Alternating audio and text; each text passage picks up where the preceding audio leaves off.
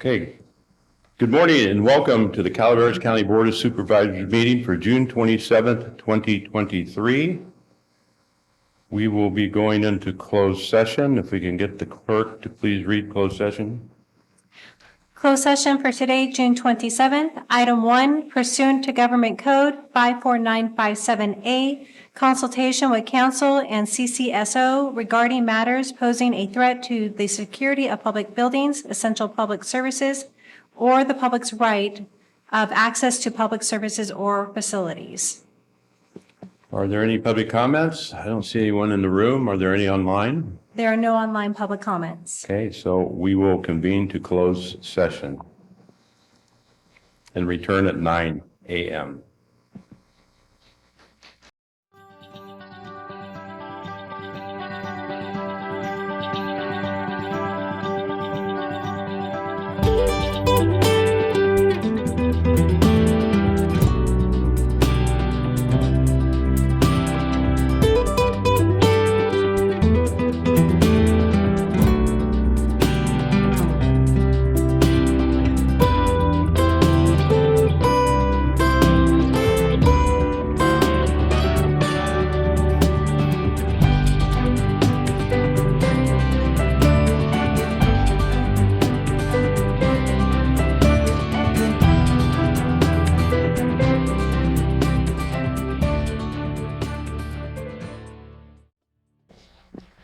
Good morning and welcome to the Calaveras County Board of Supervisors meeting for June 27th, 2023. If you can, will you please stand for our pledge to our flag?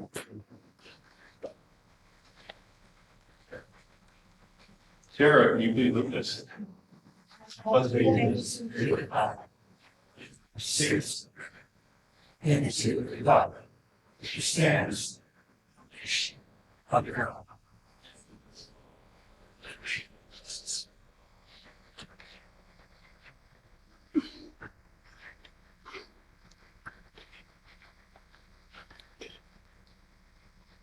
I have a couple of announcements this morning. If you're here for item number 33, which is the integrated waste management of Prop 218 item, you have a right to still, up to the point it comes to the Board of Supervisors, to file a written protest. Your protest, in order for it to be counted, must be in writing. You can say whatever you want here, but we must have it in writing. So you still have the right to do that, and you can put your protest, and we can collect them here, but we need to count them. So we will take a break before that item so we can get everything counted and accounted for and see where we're at, if anybody filed a protest between now and before that item. Okay, the other thing is items number 31 and 32. We will be swapping those. So what's listed on the regular agenda is item number 32 will be going before item number 31. So you can make that note on your agenda if you want to, but that's the order. It's been swapped. It's been requested by the department head to switch those two. So we will be doing that. And I will refer back to our board clerk for our closed session. Report out for our closed session, please. Report out for a closed session for today, June 27th. Item 1, pursuant to Government Code 54957A, consultation with counsel and CCSO regarding matters posing a threat to the security of public buildings, essential public services, or the public's right of access to public services or facilities. Board action, no reportable action taken. Thank you, Madam Clerk. We will move on to the next item on our agenda, which is staff announcements. This is the time for the county staff to provide updates of upcoming county events that may be of interest to the public. Is there any staff reports or announcements? Good morning, Lisa. Good morning. Good morning, Chair Tofinelli, respective board members, CEO and County Council, Lisa Medina, Environmental Management Agency. Today we have a lot of news. We have some great news. On Saturday, June 10th, Focus and Animal Services had another successful rabies vaccine and microchip clinic with 177 vaccines and 102 microchips provided free to our Calaveras animals. We would like to thank Dr. Kathy Gatlin, focus members, and volunteers for another successful event. The next clinic will be held on Saturday, October 14th at the Spence Feed Supply and Angels Camp and is a rabies vaccine clinic only. Focus volunteers and Dr. Kathy Gatlin will be volunteering their time again for this clinic. Our next great news is as of Tuesday, June 20th, our animal shelter hours have changed. We are now open to the public Tuesday through Saturday from 10 to 4 o'clock. This allows our shelter to be open during lunch hours and to better accommodate our public. We have hired extra staff to be able to meet this request. The new public hours are also reflected on our website and have been shared through our Facebook and other media resources. Now some news from our Air Pollution Control District. Our burn permits issued by the Calaveras APCD have been suspended until further notice. Next announcement comes from Environmental Health. Our swimming season is now here, and most of our public pools in Calaveras County have been inspected. We encourage healthy swimming, and some of these tips include stay out of the water if you are sick, stay out of the water if you have an open cut or wound, shower before you get in the water, since rinsing for just 1 minute removes most of the dirt or anything else that uses up chlorine or disinfectant needed to kill or inactivate germs. And like Mom always told me, do not swallow the pool water. That is all I have unless you have any questions. Thank you. Thank you.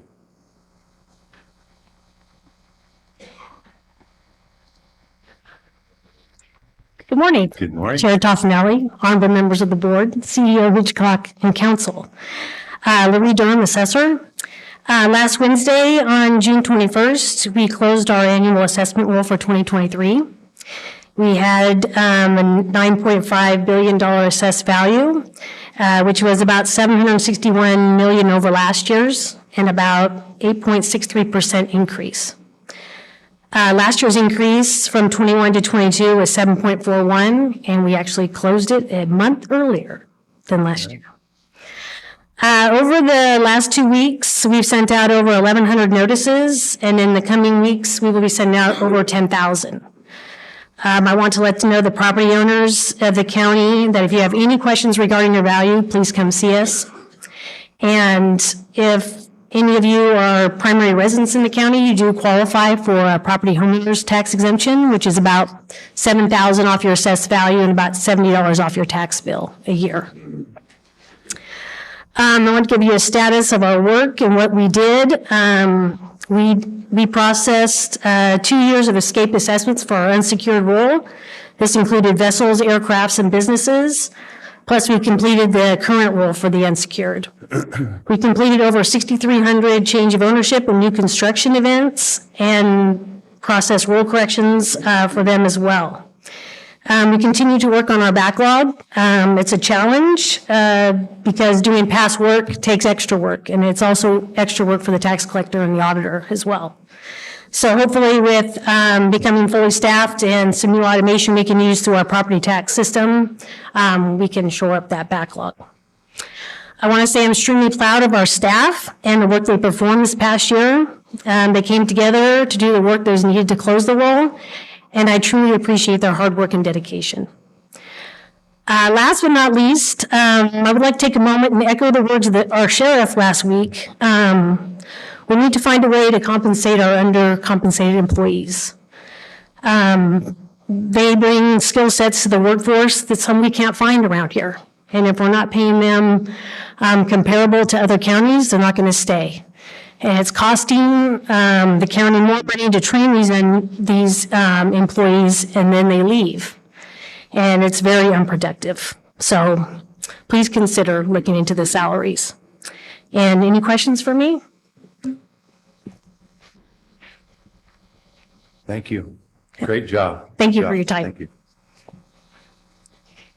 Any other staff announcements in the room? Do we have any online? There are none online. All right. We'll move on to, but before we move on to the next item, which is general public comments, today is someone's birthday.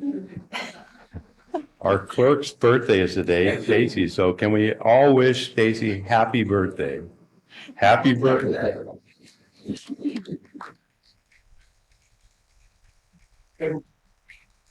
She made it to 21. All right, we will move on to general public comments. Any item of interest to the public that is within the subject matter jurisdiction of the board and is not posted on the consent or regular agendas may be addressed during the public comment period. So, we're open for public comment. Good morning, Mr. Chair, County Supervisors. I'm Randy Smart. I'm the CEO and the Medical Director of the County Healthcare District. Good morning, doctor. Good morning, sir. We were here about 7 months ago asking for a letter of support for a construction grant from the state. You graciously provided that letter of support, and it's been a long kind of 7 months of waiting for the state to do what they do. The application was for $3.3 million specifically to build facilities in the county for behavioral health. The challenge of that application is the state allocated $480 million to that cause. But then they divided the state up into regions, like San Francisco got $120 million, LA got $70 or $80 million. And then there was a category called the rest of California.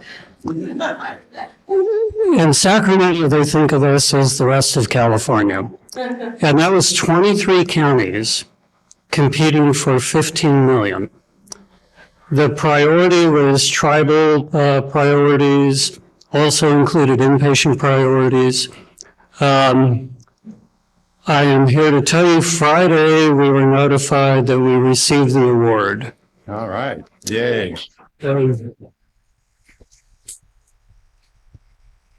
So the award was for the full $3.3 million.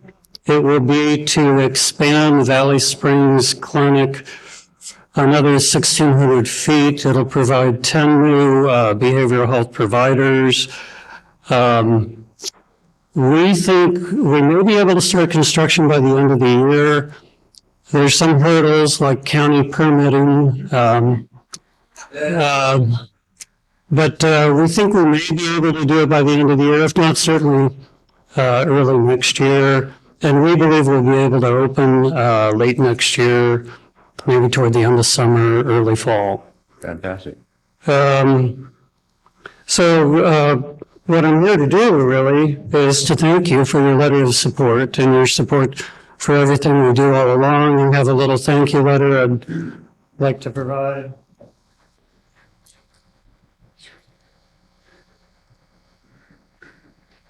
And then I will keep you informed as we go along. Thank you, doctor. Congratulations.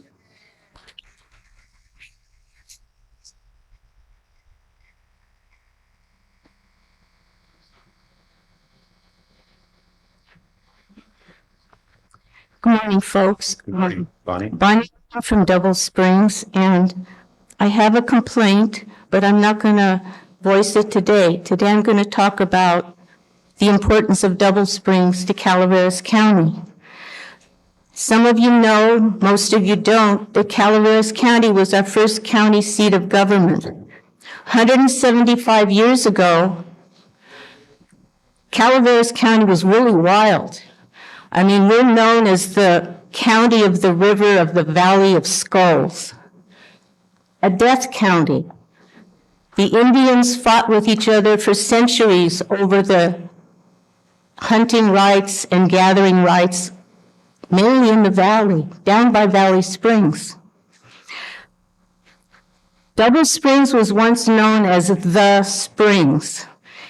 It's the foothill it's at the base of the foothills where the water springs forth clear, full of minerals, lots of calcium, lots of iron, but it's clear, crystal clear water and sweet. So it was treasured by many.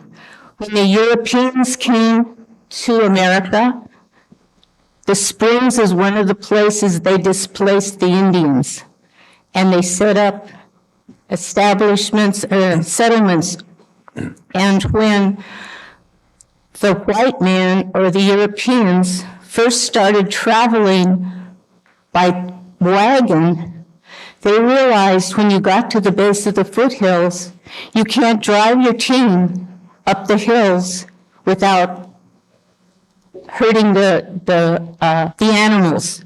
So at the base of the foothills, what you have to do is double your team. So you need to double your team at the springs, and it became known as double springs, because there's many springs. You dig down 6 feet, you hit water on double springs. When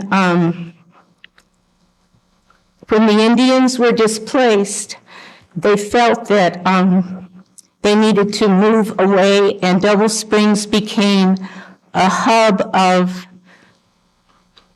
European activity for a very short period of time. Understanding how wild the country was and how untamed, some very forward-thinking people that lived in Double Springs sought to become a county. And they contacted San Francisco at that time, and Calaveras County encompassed Amador, Alpine, Tuolumne, Calaveras, and my time is up. I'll come back, hopefully, again. Thank you, Bonnie. Any other public comment on items not on the agenda?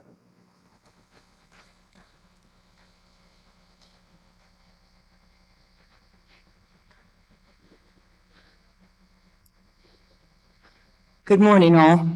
Good to see you all again. Kathy, Common Ground Senior Services. I'm giving a little plug to our second annual Summer Lovin' event that's going to be held at Greenhorn Creek on July 22nd from 5 to 8 p.m.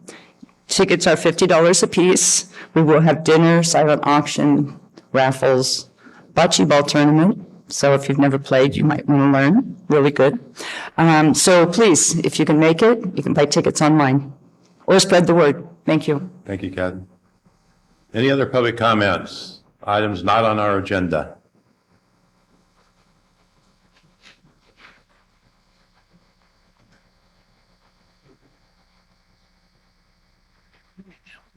Morning.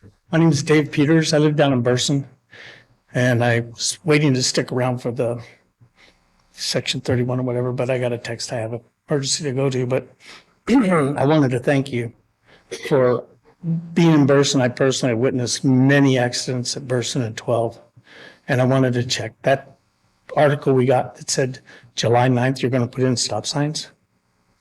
Huge. There's many of my neighbors were wondering, was it just because Gary's really our cool supervisor, or whether there were threats. But I wanted to thank We you. were going to move the church, but we decided to. That was one of the big things, was that a long time ago, the church caught fire and the county let them rebuild it. Yeah. It's That's Calabama. a long time ago. Right? Yeah, it's Calabama. We do that. But almost all my neighbors are extremely happy that that's going to happen. And it was like, okay, it is going to happen on the 9th, right? That's the question. I I see our public works director nodding. I certainly bothered them enough. again, Caltrans, Okay, so it's Caltrans. It's Caltrans. Right? Yeah. So somebody finally got to him. Well, thank you very much anyway. Thank you. Any other public comments? Seeing none in the room, are there any online? There are no online public comments. Okay, we will move on to the next item, which is the consent agenda. Sure. Consent agenda items are expected to be routine and non-controversial. They will be acted upon by the board at one time without discussion. I apologize, Chair Toffanelli. I'm sorry for interrupting, but I think we need to do recognition and acknowledgements. There's one proclamation. Oh, I'm sorry, you're correct. I skipped over that. You're exactly correct. My apologies. We will move on to recognition and acknowledgements.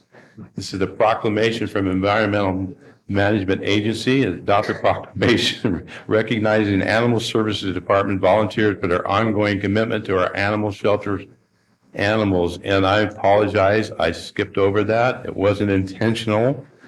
Certainly love to honor all the people that do this. You see them out there every morning walking the dogs. So I will now pass it on to Mr. Hubbardie. Thank you, Chair. Before I actually read the proclamation, I'd just like to say that animal service isn't just fluffy bunnies and kitties. It's hard work, it's grueling work, and the animal shelter couldn't do it without the volunteers. And with that, I'll read the proclamation recognizing Animal Services Department volunteers.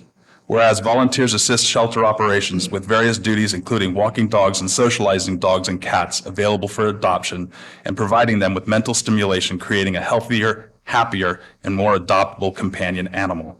And whereas volunteers work with dogs and cats to establish good manners so that they will be more adoptable.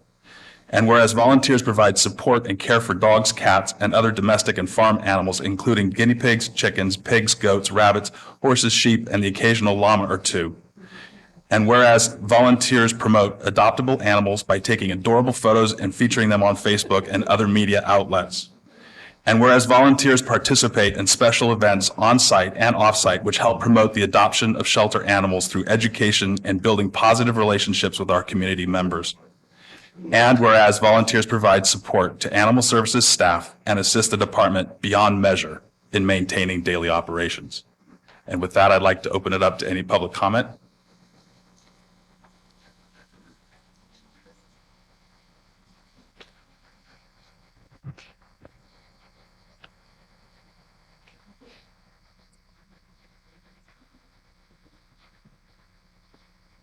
Hello, back again. I just wanted to take this opportunity to thank you for hearing our proclamation. Our volunteers, our staff are wholeheartedly grateful for this opportunity, and it's been a long time coming. These are just a few of people in the back, and we have Megan from Focus. We have Dolores, who's been our lead dog volunteer for 18 years. Yes. And some of our other staff as well. So they keep on coming up. So this is just wonderful. I wanted to include them in this because they are the ones that make us successful. They are the ones that support us, and we cannot do it without them. And this is a whole heart effort by everybody to keep on supporting our animals, and we thank you for your support as well. So we would just like to take that opportunity to recognize them and to thank them for the countless hours of volunteer, some of it sweat and tears, and a little scratch or a bite or two, but we get through it. So their contributions are invaluable. So we're just here to thank them, and our staff is also here as well. So thank you.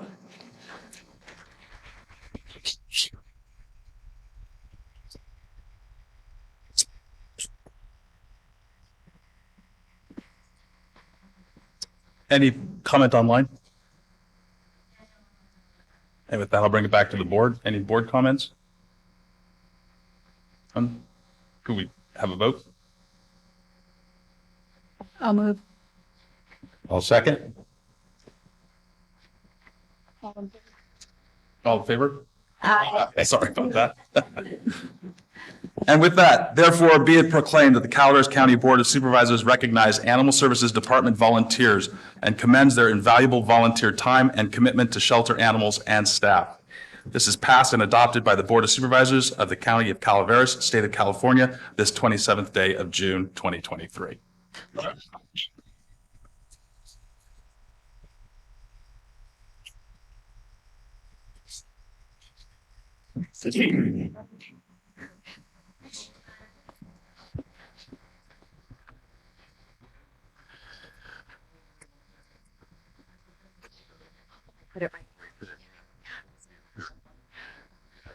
Thank you. No, that's you.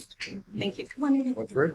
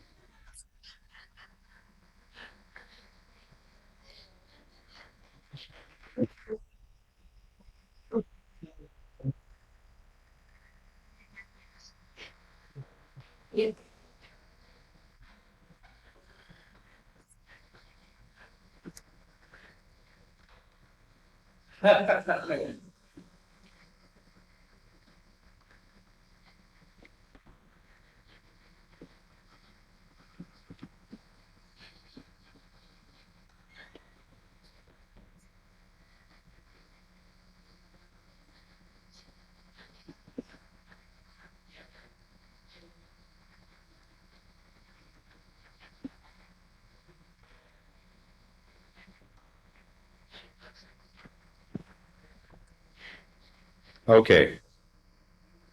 My apologies for that. I don't know how I skipped over that.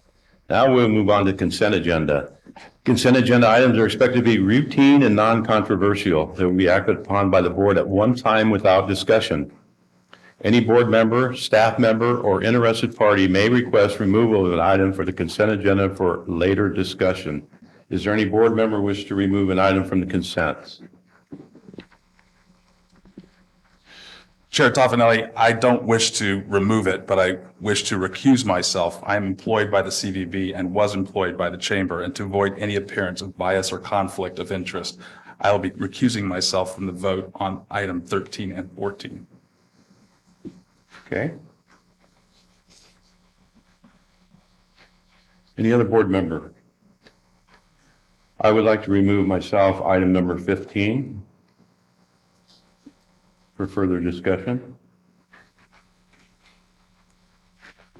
Is there any staff member wish to remove an item from consent? Jennifer, do you want us to come up to the microphone? Good morning, Jennifer Cashy, Director of Integrated Waste. Item number 26. 26. Yes.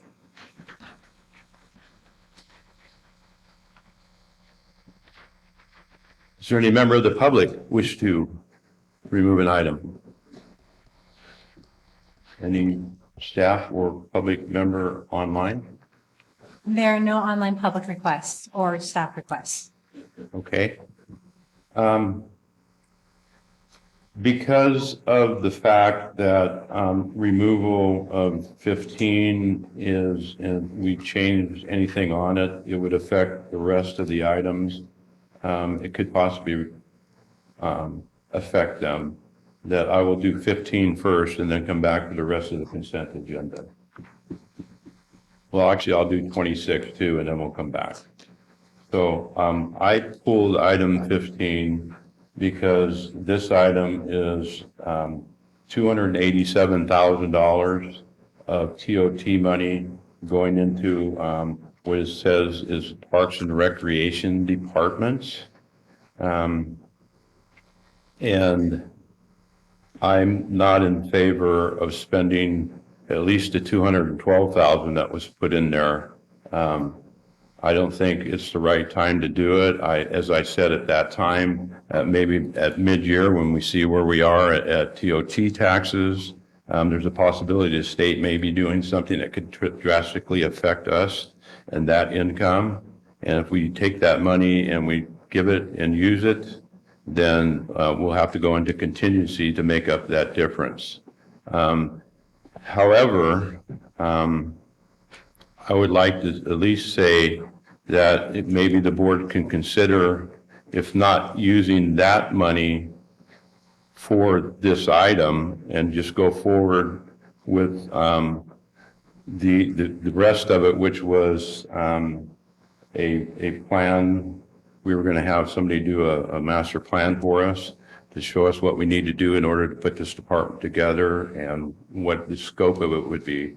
Take that $212,000 and possibly use it on the item that we have, number 33, to offset some of the costs to senior citizens that are on fixed income, in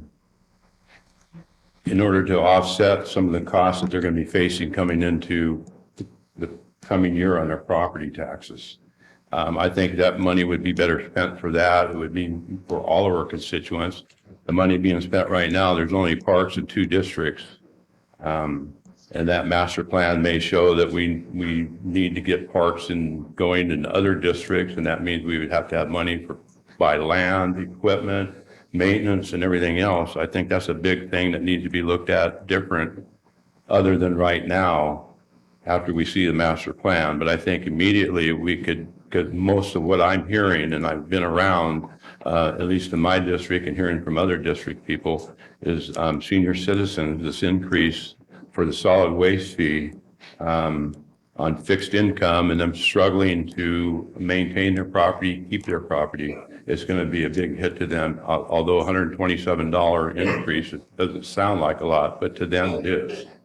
And I think if we could use some of that money or part of that money to offset the cost, at least for the first year going in, and give them a chance. So that's what I would like to see. Of course, that discussion would have to be on when we get to item number 33. I did check with county council and she's going to weigh in a little bit on what I'm proposing.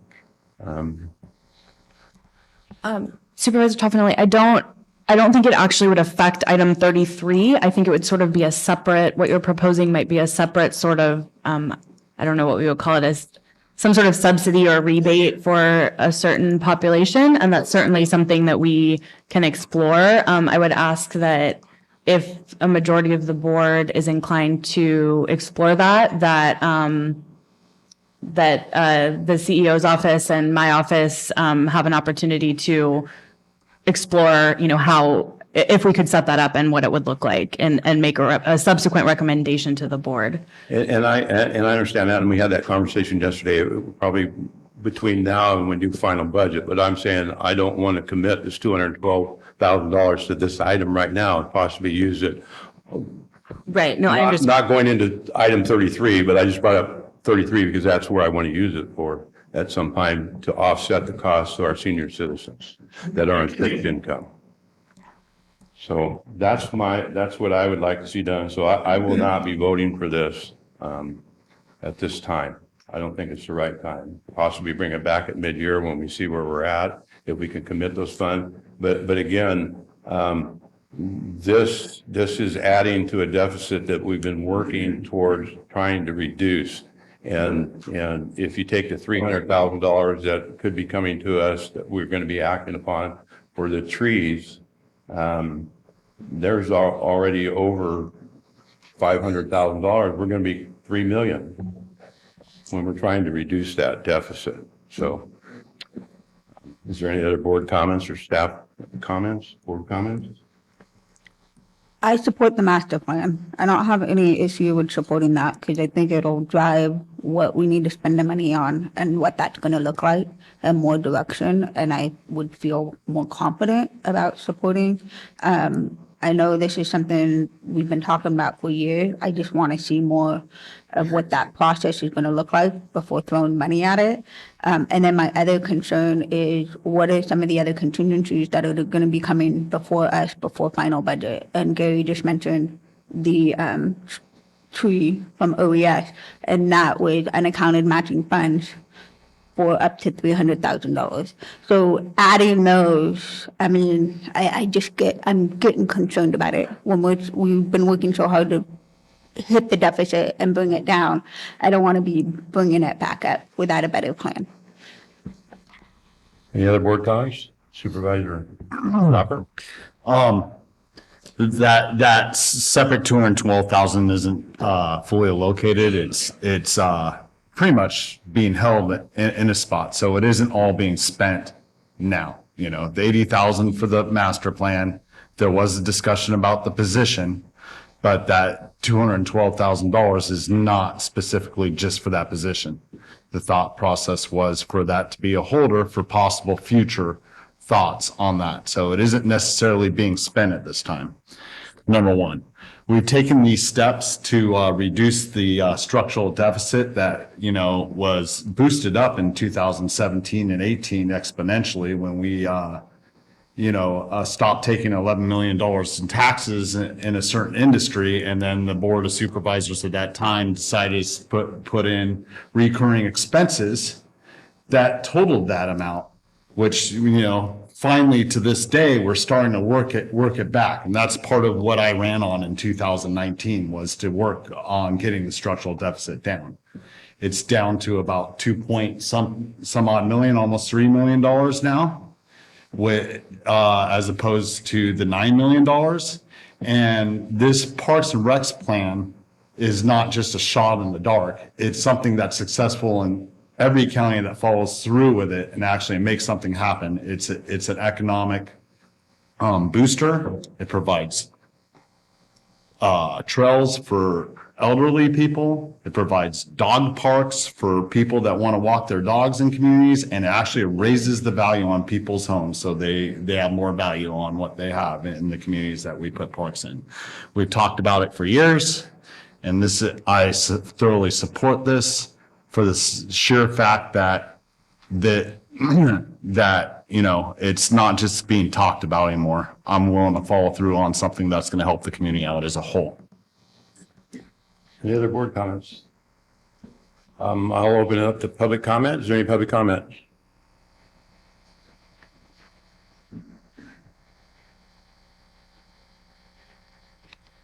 Good morning. My name is Vicki Sneed Hinkle. I live in West Point. I've lived there since 1963 for the most part. I'm 72, I'll be 73 next week. Congratulations. We have been looking at options for parks since I moved to West Point when I was 13. Put it off for over 6 months. It was not an option. We need a place to gather in West Point. We need a little green space. We need a place for our children to play without concern about traffic. And we need to improve the property values in West Point. This small park that we are looking for funds to create is very timely. We already have a spot plan. We already have plans and people in place that are interested in putting it together and funding it. We simply need cooperation from the county to be able to proceed. And with these funds that are being proposed, we would be able to put that in place. The county, the medical facility managed to garner over $3 million. We're only asking for $930,000, just pennies. And we certainly have community support to bring it together. We already have contributions lined up. One of them being my own, because as a licensed real estate broker, I have given my commission, oh, I forgot that word, my commission, instead of taking it to put the offer together that we already have approved on the property. So steps have been taken, and all we need is help with the planning, the permitting, and moving forward with it. Thank you very much. Any other public comments? Seeing none in the room, is there any online? Madam Clerk? There are no online public comments. Okay, bring it back to the board. I'm open for a motion on item number 15.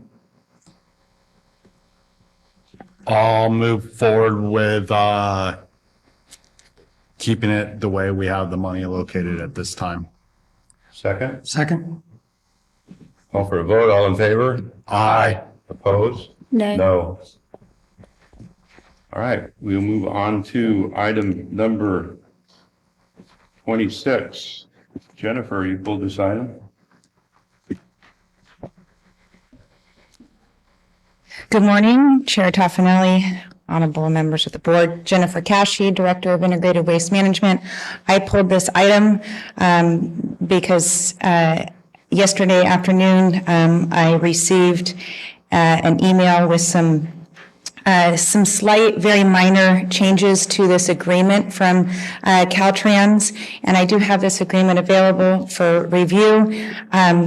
It does not, like I said, they are very minor. It does not change the values or the event times or the agreement per se. It just removes some of the wording, which was in number 1, referred to as free recycling events by Calaveras County. They would like that removed and just referred to as free dump day. They also removed the appendix or the attachment, because we've already identified all the dates and times of our recycling events that we'll be proposing, and some minor changes to the wording, again, removing the free recycling event wording out of the agreement. So like I said, I have copies if I could provide for your review, and notate those very minor changes to the wording.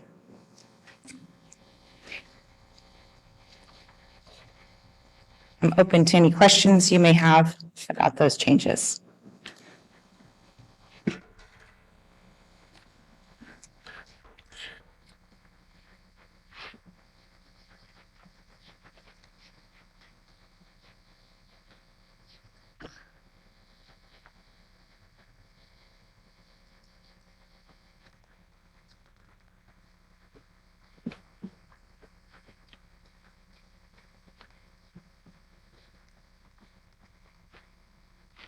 While everybody's reading it, I just want to point out to the public and people that are here and people online watching that we will be doing this free dump day again this coming next month, July.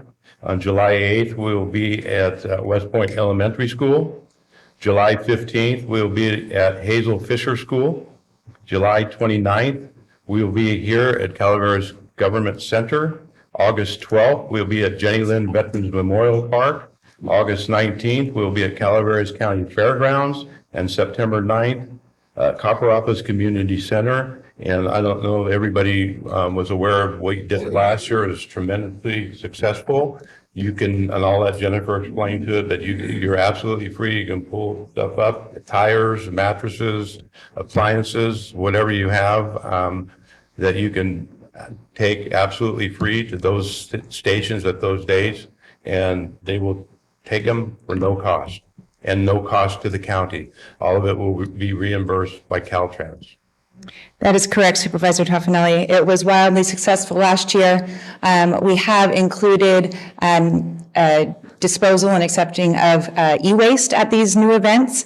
The reason why we are proposing that as an additional item that we'll be taking is oftentimes there's confusion between an appliance and an e-waste. So for instance, a microwave is actually e-waste. It has to process differently, and we wanted to ensure that we had a source to eliminate that waste and accept those items. So thank you for mentioning all those dates that will be coming up. We will be doing flyers all over. They're already at the transfer stations, social media, and please don't hesitate to contact our office if you have any questions about this.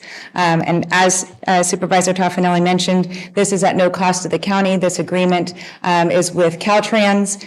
We utilize this agreement would reimburse the county 100% for the costs incurred for all of these days that we would present. Is there any board comments? Supervisor Topper? Just wait for public comment. Then I'll. All right, is there any public comment on this item?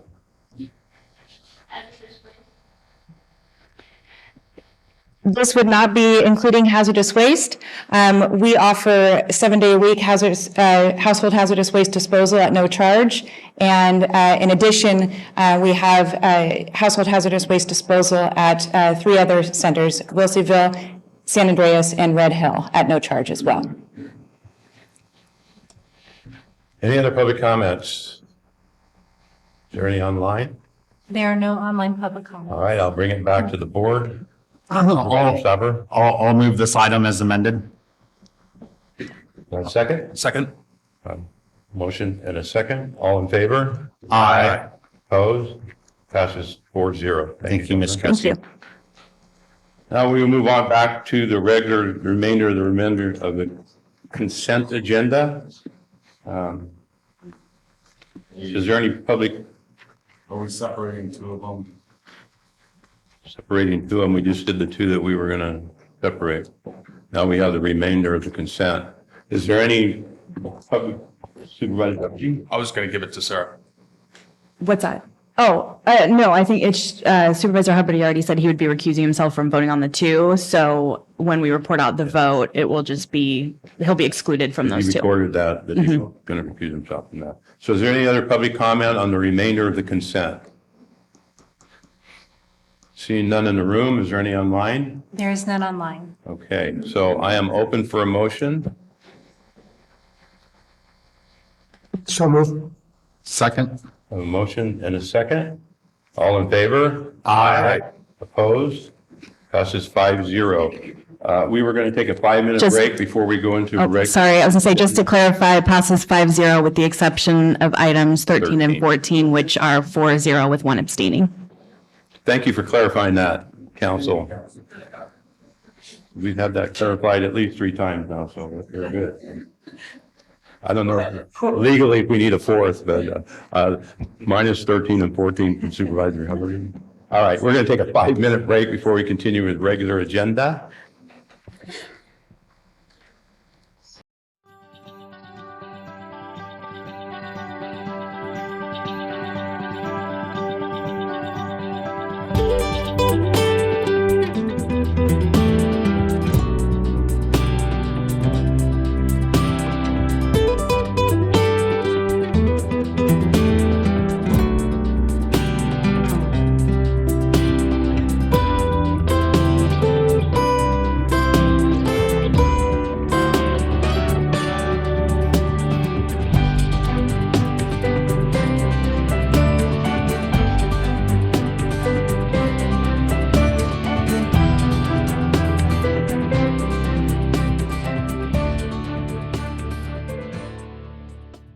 All right, we're back. We're going to move on to the regular agenda. And as I stated earlier, we are going to do item on your agenda. We are going to do item number 32 first. This is an action item from Community Development Block Grant. It's to conduct a public hearing to receive public input regarding the Community Development Block Grants program and possible activities, projects to be considered for funding under the 2023 Notice of Funding Availability, or the NOFA, for application and possible program income funding for one or more applications. And before we start, I will open the public hearing. Corey. Thank you. Good morning, Chair, members of the board. Corey Allen, Health and Human Services Agency Director. I'm here today to support the process of a public hearing to receive public input regarding the Community Development Block Grant Program and possible activities and projects that can be considered for funding under this 2023 Notice of Funding Availability. Today, we will introduce Beth Dodd with Adams Ashby Group, who will be participating and leading this public hearing. Good morning, Chair and board members. The purpose of this hearing is to introduce the CDBG team, review the Community Development and Block Grant public process, review of the 2023 application process and requirements. We need to open the public hearing and receive public comments, and then review the next steps.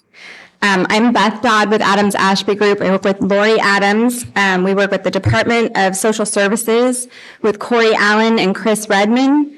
And the administrative office, we work with Teresa Hitchcock and Marcos Munoz.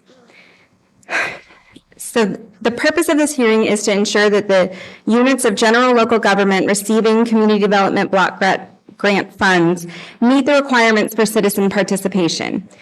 We need to inform the residents about the anticipated Community Development Block Grant so that we can receive projects and programs that the community is interested in. We also need to have the opportunities related to grant and program income funds and the range of activities that can be undertaken, ensuring that national objective requirements to benefit low and moderate income persons are met, and if the proposed activities are likely to result in any displacement. We need to allow residents to provide comment and propose possible projects and programs to use the funding, and then discuss the application and the limitations that there are in the funding, because things have changed this year. and then we will direct the staff. It's important to note that no decisions will be made today.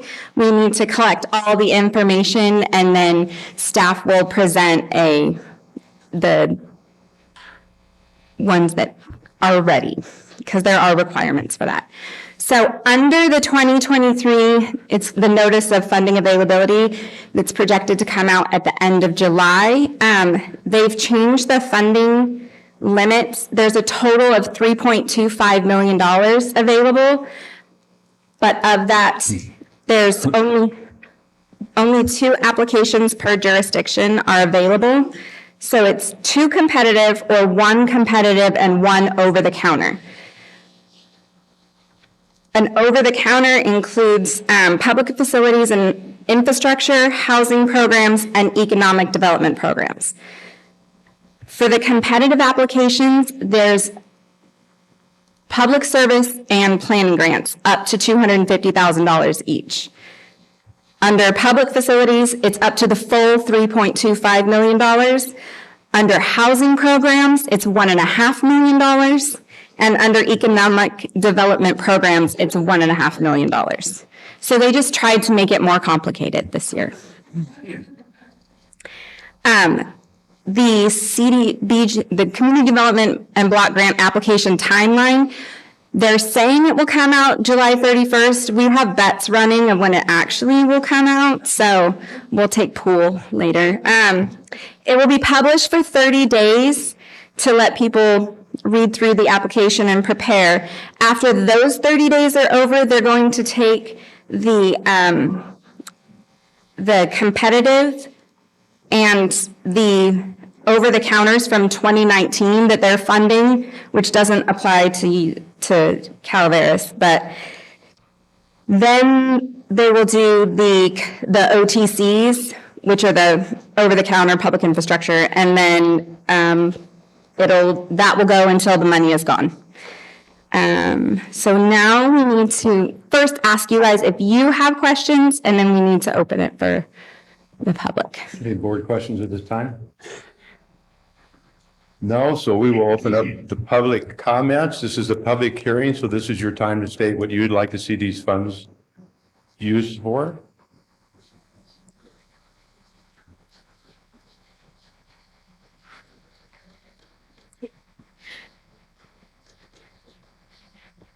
Go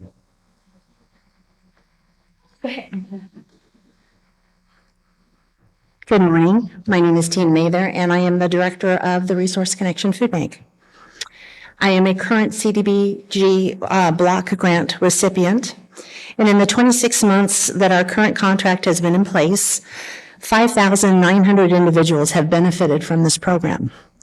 Of the 5,900 individuals served, 4,026 were extremely low income, 1,432 were very low income, 442 were low income. We have assisted 985 seniors aged 65 and over, 254 homeless households, 1,396 households with 1 or more disabled persons living in the home, and 211 households that have a veteran living in the home. The past few years have been difficult ones for everyone, right? And while the world has returned to some form of normalcy for so many in our community, the new normal means they now need to come to the food bank to help feed their families. With recent deep cuts to CalFresh benefits that hit in April, we've seen a 32% increase in families coming in for food. And while we haven't closed the books yet on June, the preliminary numbers show an even larger increase from the months before. Costs for food and fuel have skyrocketed for food banks, just like they have for families, and we are scrambling to provide for everyone that comes to us for assistance. We rely on grant funding and donations from our community to help feed hungry families.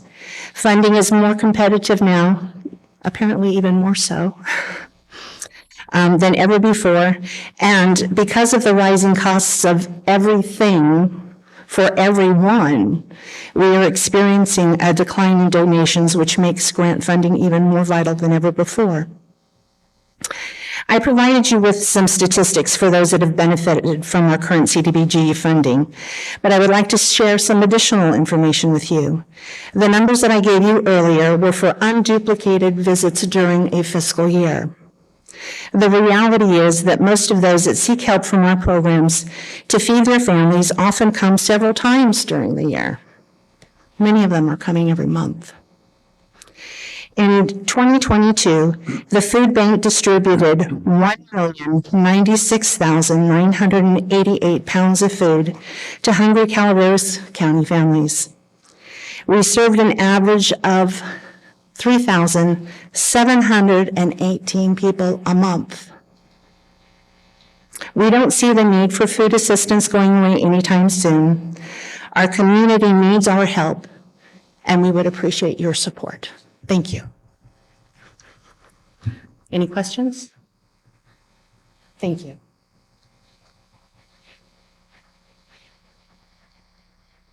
Good morning, Supervisors. It's good to be here. Elizabeth Thompson, Executive Director of Common Ground Senior Services. So in the last CDBG cycle, we were a recipient as well for our Transportation Silver Streak program, which takes our seniors door-through-door services to and from medical appointments only.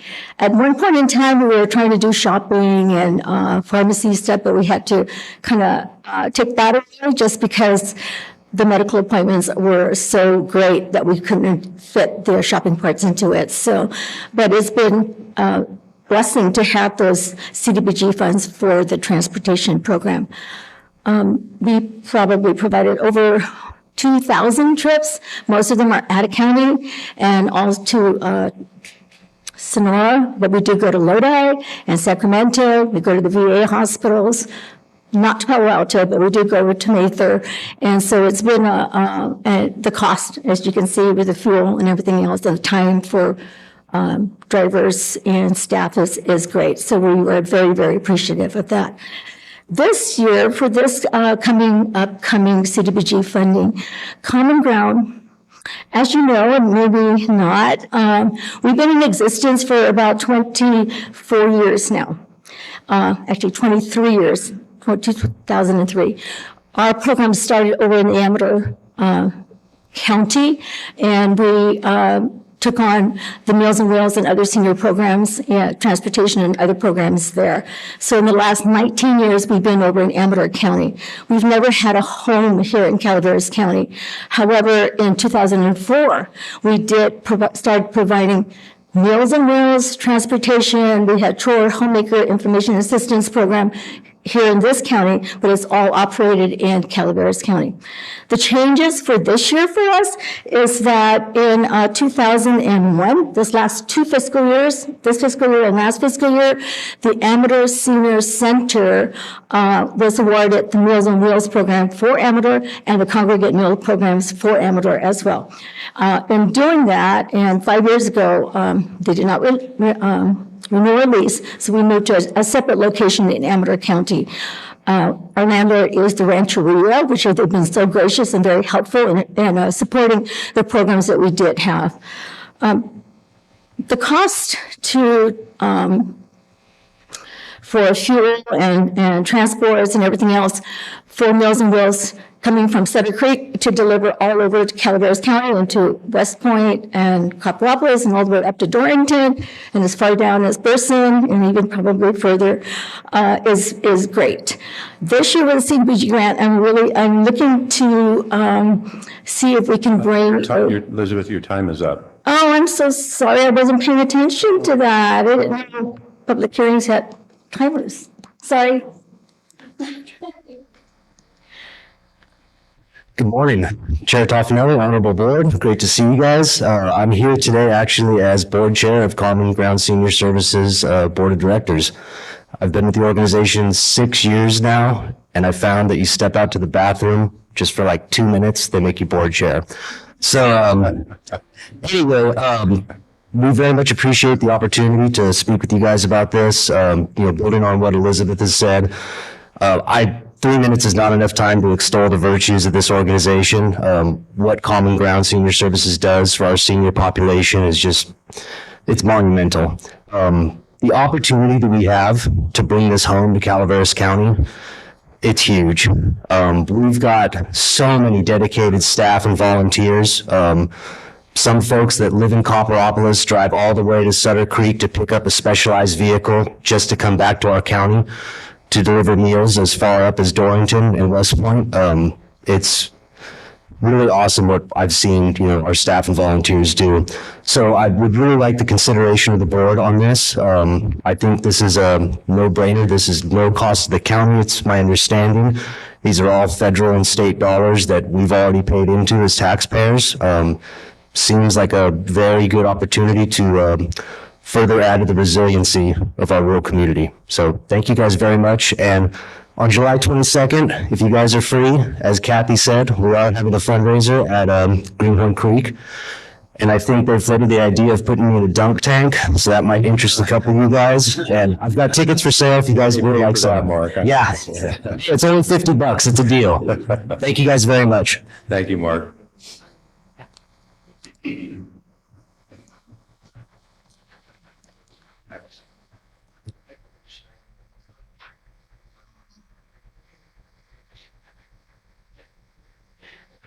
Sorry, I'll get out of the way here.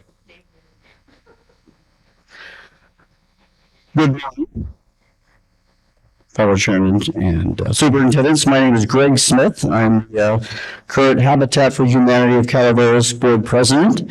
And like you, if you do step out of the room, yes, you are elected as board president, so I appreciate that. I just want to let you know that I'm very excited about this grant, this opportunity. As some of you may know and some of you may not know, we're on the cusp of breaking ground for 107 affordable workforce housing in Eagles Camp, right above Tractor Supply.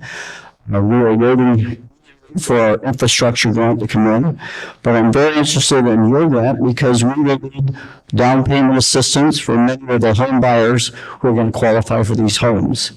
One of the misconceptions of Habitat is that we're not Section 8 housing, we're affordable workforce housing. That's a real important distinction. As you all know, we have a terrible, terrible situation here in this county for housing of any sort. We have many people working at Greenhorn, where I live, coming from miles and miles just to get to work for barely a minimum wage job. So our project is one of the most important projects I think this county will see in a very long time. Many of the home buyers that we have, we already have 140 names on the wait list for these affordable homes. So many of them will need down payment assistance, which we hope to use this loan for, or a grant for. We've used HBD grants before. We'd like the opportunity to do it again. So thank you for the time.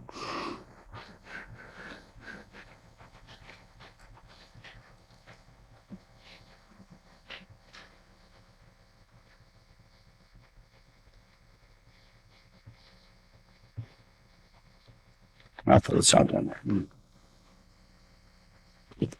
Good morning again. Good morning.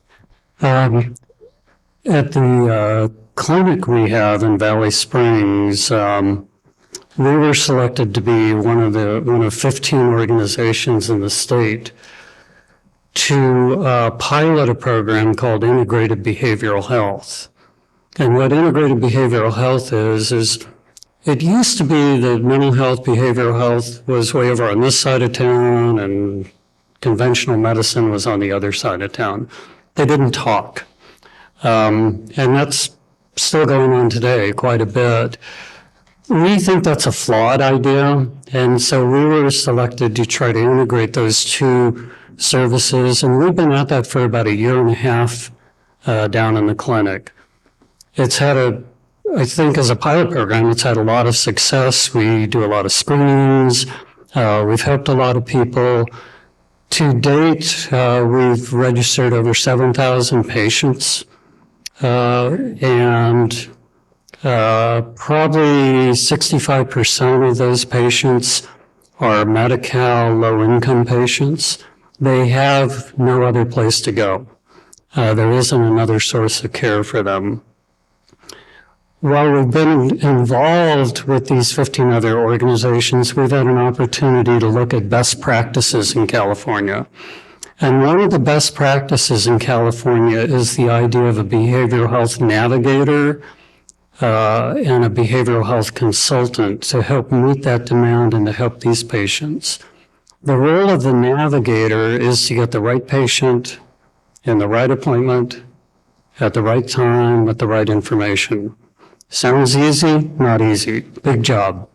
The role of the consultant is to engage early. So today, if you have a behavioral health problem, you could wait a month, even if you're identified. With a behavioral health consultant, that can be a warm handoff, immediate intervention. We intend to apply for the community block grant funding to support the positions of a behavioral health navigator and a behavioral health consultant to take the next steps with integrated behavioral health. A lot of the programs you've heard about this morning, food insecurity, housing insecurity, there's a really strong link with those problems and behavioral health, and we really believe behavioral health is where it starts. So you'll be seeing our application. We're excited about it and excited about moving forward with our pilot program. Thank you. Thank you, Doctor.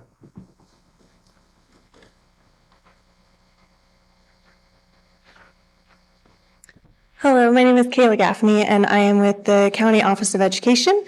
In our Student Support Services Department, we have a lot of programs from foster youth services, homeless education, FNL programs, Care Team Navigator, a lot of different services. But for this funding, I think personally it would be a great opportunity for maybe a community youth center.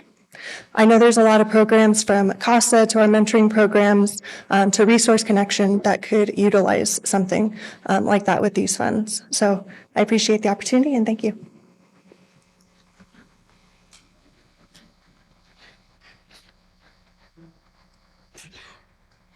I'm Jerry Cadot from Sierra Hope. We're a nonprofit in Angels Camp. Some of you may know we've been involved in some of the issues that you've heard about earlier. We provide services for people who are homeless or seeking housing assistance. We work closely with the Resource Connection Food Bank, operating a local food pantry out of our office in Angels Camp. I'm not bringing you a project proposal today. I don't have a project to put forward at this time, and probably won't this round. I encourage all of you to support many of the programs that you've heard about today. One of the things that I get on my soapbox about sometimes is our nonprofit culture, which I've found so many times we shoot ourselves in the foot by not adequately funding the staff to provide the services, not adequately funding the infrastructure needed to provide those services. And I would hope that the Board of Supervisors would look at the needs of any of these organizations that are coming forward and look at the real needs and not just look at a one-time project that isn't sustainable or overlook some of the really basic needs. For instance, we operate a transitional shelter for homeless families. Our fire insurance tripled this year for that complex, just as we're seeing for a lot of residents are having difficulty getting fire insurance. Staff costs have risen.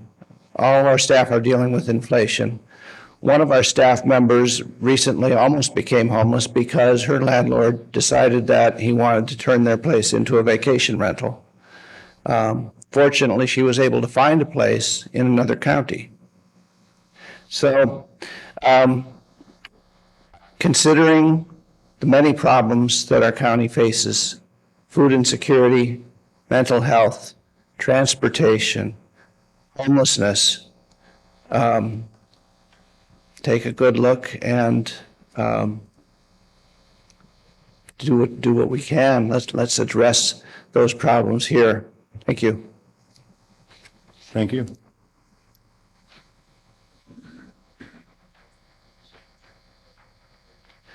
Good morning. My name is Mary Shannon. I live in Copperopolis.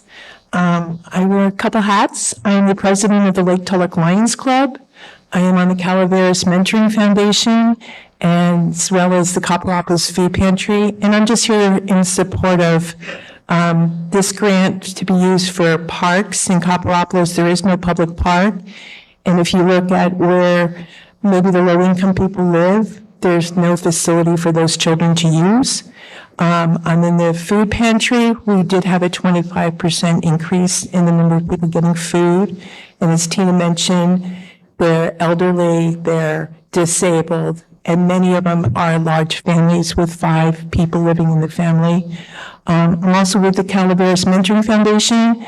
That program has been going on in the county for 20 years. It is fully funded primarily by the Calaveras Mentoring Foundation, even though it's run by the Board of Education. Our pledge this year is $111,000. We had a fundraising event at Dalton Ranch. It was extremely successful. We raised $26,000, but we can't have 4 fundraising events per year to raise the money. So we need a grant. And I just want to thank you for allowing me the time to speak, and I want to thank Greg for being one of our mentors, and he's also on the board with me. Thank you.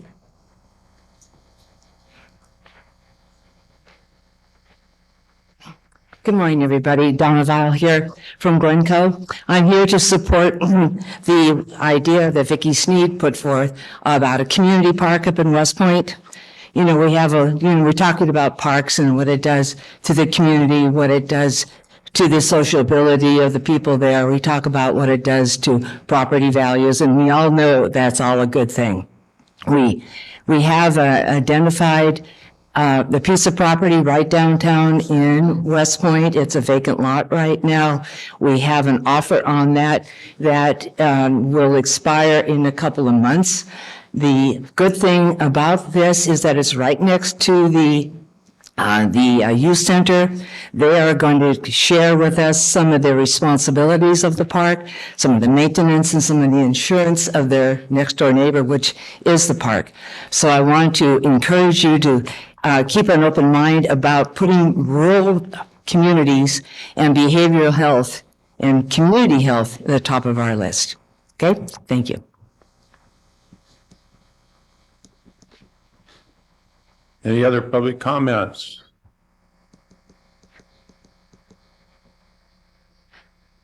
No other public comments in the room? Are there any public comments on this item online? There are no online public comments. Okay, I will ask Corey to come back up. All right, thank you. Can I, before we jump on, so make sure that everyone is signed in to the CDBG outreach public hearing. Hold on. I have a second one. Nope, that one's a close out. Thank While you. she's doing that, I'm sorry. Remember, if you're going to put in an application, it's July, you have to have it, it opens July 31st. Supposedly, as we're seeing told, and you have 30 days to submit your application. They probably won't be accepted after that. So there's a timeline there that the state's going to hold us to. And right now, we know, according to them, it's July 31st to August 31st. And if that changes, I hope that you come to us at our next board meeting, if you know, or whenever we get close to that, and let us know that that date has slipped out, so everybody's aware of it. Thank you. So we appreciate the robust outreach that's been done. I want to thank Grace Cadenas in my office making sure that we notified as many people. And you can tell by the turnout today that our in-reach was really strong. I also want to give an acknowledgement to Chris Redman out of the Health and Human Services Agency Fiscal Department, who has handled so much of the behind the scenes on this as well. So with that, we appreciate the public hearing, and I turn it back to you. Okay. At this time, I will close the public hearing and bring it back to the board for any board comments. Supervisor Stopper.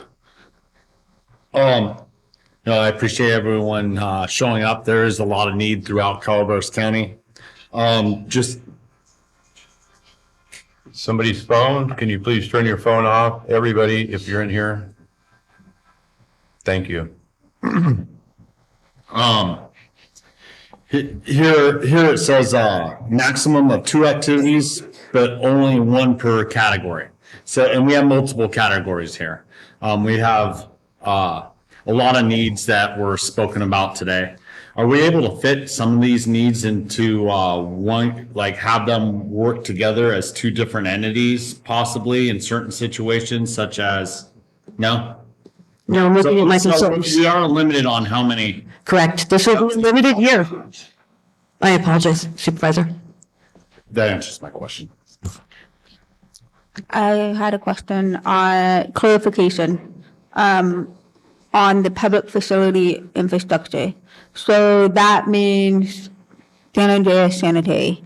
So infrastructure could be applied for them to expand capacity and then hope to help housing development. Is that how that would? I'm going to defer to the consultant who's been really studying and researching this, Ms. Dodds. I just want to make sure that when we're saying public facilities, we're also naming those public jurisdiction, sanitary, water districts as well. Right, that would like help housing later, yeah. You can do sewer systems, and then you can also still do planning and the public facilities. So those can be up to the 3.25. And you can do the public facilities and a public service. Okay. So that's where you were asking if you could do more than one thing. You can give some of the money to the public facilities, but you can't do 2 public facilities. Got it. Which is disappointing. Yeah. Okay. Because not only did they bring the amount down that they're funding for public facilities, they brought down the number of applications too. So it's frustrating. Okay, thank you for that clarification. Supervisor Karamendi. Thank you. What was the actual outreach that was done to whom, when, and we've got some agencies represented here, others are not. Board wasn't emphasized that this is something we need to be bringing community ideas to. So can you unpack how we did this community outreach? Yes, so we did public notices on social media and in print. We also sent a direct email or telephone call to each community provider listed in our local resource guide. And so, and of course, with anyone that had already been a recipient of the CDBG funds. So those emails went out June 14th.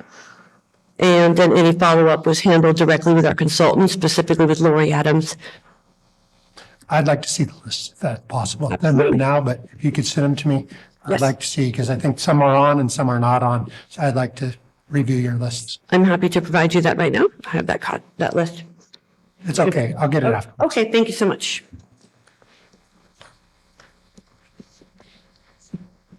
Any other board comments? Seeing none, you'll be bringing this back to us once you get the applications in and your recommendations to us? Yes. Okay. And that will be sometime in August, hopefully, or the end of, sometime in September. Yep, completely dependent on the release of the notice. Okay. All right.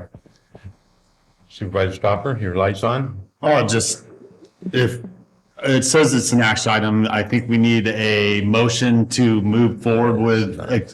You're right, it is labeled an action item. I think the action is to conduct the public hearing. I don't think the board is taking action at this time. Yeah, the public gave direction or their comments for their request, and then it's up to them to put in their requests during the time period. And then it will come back to us for an action item at that time. So I think that's the same way. Well, no, the next one's not. It's an actual item. So with that, thank you, Corey. Thank you. And you can stay there because we are going to move on to item number 31. Item 31 is an action item, Community Development Block Grant. Conduct a public hearing to receive public input for the closeout of the Community Development Block Grant contracts 20 CDBG-CV2-3-00268 and 20-CDBG-12008 and 20-CDBG-12077 funded programs. And 2, authorize the Director of Health and Human Services Agency to approve, sign, and submit the closeout certifications and any other necessary documents. Boy, that was a lot to say. Corey, you're up. Thank you. Again, Chair, members of the board, Corey Allen, Health and Human Services Agency. We hope to open a public hearing so that we can round out and close out the work that has been done in the prior Community Development Block Grant year. Again, with us today is Adams and Ashby consultant Beth Dodds, and if Lori Adams returns from her other meeting, then she'll be joining us as well. And with that, I'd like to turn it over for Ms. Dodds. Okay, and at that point, I will open the public hearing at this point. So we're now in public hearing. We're going to talk about the grants that have already been administered through the county. We had the 20 CDBG CV, which is the coronavirus funding. That one was a business relief grant, but I'm going to let Kathy tell you about that in a minute. The county was also awarded under the 20 CDBG 12008 $292,478,000 to do for the Common Ground Silver Streak that they were telling you about. Under this grant, they were able to assist 233 seniors in their transportation. The funds covered wages and new hires, training, and fuel and insurance costs for the vehicle fleet. This program is complete and expended all of their funds.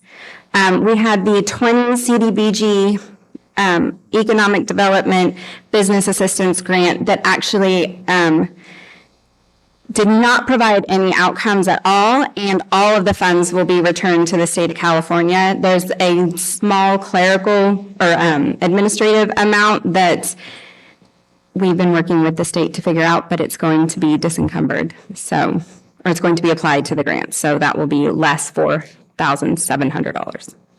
So, do you have any questions? Any board questions? I do have a question. Since we're returning money to the state and we didn't utilize it, is that going to affect us going forward? No. It's even if we apply for economic development grant again from them, it will affect us? No, it will not affect us. Okay, that was my concern.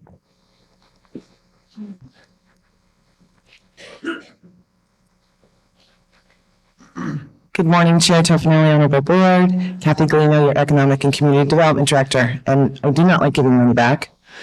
So there were two programs that I applied for during the COVID relief process. This is the CV 123 funds.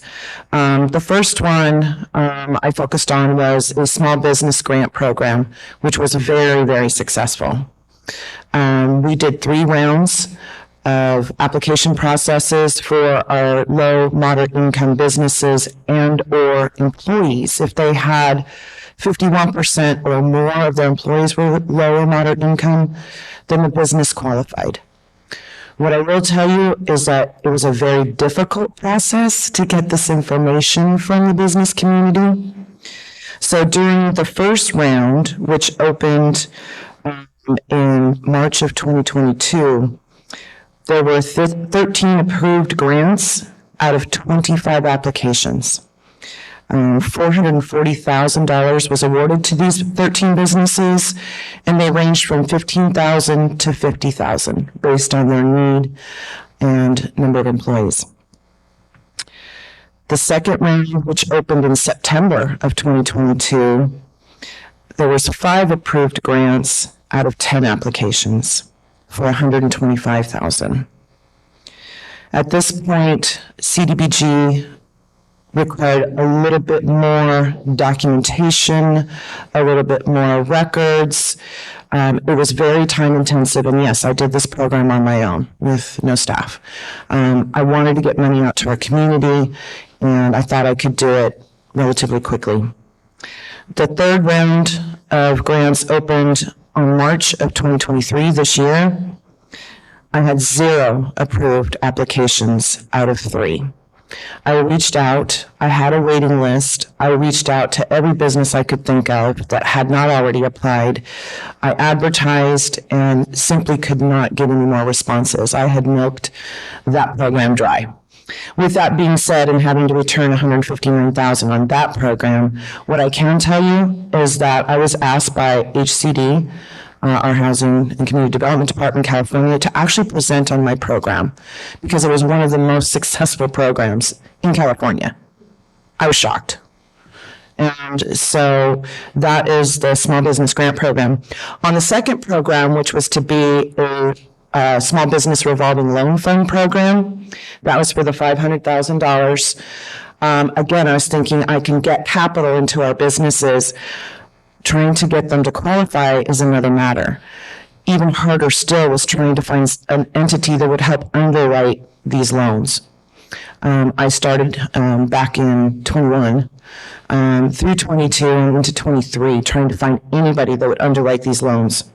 I looked at all our local lenders, Wells Fargo, Mechanics, Umpqua, Savings and Loans, US Bank, and then had no luck. So I moved on to, which is who Mariposa County uses, and they have a very successful program, the Valley Small Business Development Corporation out of Fresno.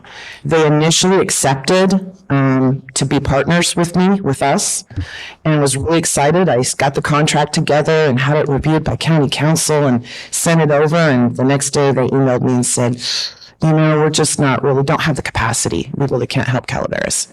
But I didn't give up. So then we next reached out to San Joaquin Small Business Development Center, which is now housed in the Asian Chamber, and talked with Les Fong. Hey, can we work something out? Can we do loan underwriting? It's only $500,000. I'm thinking there might be a max of 10 or 15 grants or loans. And they ran it around and came back and said, sorry, Kathy, we just cannot handle the capacity and the liability on these loan underwriting projects. And if you look at the CDBG documents for doing loan underwriting and what it requires, it's really onerous. So that's why I'm returning the money. I would like to look at future CDBG grant funding for economic development, but it's got to be user-friendly and it's got to be easy to get to our community. Any questions? Questions? Thank you, Kathy. All right, we are going to open it up to the public. This is your chance as public, it's a public hearing for any of your comments.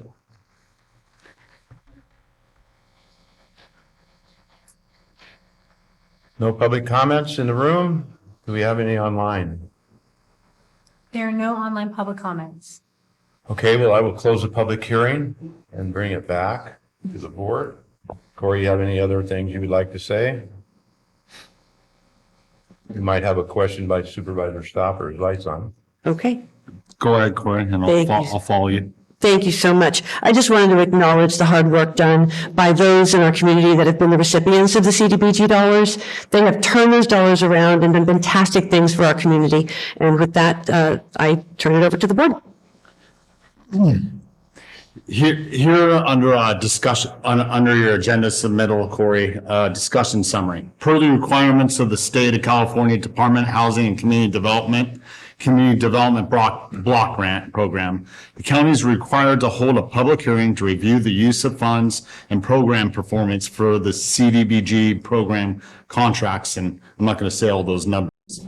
HCD also requires the county to solicit citizen input regarding the outcome and accomplishments of the funding received under these contracts.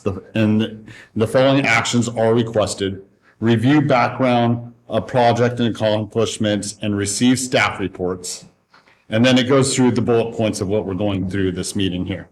And this is the same thing with the last item 32 that we just went over.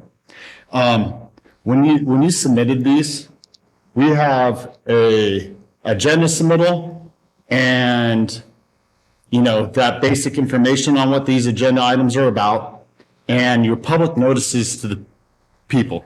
None of that information the state requires us to report on during the meeting is part of this agenda in the item. with staff reports and other things about what's done. It's just basic. So in the future, if I personally, as one, would appreciate some background information, so we're coming into it at least more educated on it as a supervisor. And that way the public also has the opportunity to read the background and see that information at the same time. This is just basic. There's no meat to it. Okay, thank you for that. I couldn't agree with you more. Any other board comments? Seeing none, then I'm open for a motion. The motion would have to be to close out certifications and other necessary documents for the CDBG grants. I move. I have a motion by Supervisor Fallendorf. Do I have a second? Second. A second by Supervisor Stopper. All in favor? Aye. Opposed? Passes 5-0. Thank you, Corey. Thank you. All right, we're going to take another 5-minute break before we move on to item number 33, which I assume most of the people in here left are here for item 33.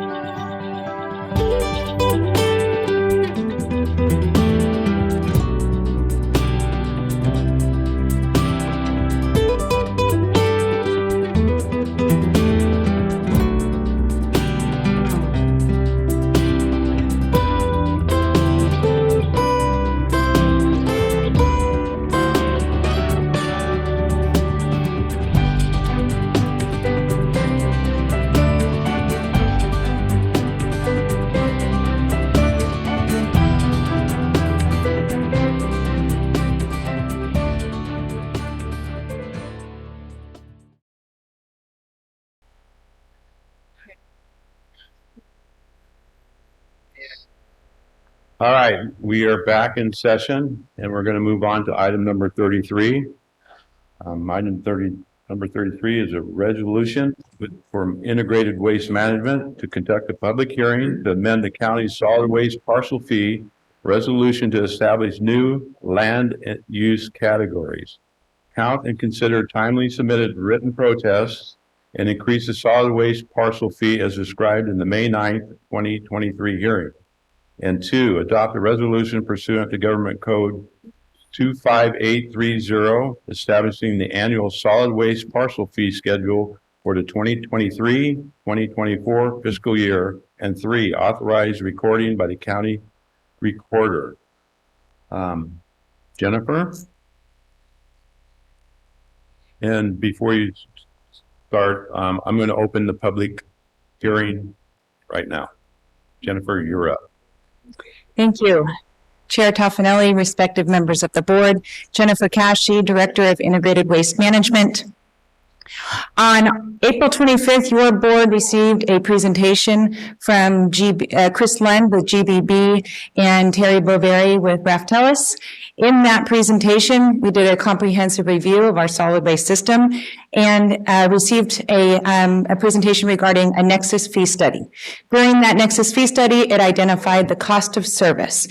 And what that means is what it costs the county to provide the level of service we see now in our solid waste system.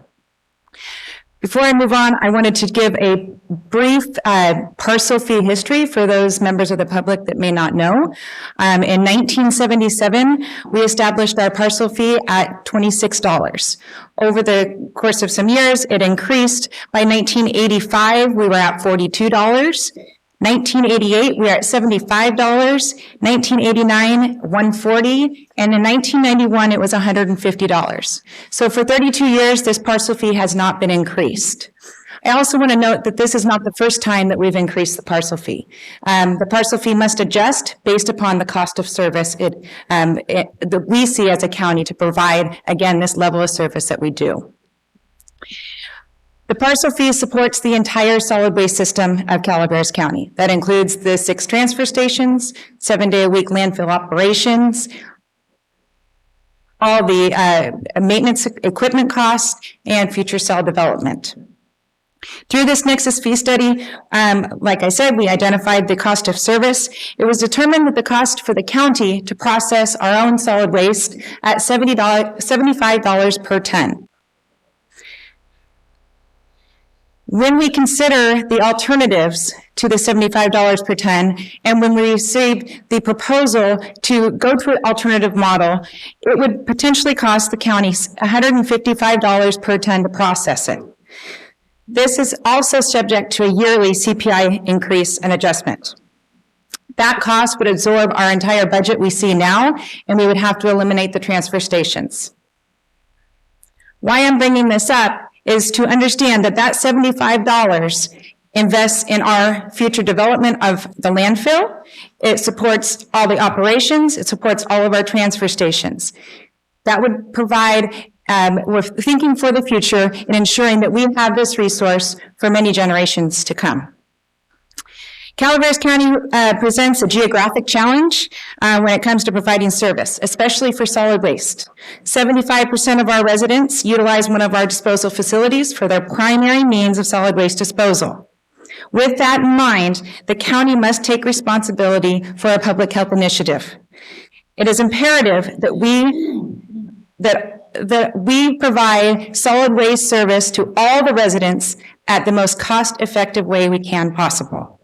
So as we discuss what our options are moving forward in providing this level of service, we must identify what would be the least impactful. So this is the direction. As Director of Integrated Waste, I'm recommending the adoption of this resolution, which would be increasing the parcel fee beginning fiscal year 23-24. This recommendation would ensure the county is planning for the future and has the ability to maintain the current level of service, and the critical service would be provided to the lowest possible cost to the residents. With that, I'd like to also mention that the integrated waste would realize $8.3 million in revenue with this proposed resolution. Going back to the notice of public hearing, when your board authorized integrated waste to notice the fee payers and the resident parcel fee payers and property owners in the county, each resident and parcel fee owner received a notice of the Proposition 218 parcel fee increase, notice of parcel fee increase. With that, it provides the residents 45 days to write in opposition. And at that time, we would consider any kind of written in valid oppositions to bring forward today at this public hearing. To have a valid opposition, it must include the property owner's name, their address or APN associated to identify what they're opposing and what property it's attached to, and a signature that they are, and clearly identifying that they are opposing that fee increase. Can I just interrupt for one second there? Sure, absolutely. And I want to make it clear, until the public hearing is closed, we will still be accepting those opposition letters until today when we close this public hearing. So if you still want to get one in, you can do so. You can go to the clerk's office, but after this hearing closes, that's the end. Thank you. I interrupted you. That's okay. No, it's okay. I think also you can turn your opposition here currently rather than the clerk's office to ensure that we receive it, and after our break we can validate it. Yeah, you're correct. I just wanted to avoid everybody rushing up here if they were going to while we were conducting the hearing. But you can turn it in here, but it has to be before we close the hearing. Absolutely. So for the majority, so as noted with the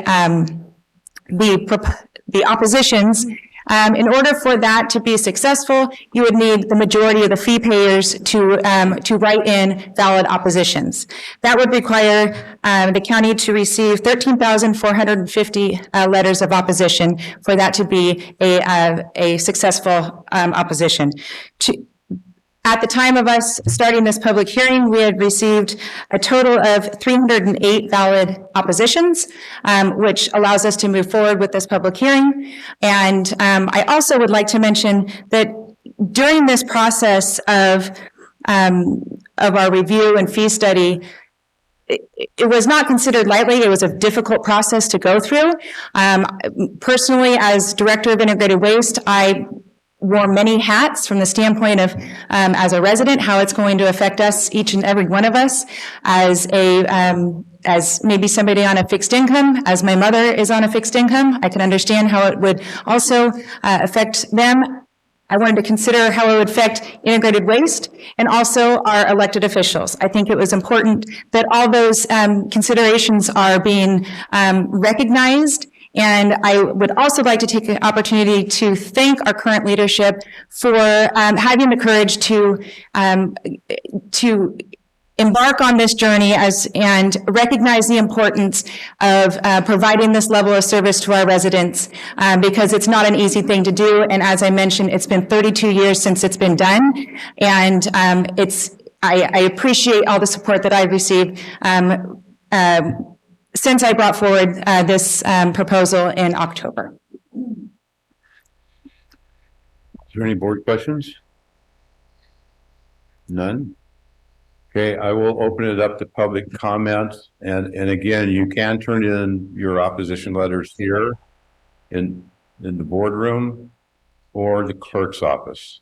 And just to clarify, Supervisor Toffenelli, that's the notice specified, that would be through the end of the public comment Through the end of period. the public comments. Okay. After I pulled it down, I see the message. Please do not touch the microphone. It's okay. Too late. I can't stand up for very long. You're fine, Gary. You're fine. Good morning, Mr. Chair, members of the board. I'm Gary Caldwell from Valley Springs, and I wanted to comment on this operation out there at the landfill and the parcel fee. I like the concept, very much in favor of the concept of being able to go to the transfer station and the landfill in most cases and not have to reach into your wallet and pay a fee. Now, you've already paid a fee, I understand that. And to give you some background, I was Public Works Director in San Andreas County in the 1980s and 1990s, long time ago. But landfilling has not changed much, particularly here in Calaveras County. They're burying garbage, or you're burying garbage, the same way they've done for centuries. And I oppose the burying of garbage. I went to see a real MRF in Marysville for Yuba County, operated by a subsidiary of Waste Management many years ago. And I was telling the chairman here earlier that the garbage trucks would come in and the public would come in, and they'd dump on a concrete slab floor. And then the waste was pushed on conveyor belt up into a building. And it went on a conveyor line, and there were pickers who threw things into bins. And at the other end of that building, the residual came out. And the residual amounted to about the size of a fire hose, and it looked like sand. That's what it looked like. And that was it. There was no other waste that needed to be either buried or hauled away. And I am hopeful that this board will see its way to hopefully get something like that started here. And the operation at Marysville, or by Yuba County and Waste Management, was what I consider a real MRF. What is described in the report, and I read the report done by your consultant, they refer to the landfill / MRF. That's not a MRF in my mind. It's not a material recovery facility. It's not enough volume, and I heard this in Amador County when I was there running the operation of the landfill, that the volume was not sufficient to merit a MRF. And it's not sufficient here, apparently, according to your consultant. Gary, your time is up. Oh, I'm sorry. Oh, Lord. Thank you for your comment. I'm sorry. It's okay. You're fine. Oh, Lord. Okay. You're good. Thank you, Gary. Is the public hearing going to be closed today? Yes.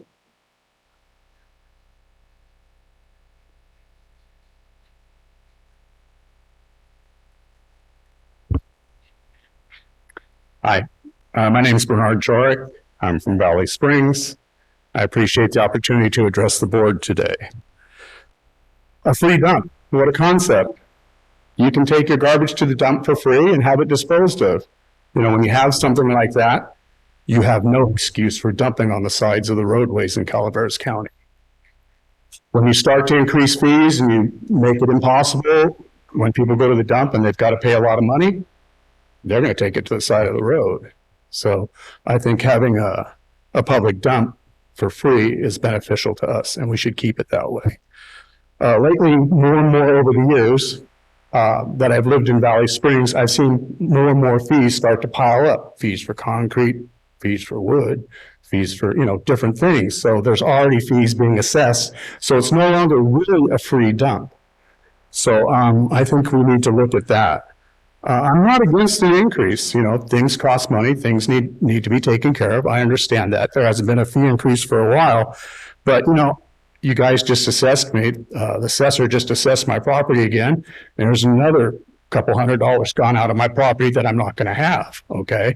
I'd like to see you take that money and address it towards the dumps if possible. My insurance company just came to me last year and said, guess what? A lot of fires happened in these counties over the last couple of years. We're doubling your property insurance. Okay. I worked within the disposal industry, kind of within the parks department. It was my job to clean up what was left behind in parks and alongside the streets.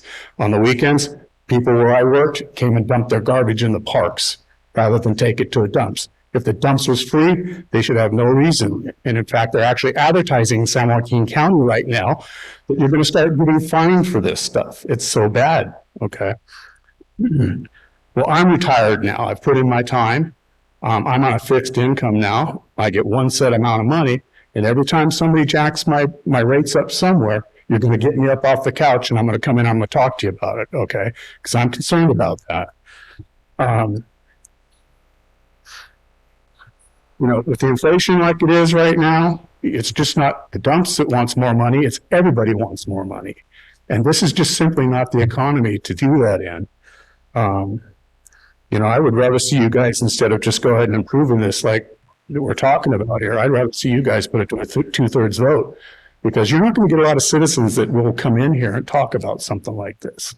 You know, I would think you would put it up for 2/3 vote, let the citizens vote, and if they take it, then that's what we do. We go that way. Thank you for your time.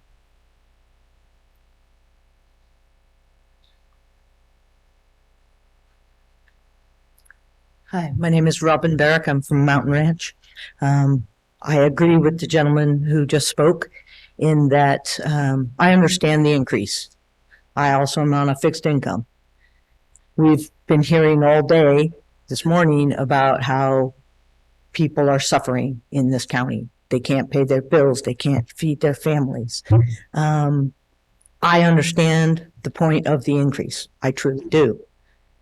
But to increase it almost 100% of what we've already been paying, I think is ridiculous. I didn't get 100% increase in my income, you know, and for this county to ask people to increase the garbage by 100% is ridiculous. Do it by 50%. You know, I think most people are going to say, okay, I can afford another $70. but to ask for $127 more, on your bill is just going to be super, super hard for a lot of people in this county. That's all I got to say. Thank you. Thank you.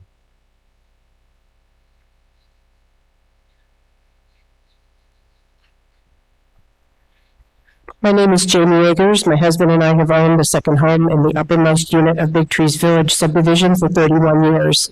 In our area of 30 homes, 5 of them are occupied full-time, which is only 17%. This is pretty typical of our area in general. I'm here today to protest the proposed solid waste fee increase for the following reasons. Your Prop 218 notice says the proposed fee increase ensures that the amount charged does not exceed the proportional cost of waste disposal services attributable to those parcels. I contend that the cost is not proportional to vacation home owners like myself. We used to have a part-time discount of 25%, which made the cost somewhat proportional. This board eliminated that discount in June of 2021 without notifying those who were receiving the discount that you were considering such an action. So we learned about this change when we received the notice for today's Prop 218 hearing.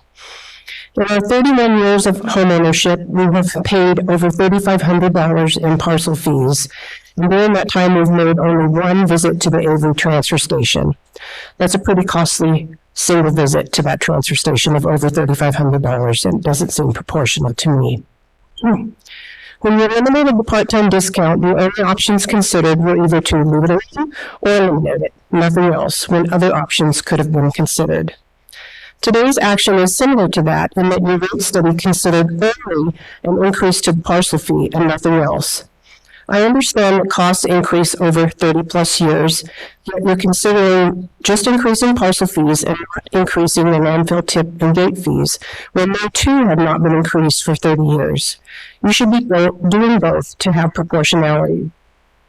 I'm glad in your rate study to see that your proposal would increase the commercial equivalent residential units, because that breakdown isn't even close to proportional. In the current system, the residential sector generates only 42% of the waste stream, yet they paid 92% of the $4.5 million in revenue for the most recent year. The proposal would adjust that now to something more proportional, yet the rate increase is viewed as too extreme for the commercial sector, so the proposal is to ease that burden for them and not achieve full cost recovery until 2025. For the residential sector, however, the 78 to 85% increase will come immediately in one swoop, with yet another proposed increase of 5.7% just 3 years from now. I have lots of other concerns after studying your materials online, but with only 3 minutes to speak and I have 15 seconds to go, these are my primary concerns. Please reconsider the action you're taking today to ensure that it is truly proportional. Consider increasing landfill fees as well, and please consider reinstating the part-time discount. Thank you. Thank you. Any other public comments?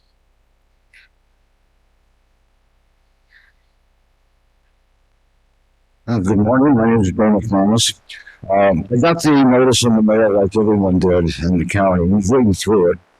And then something dawned on me. There's a lot of numbers on here and some history, goes back with dates and all that. Really what this is a confession. This is a confession by the Board of Supervisors. You have not been doing your job over the past 10, 15, 20 years. Now all of a sudden, we hit the wall and we have to almost double the fees for running the landfill effort. So after years of neglect, you're coming to the taxpayers and saying, we're really going to work you over this time. Through the years, we have paid our taxes. We were told that this was supposed to be set up to go way into the future. It hasn't happened.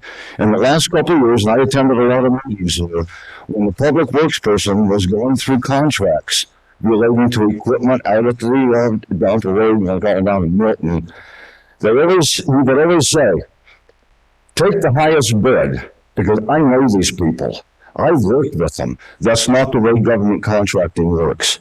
You get the lowest bid and you administer the contract. How much money was wasted giving it away to friends of friends who have access to the Board of Supervisors and can use their position to try to get contracts for their friends. All we have now, all you've been able to come up with is Plan A. We get finished with that? What's the next option? Plan A. There's no Plan B or Plan C. Why not get a task force together, work with communities, our neighbors, Calaveras County doesn't have a landfill. Work with other communities to see what's going on. Take a look at the contracts you have. Waste management does a great job in Calaveras County. I don't know what the Gambies do in Calaveras County. I use the transfer station. If there was a fee, it's my choice to go there, use it, and pay the fee. I don't have a choice now when it's on my property tax. If I don't pay it, I'm in trouble. I'm not one of that select few in this county that can say, I haven't got enough money to pay my taxes and nothing's going to happen. I've been here for almost 40 years. I pay my taxes. I remember when we went through the dump and all that in the beginning. The promise was made, this should last forever. Well, forever, well, not forever, but we're out. We're done. And I said, all you've got is Plan A, which is defective. What you want to do is double the rate and keep the same plan. There's no hope that anything's going to change. Surely you can come up with something a little bit better than Plan A. Thank you. More public comments?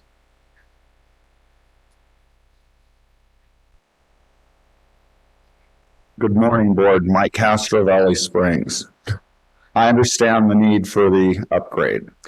I don't mean to repeat some of the commentary that just came before me, but I would like to also say that I'm wondering why you're not considering alternate funding, such as increasing the use fees. Users should pay a greater share for the operation and maintenance.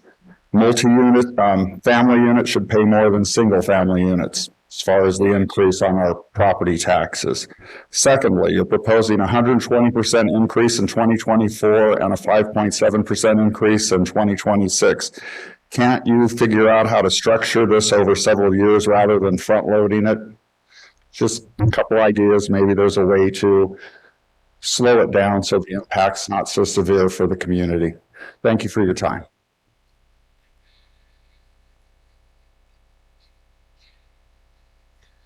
Good morning again. Mark Bolger, Mountain Ranch. 32 years this has been addressed. Someone needs to talk to Tryon and Callaway. Those guys skated way too easy on this. Not speaking on behalf of the Mountain Ranch litter pickup crew, but as an individual that takes part in it, having the transfer stations keeps our roads in our county much, much cleaner. I have the immense pleasure of having the passing lane section on Mountain Ranch Road. I'm sure Jack knows exactly what that is, where everyone goes 90 miles an hour and all their garbage flies out. I think that we've got a really good system in this county, and as someone that's got quite a few parcels that's going to be increased fees on, I begrudgingly support this. I very much sympathize with folks that are on a fixed income. I think that if there was some possibility to look at some kind of waiver or sliding scale, I forgive my ignorance, but I did not take the time to look through the whole report or Nexus study that you guys prepared. I certainly think that's worth a try, but all in all, 32 years, this is a long time coming. Possibly this is something that should be revisited every 5 years. This might not have the sticker shock effect that it is having right now. But again, sorry, you guys, that you're the ones having to deal with it, but I'm glad at least we're addressing the issue. I think this goes back to much of what we've spoken about today, that, you know, this is us investing in our infrastructure, and I'm certainly not a huge fan of what a lot of the state of California does, but us relinquishing control of having our landfill and operating it, that's a scary thought. And unfortunately, the only way we're going to be able to utilize this for decades to come is a parcel fee increase. I would like to mention that I think on commercial fees, it might be worth sharpening the pencil a little bit on that one. I personally own a business. It's commercially zoned property, and we've never self-hauled to the dump once. Not saying we should be exempt by any stretch of the imagination, but I think that, we need to look at the fact that third-party haulers, i.e. Waste Management, services most businesses in the county. Just a thought. So anyway, sorry you guys are the ones having to catch the hot potato, but I'm glad we're doing it now and not 32 years from now. Thank you. Other public comments?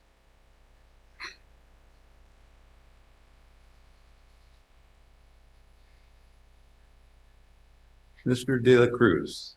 Good morning, Chairperson and board members. Francisco De La Cruz, Valley Springs. I'm only a 5-year-old, as it means to be a Calaveras resident. I came from another C county called Clallam County up in Washington State. They had a little dump problem that they didn't address, and their garbage started falling into the ocean. So as a result of their work, turned into a $26 million fix to move garbage from one location 900 feet into the land. Our tipping fee went from $140 a ton to the highest fee in Washington State at $240-some a ton. I got into the habit of self-dumping my stuff to another dump in the next county, which only charged me $10 a load, et cetera. What I've experienced here is a very well-run operation from my experience. I appreciate the work that the staff is doing out of the Milton dump. I haven't seen any of the transfer stations. I don't know where all of the garbage from those transfer stations goes or where Waste Management takes their stuff. But I do think that somebody was a little bit asleep at the switch to wait 30 some odd years to address something that is sitting there biting us in the you-know-what. So I hope that we take the opportunity to look at some of the things that are being mentioned here as perhaps needing a little balance. Multifamily units, they should be a little bit more. The more families there generated, et cetera, on a parcel, simple math. Same thing for commercial. One of the things I did for the county is I did a waste stream study.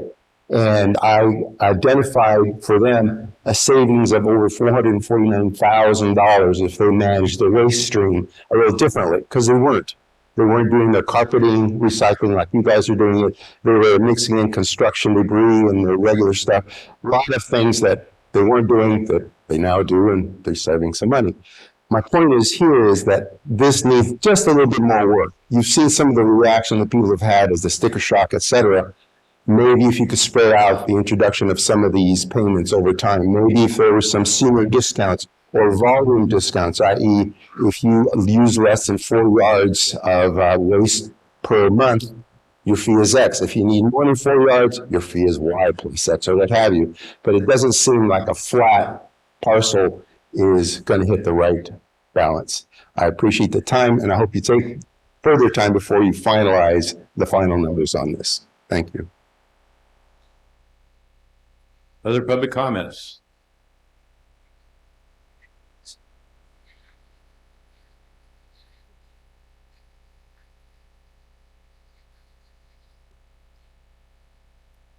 Thank you, supervisors. I just wanted to be able to exercise my rights to be able to say yes or no.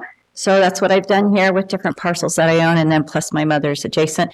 I do agree with the previous gentleman that, and a couple of people, maybe a little bit of the increase over the next 4 or 5 years, something like that, instead of a immediate increase would probably be a little bit easier to take for the taxpayers. But here are six no votes. Thank you. Any other public comments?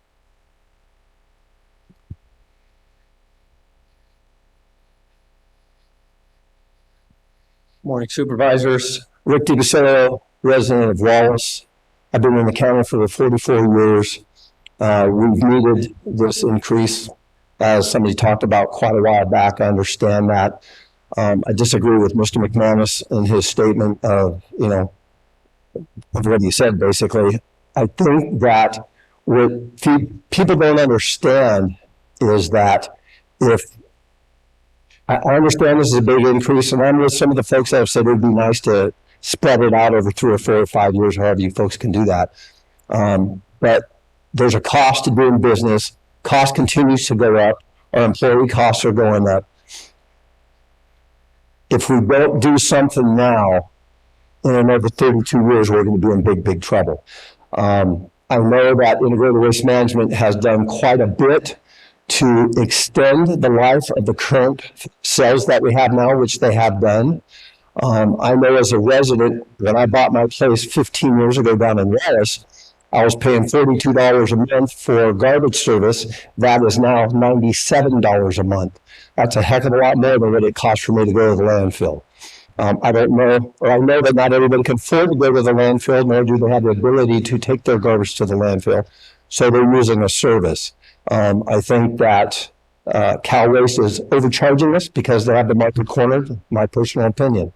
Now, I'm putting my sheriff's hat on. And from the sheriff's standpoint, if we don't have a landfill in this county, go look at the other counties and look at how much garbage is laying on the side of the roads. We see it on a daily basis because we're out driving these roads all the time. And we do see dumped garbage on the wrong side of our highway. If we didn't have the landfill that we have, even with the rate increase that you're going to see, the people that would do garbage on the side of the highways are not paying their rates anyhow. Or they don't care about the rates because they're dumping garbage on the side of the highway. At least with our landfill, our county can go by, which they do all the time, because I've called them and said, hey, there's a boat parked on the side of Highway 12 at Olive Orchard Road, and they picked it up, and it got disposed of. So it keeps our county clean. Go to Amador, go to Tuolumne County, and look at the way their facilities are run, and look at the garbage on the side of the road. They have a problem. And as the sheriff of this county, if we can't keep our highways clean, it's going to cause more problems because we're going to get more complaints, and we're not going to be able to handle the calls for service because we're going to be dealing with garbage on the side of the highway. Thank you. Thank you, Rick. Any other public comments? Are there any public comments online? Yes. Gail Bungie. Gail? Yes, can you hear me? Yes.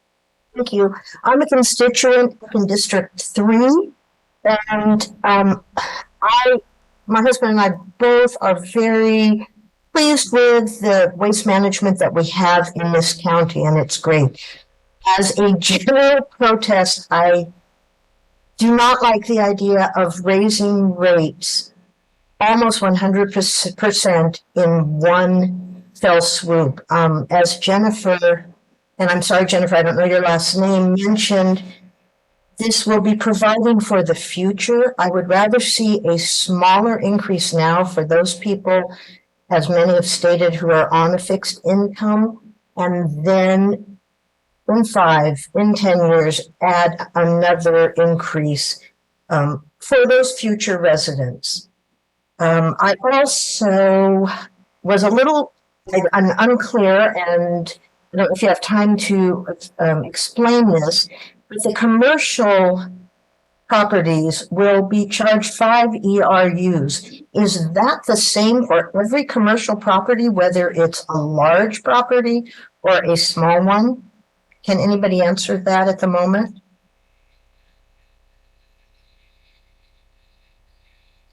Nope.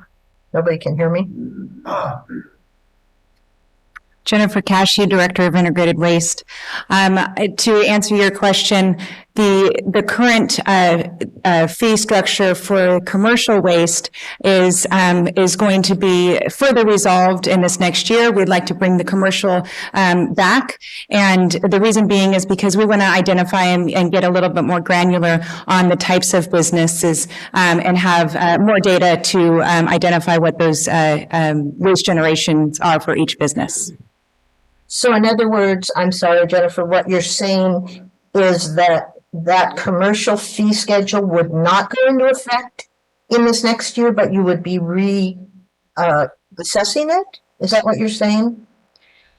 The proposed rate increase for the commercial would go into effect. Okay. And I'd like to kind of elaborate on the Nexus fee study.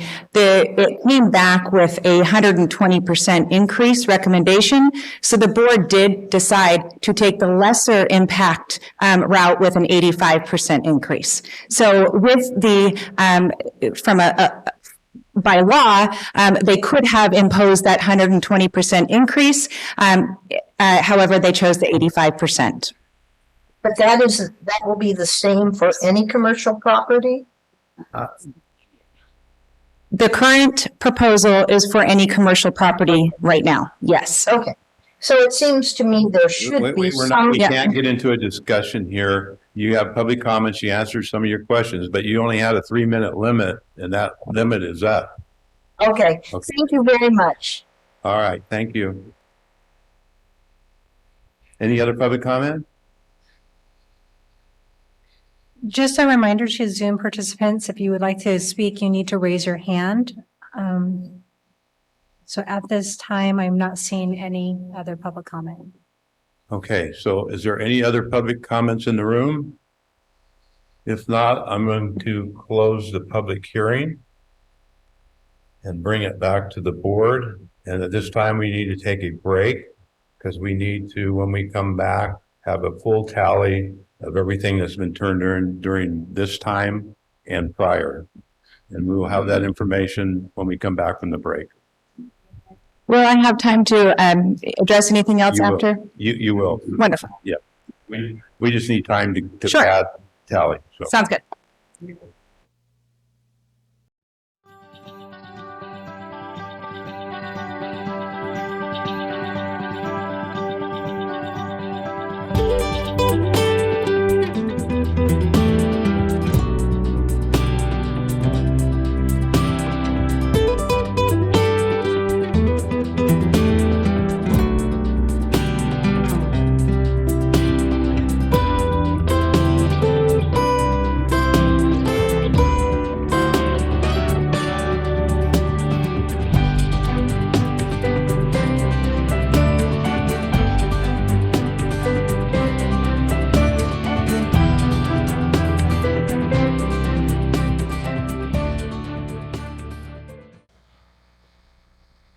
All right, I had to get the okay from the clerk.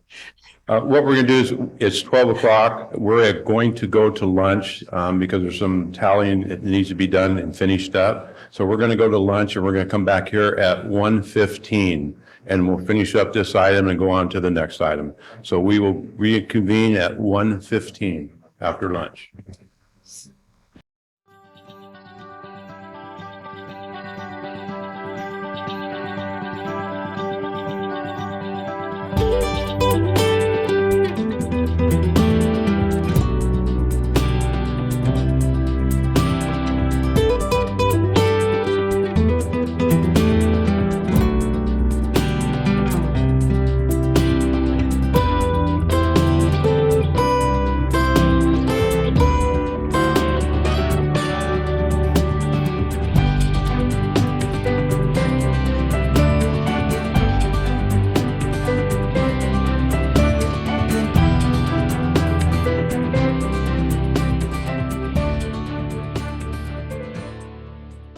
Explanation as to why we went into lunch, because we had a number of opposition letters come in, and it takes some time. It's just not counting them. We have to go through the APNs and make sure that the property owner owns that property and there's improvements on that property that would require them to be part of this fee increase. So it took some time to go through and verify all of that. That's why we decided to go. It wasn't just counting them. So Jennifer, you want to come up?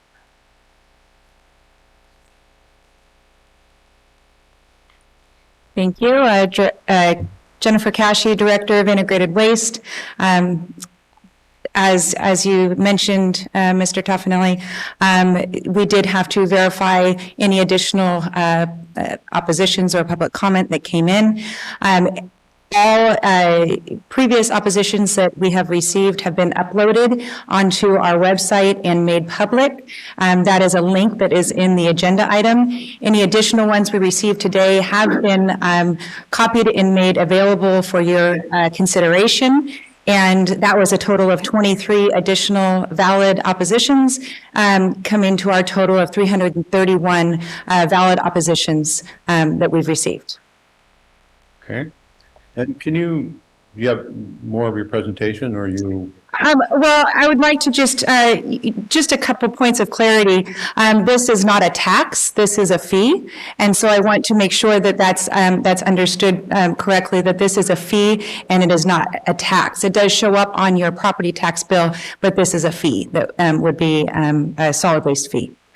And additionally, I'd like to make mention of what you've already identified, is that this solid waste fee only applies to those properties that are improved. So if you currently have an unimproved parcel that does not receive the solid waste fee, you will not generate a new solid waste fee. You have to have an improvement on that property to have a solid waste fee charged to you. Okay. So with the public hearing closed, we'll bring it back to the board. Is there a comment from the board? No. Supervisor Stopper? There's a lot of points brought up from the people in the room on comments. Brought up, why are we doing this all at once? Why wasn't this dealt with in the past? And that as supervisors coming in later, we do take the responsibility of the supervisors and what they did in the past. And part of that responsibility is realizing sometimes what are perceived shortcomings and addressing them. And at this point, I hear you, because it's. We looked at these rates, and generally, if I just look at this one, it's $23.08 a month, which a lot of us would perceive as that not being that much. But the points were brought up. Everything's going up. This impacts everyone as a whole, and adds to everything else we're paying more into at the same time.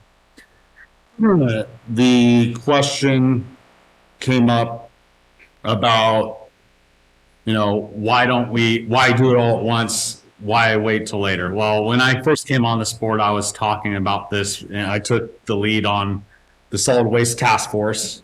And I was talking about it from day one being as board, and there was a former supervisor that was in here, is like, I've been hearing that for the last 20 years, the same thing. And then that perception changed from that supervisor a couple of years later. They're like, yeah, actually, we do need to deal with this now. Because there's we came forward with the real numbers and the reality of the situation. And this landfill is about to close. Tuolumne County and Amador County have been a thought consideration from the past, and they're closing of the landfills. Every one of those counties regrets it. Those people are paying more in fees and everything to ship everything out of the county, or the fees that it actually costs to go to the Amador County landfill, which really isn't in operation for the public, are quite a bit more than what we're talking about today. The Cal waste fees with businesses and our cost, we weren't provided all the information, and we need to revisit that and make sure that we got those numbers right in the future. And we made a pledge as the board that we would come back and revisit those, along with the fees for the constituents. I see right now the one best benefit from the Cal Waste contract was the fact that they were taking a lot of our solid waste outside the county since 2016, so that we could extend the current life of our landfill right now till 2025, which we're coming up onto at this moment. That contract comes back before us. If this landfill is expanded, at that point, we're not forced to send solid waste outside the county. And then that can be a consideration of the contract and bring those Cal Waste or whatever contract that may be type of fees down at that point, because the cost of sending out of the county is quite a bit more. So, in consideration, it wasn't just plan A. There was plan B, plan C. There was a lot of considerations throughout everything going through this process. And those have all been considered coming up to this point. We discussed it, as Ms. Cassie said, the recommendation was for 120% of what the amount was. I made the proposal, extending, paying back the loan for the expansion of it, and we brought that price down. And then there was also consideration of raising those rates in the future. And I am, after seeing what the costs are as we move forward and the cost of doing business, I think we need to do that regularly and continue to see that before we actually put forward any rate hikes in the future. The fact that nothing was done since 1991 until now is part of what the problem is. And if we just wait longer, it's going to cost us more, so that percentage goes up on cost. If we would have been expanding the landfill 5 years ago and getting those numbers done, we would have paid less. And it wouldn't cost everyone as much. And it's, it's a hard bite, but to make it work and for the best, actually bang for the buck for the county, I'm seeing right here is keeping that landfill open for our constituents, and then relooking at a contract in 2026 that's competitive, so that we can actually have service to the people and continue that into the future for our future generations. It's a lot more than I needed to say, Gary, but I needed to say it. Any other board comments? I have a few comments. This is very difficult. This is very difficult because of a number of people that I've spoken to or have contacted me that are on fixed income and over the age of 65, and how everything is happening right now. And it is, as I spoke of earlier, it is very difficult for them to keep their homes with everything going up. It was brought up earlier about home insurance doubling for fire insurance. Some of them just let it go because they can't afford it, but they want to stay in their home, and I understand that. I'm 70 years old, and I'm going to be on a fixed income myself at some point here in the near future, and I'm going to be worrying about costs associated with my home insurance and everything else with the cost is going up. But I will say this, being on the board, and I was on the board in 2009, we had a discussion at that time. We had discussion going into 2010, and it was brought to us at the time. Public Works, it wasn't an individual department like it is now, it was Public Works. But the recession hit in 2009, 2008, 9, 10, 11, 12. The recession hit and everything, it just wasn't, we had the conversation. It wasn't a time to hit people with an increase on something. So, and we were looking at the life of the cell at that time. So once the recession was over, it wasn't that long when we were talking about it, and COVID hit. And the same thing with COVID. It was very difficult to even think about, with everybody losing their jobs and things that were going on, have an increase. It wasn't the right time. And I'm not saying this is the right time for the big increase, but it's very difficult when you're trying to increase something in the fees. It's not like we're a private industry and we can just charge the public. If we get an increase, just charge the public to cover the increase. We've been trying to hold off for the last 10, 12 years by extending the contract that Ben spoke about, extending the length of that. And that was part of the things that we decided we could do in order to extend the life and put off putting towards these fees. But I will tell you, over the course of that time, what's affecting us right now too, is the fact that we have to close the cell. It's going to have to be closed. And that takes takes money to do, not just run that cell and open a new one. That takes money, and not even after you just cover it with dirt. The requirements by the state that were mandated by the state for the monitoring of it, for methane gas and water leakage underneath, that's all costs money. That has to be 24/7, 365 monitoring that. And we have to monitor it. We don't get money from the state for that. That's all added into those costs that we've been doing over these 30 years while that cell is open.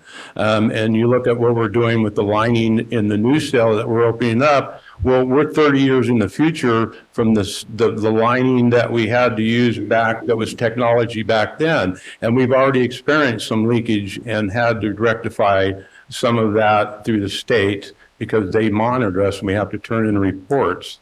So those costs are there regardless. And those are now added costs that we have to deal with when we go forward opening a new cell. And I truly believe that if Amador and Tuolumne had, talking to some of them, had the chance to not close their cells and do what they did, that they would not have done that because those costs continue to rise. They're trucking it to Nevada from Tuolumne, and they're paying whatever the landfill is charging them, and the increases go up, they have to pass that on to the consumers. And so they're steadily rise. They're way over what we're asking here right now for what their costs. And then you go through there, like the sheriff brought up, or even in Amador, people are just dumping trash because they can't afford it.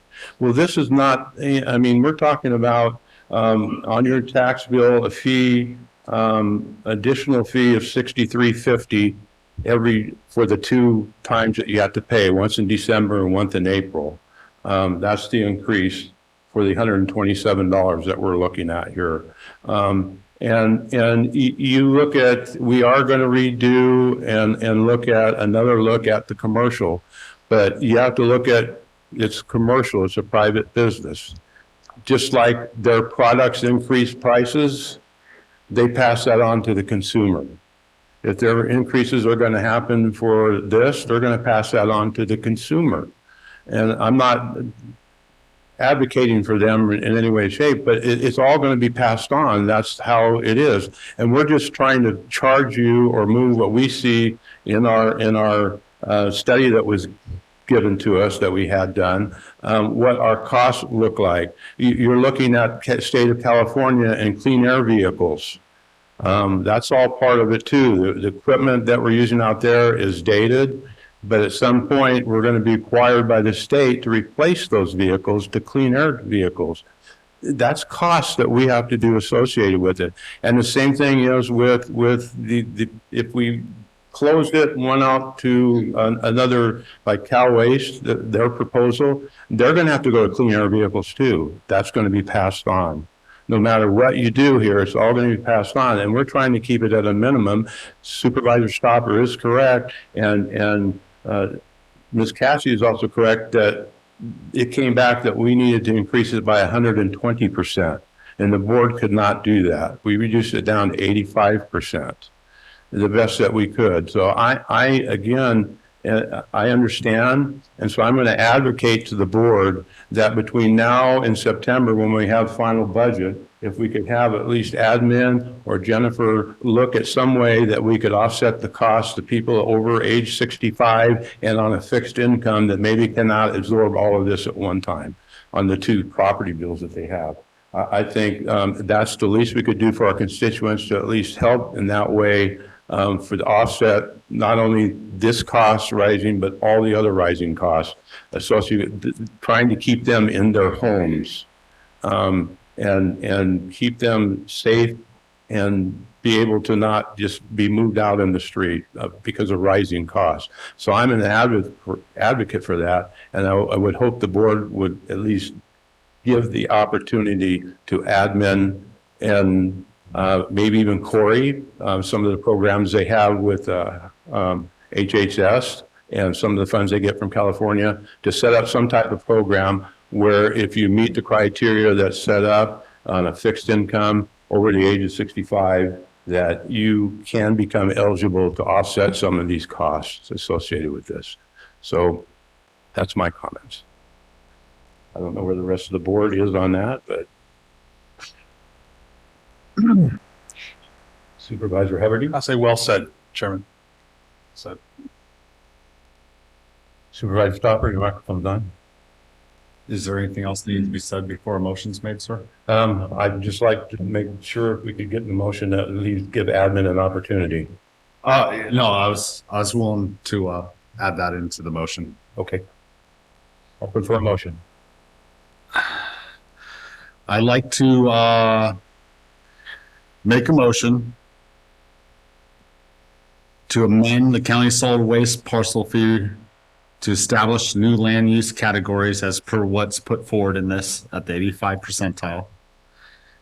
And for the schedule for the 23-24 fiscal year.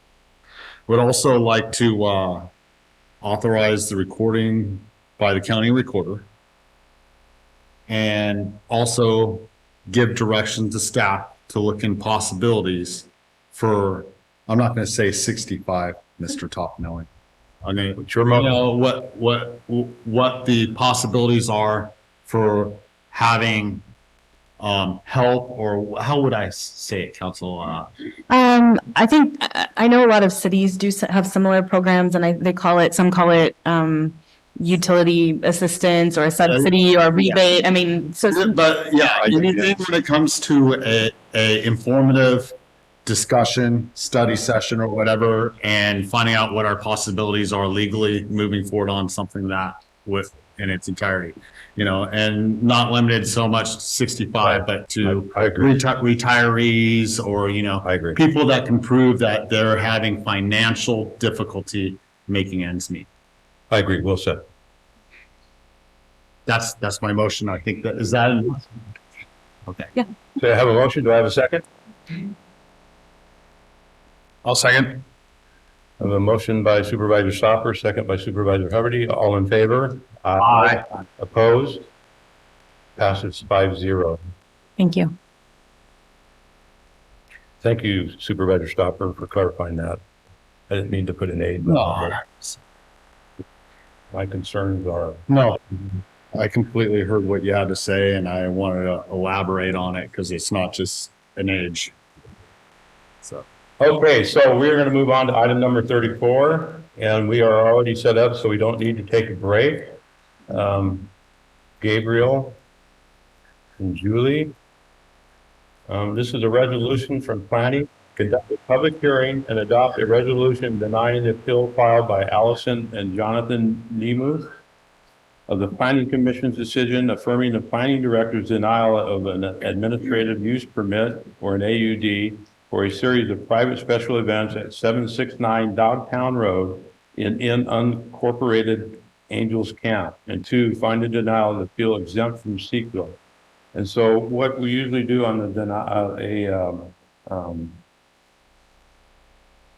appeal is I will open the public hearing. I will open it now. We will give the opportunity for the planning department and county to give their side of it, and then we will open it up to the appeal side and give you time to put your presentation. And then we'll go back to planning for anything they have to say, and then come back to you, and then we'll have public comments. Okay? So we will open it up to Gabriel. Thank you, Mr. Chair, members of the board, our county administrative officer, county council, members of the audience.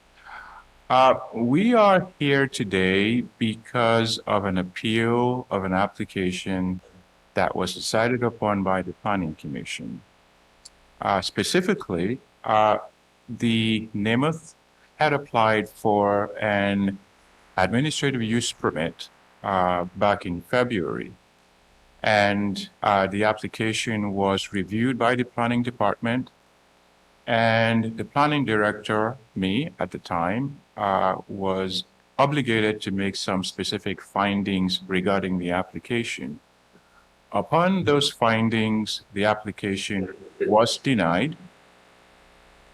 The Nemuth then appealed my denial to the Planning Commission.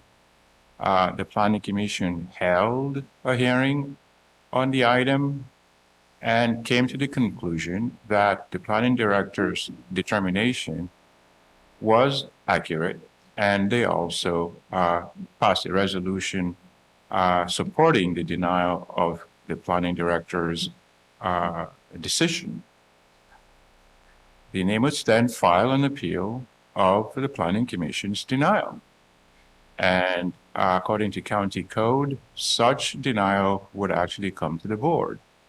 So, and that is why we are here today, is to consider the denial requests, to consider the denial of the application by the Planning Commission and see if the board has a different perspective. From our standpoint, our recommendation is that upon holding public hearing, that you support the findings of the Planning Commission, which supports the findings of the planning director. If I can get my PowerPoint presentation going here, I'll just go over a few items.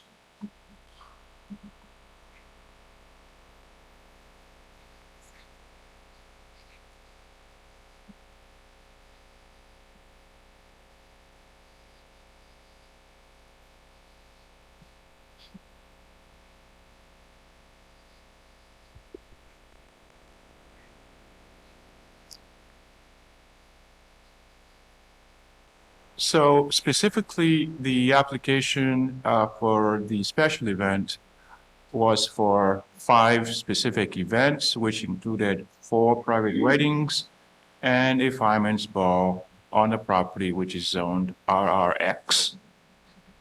There are 2 uses in the RR zone that required further analysis to determine fit, which are special events and agritourism. Special events are defined in the county code section 1706-18007 as an organized activity, assembly, or event to which the public is invited to watch, listen, or participate, and for which compensation may be made for the use of the site and facilities if held on private property. The purpose of a special event, according to our code, is to provide for review, for a reprocess to consider activities or uses which may be compatible with other permitted uses within a zone district, but due to their nature may have an impact on the environment or the public health, safety, and welfare of the community. Special event permits require consideration of site design, adjacent land uses, availability of public infrastructure and services, and environmental impacts based on a specific location of any proposed activity or use requiring such a permit. Some of the examples given in our code for what special events are include races, carnivals, concerts, health, educational fairs, arts and crafts, flea markets, farmers markets, or any event with mechanized amusement rides, any event that will take place on a public right-of-way within the boundaries of the county other than the exemptions listed in section 1787-030.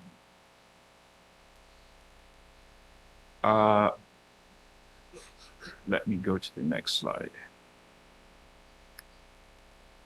Special events per section 1787 is permitted in RR.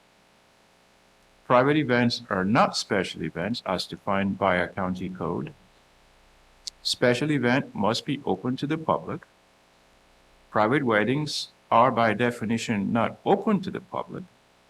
Weddings cannot be approved as special events per section 1787. Per 1787-090A2, special event permits can also be denied if the time and duration of the use of amplified sound would unduly interfere with the residents' quiet enjoyment of their property. for an extended and unreasonable period of time, and the applicant is unable or unwilling to modify the special event size, location, time, or duration to minimize such interference. The particular events that are being proposed include amplified music for up to 5 hours, and that go up to about 10 p.m. and for up to 300 guests. Many of the applicant's neighbors have reported that events of this nature have already been occurring and have asked the commission to deny the application for reasons that include the length and duration of the amplified music. It is reported that the amplified music coming from events of this nature shake windows, bothers animals, and make it impossible for neighbors to carry on normal conversation during outdoors on their own properties. The applicants are aware of these complaints, but have not indicated that they wish to modify the size, location, time, or duration of the events or amplified music.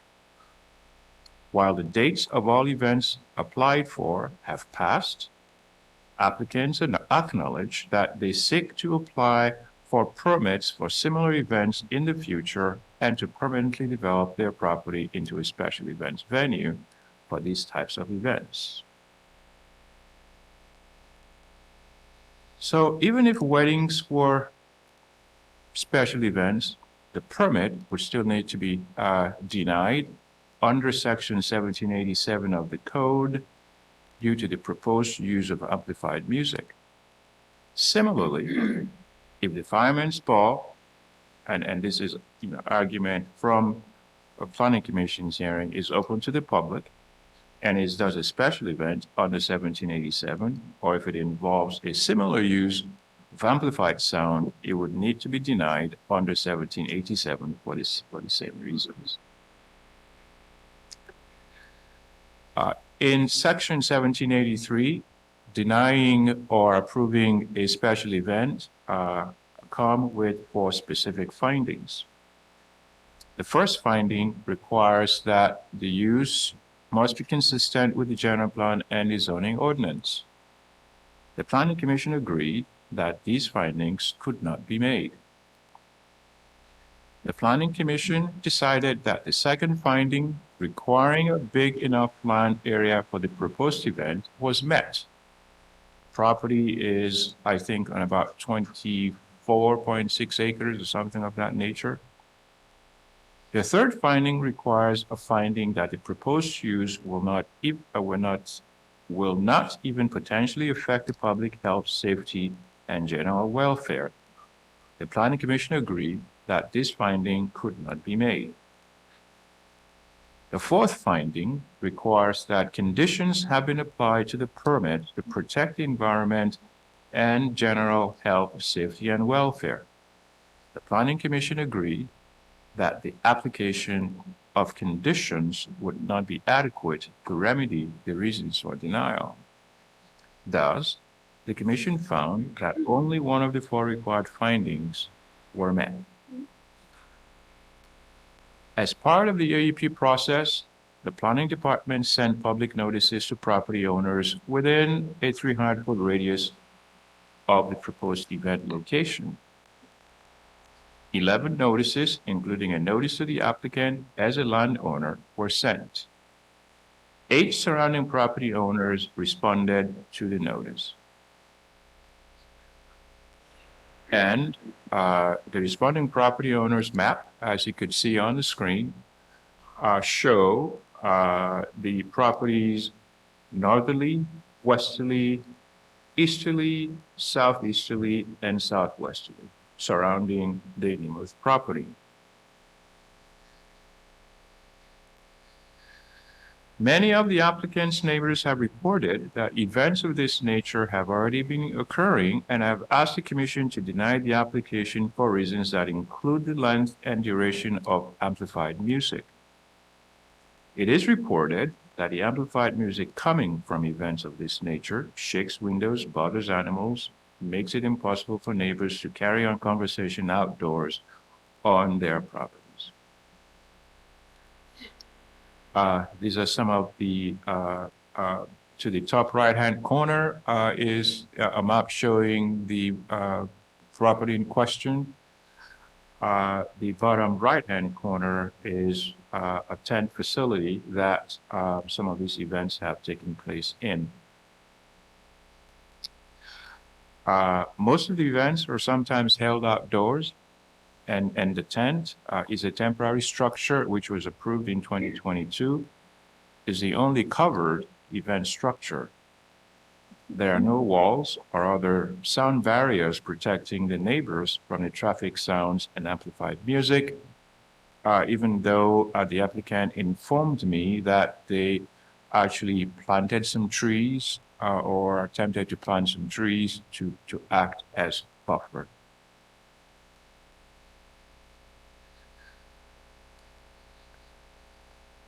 The denial of the AUP was the City of Angels concurs with the denial of the AUP. The city explained that Dovetown Road is not built for large crowds and has extremely poor ingress and egress access to Highway 49. Traffic burden at Highway 49 and 12 cross-section. The city could not be affected by the traffic. The city would be affected by the traffic and road impacts, but is not receiving the mitigation funding for road repairs or restoration activities because the project is outside their city limits. The city also cited concerns with the project's potential burden on law enforcement, fire marshal, and building. The proposed AUP is a prohibited use in the RR zone. Even if it was allowed in the RR zone, the AUP would still need to be denied because the required health, safety, and welfare findings cannot be made. From a CEQA standpoint, the project is categorically exempt from CEQA pursuant to Section 15270, which exempts disapproved projects from CEQA. Should the denial of this permit be overturned in whole or in part, the planning department will need to prepare a CEQA document appropriate for the granting of the permit. Staff recommends that the Board of Supervisors adopt Planning Commission's recommended resolution affirming Planning Director's denial of the AUP. And both planning staff and county council.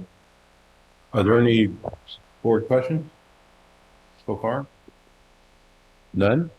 We're available for questions. We don't have any at this time. So now we will let the applicant present their case.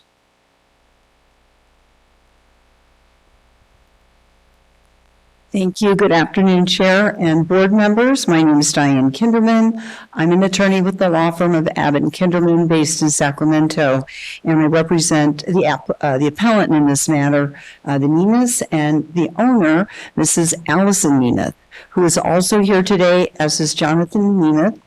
And also with me today is Mr. Brian Holloway of Holloway Land Company, who is a land use consultant to us as well on this matter. Before I start, just one housekeeping item. We did send a letter yesterday. I know it came late. We had technical issues getting it over to the county because of the size. We apologize for that. We weren't able to complete the letter till we received the staff report, which we did not get till Friday. I know that's allowed, but it makes it difficult for someone to respond to things that might be a little different in the staff report. I do have additional copies of the letter here that I printed out, put on the table by Gabriel. There are actually tabs on the various exhibits. I would be happy to pass them out if you would like them, or if you would not like them, we can just leave them there. Sure. I will just refer to one or two of those. Also, I just wanted to mention procedurally that I'm going to, I would like to proceed in this manner. One, I'm not going to reiterate this entire brief to you. There really is not too much different from what we identified in the record to the Planning Commission, except for some new case law we cited where we think there are some vulnerabilities for the county in regard to how this is being addressed, how what the conclusions are being made, what conclusions are being made here and how it's being addressed. So it's somewhat similar. But my goal is to touch on the two key issues, talk about how we think the county's approach actually violates some state and federal law, which we know you don't want to do that. You may disagree with us, but we believe that it does. And third, we have solutions. And these are solutions we presented to the Planning Commission and solutions we're going to present again to the board for you to consider. After I speak for a few minutes, I'd like to give Allison Nemeth the opportunity to speak for a couple of minutes and Jonathan Nemeth. And then after that, I'm assuming that everyone from the public would speak. I would sure appreciate the opportunity to rebut anything that perhaps is raised by the public and answer any additional questions you might have. And so if that were to be allowed, that would be terrific. I'm requesting that ability to rebut if that's possible. Chair Tosinelli, the board's procedures do provide for a rebuttal from appellant after the public comment, and then a chance for the public to rebut that, so. Yeah. Whatever you think is best. I just thought I'd ask for that as we get started. So I appreciate staff's working with us and their summary here. I will note that many of the facts identified about what's happening or what has happened at the property are not entirely correct. Some are not correct at all. Some are partially correct. The appellant has not been operating out there since before for any commercial activity since before our Planning Commission meeting. So any activity out there has ceased, and we want you to understand that. They've also tried to work very closely with neighbors on the noise issue because that obviously is a big concern to neighbors. They want to be a good neighbor. They purchase their own decibel equipment to make sure that they are keeping it under certain decibels, and they're trying to be very diligent in that respect. But let's go back to the key issues, and I know Mr. Nemeth is going to talk about a few of the factual discrepancies and clarify some of those for the board. So the first key issue here is the county's interpretation of what does or does not constitute a special event based on the code section, the county's code section. And we believe that weddings should constitute a special event. And the reason is because for decades, the county actually has interpreted weddings as constituting special events. And in fact, the county has allowed 31 other wedding event venues in the identical and similar zones as the appellant zone. So attachment 1 of our letter, the first exhibit, are the lists by name and zone of all the wedding event venues which are actually unpermitted here in the county in the same or similar zones. 8 of them are in the identical zone. They have no permits, but their wedding events are deemed special, wedding operations are deemed special events. So the Nemeths are being treated disparately from other event operators here in the county. That's the first key issue. 1, the county has historically interpreted weddings to be special events, and we would like the county to continue to do so. Also, none of those wedding event venues have received any letters of code enforcement for operating their events without any permits. The second key issue here is the county's statement or finding, as it was referred to. This is located at page 1183 in the staff packet in the staff report. And it's the statement that basically says there are no conditions of approval that could in any way prevent an use such as a wedding or other similar event at that property from being inimical to the public health, safety, or welfare. So once again, not a single condition of approval could be provided here that could address noise or traffic. That is this bold statement that is being made in the staff report. And once again, that statement, I don't know if it's deemed a finding, but it lacks any factual support that's accurate, and it lacks any reference to any adopted statute, ordinance, regulation, general plan, anything. It's simply just a general statement that no condition of approval could ever make a wedding on a 24-acre property, a wedding of 150 people, not be a degradation to the public health, safety, and welfare. So that's the second key issue here that we think needs to be addressed.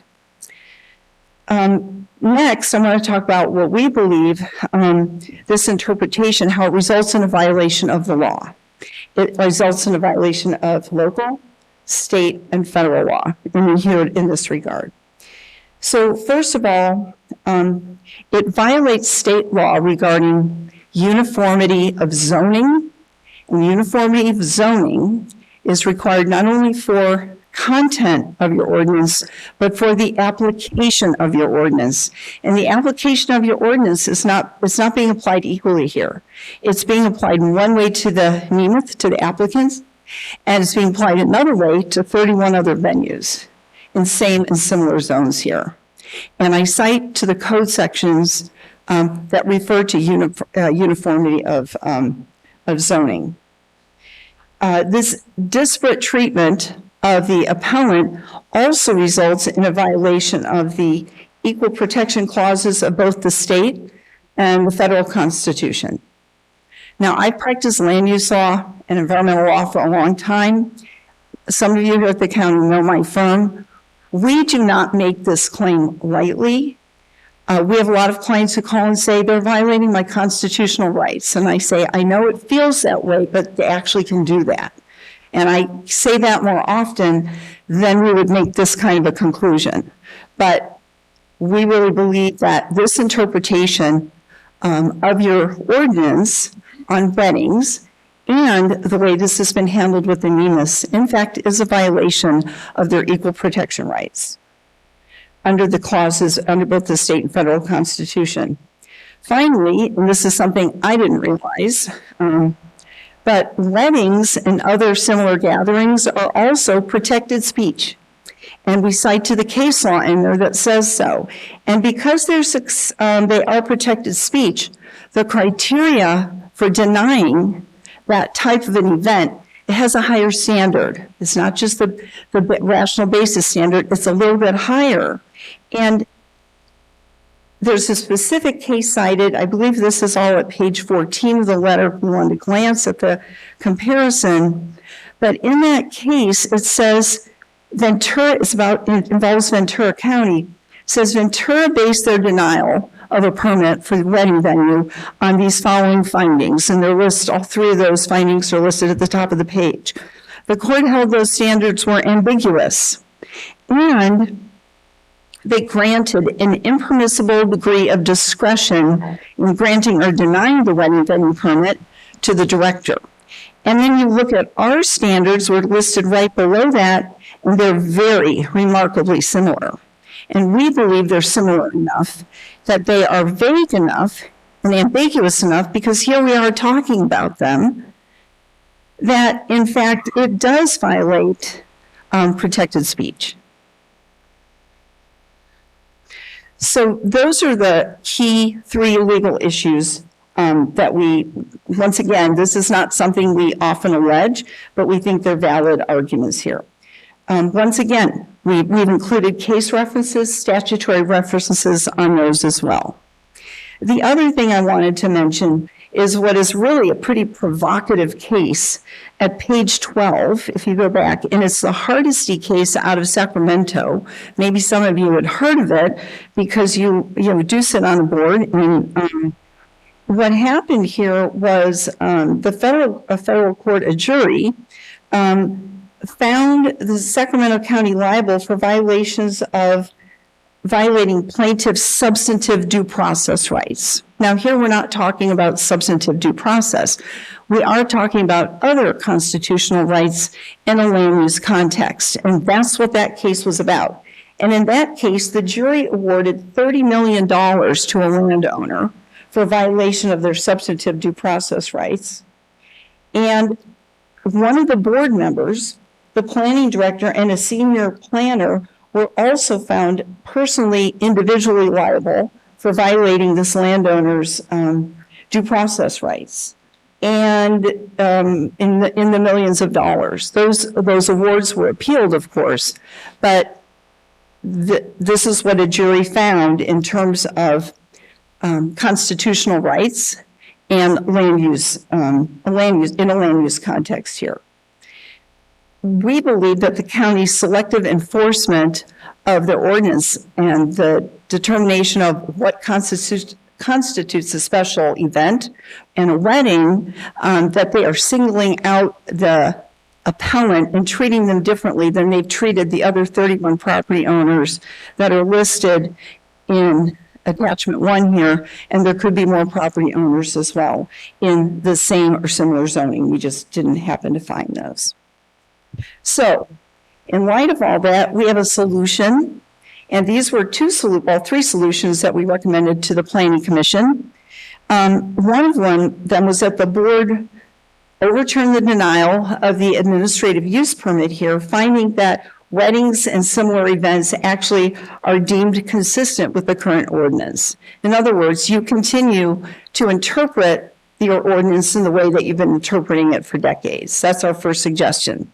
Now, we understand well that the events that were requested in this AUP, those timeframes have passed. But it's very important that the appellant does not have, one, a violation on their record. They don't want to operate in a jurisdiction where they're deemed to be violators, number one. And number two, it's an important issue for everyone in the county who is interested in having hosting a wedding on a property, for commercial purposes, that this issue be clarified. We think it's very important. And at some point, they would like to go back and request an administrative use permit for 4 or 5 events over a specific period of time on their property, which is what staff had recommended to them. Although not in the ordinance, staff had indicated, well, if you want up to 5 events on your property, you get an administrative use permit. Any more than 5 would require a conditional use permit. And at this point, the appellants would be happy to be able to go back and request 5 events, show their neighbors that they can be good neighbors, and they have actually identified specific conditions of approval that could be applied to this permit to address the issues that have been raised by the neighbors.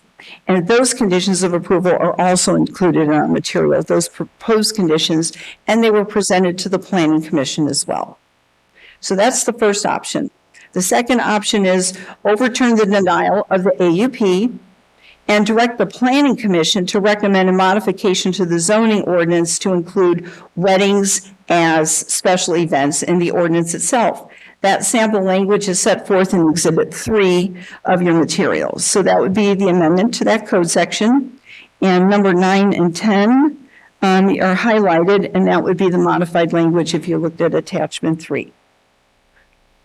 And then the third option, which isn't really desirable, the third option would be that if neither of the first 2 options are possible, the board would really have to direct the county to immediately commence enforcement against 31 other venues in the county who also are operating without a permit in the same or similar zones as the appellant's property. That would result in the closure of all of your wedding venues throughout the entire unincorporated county.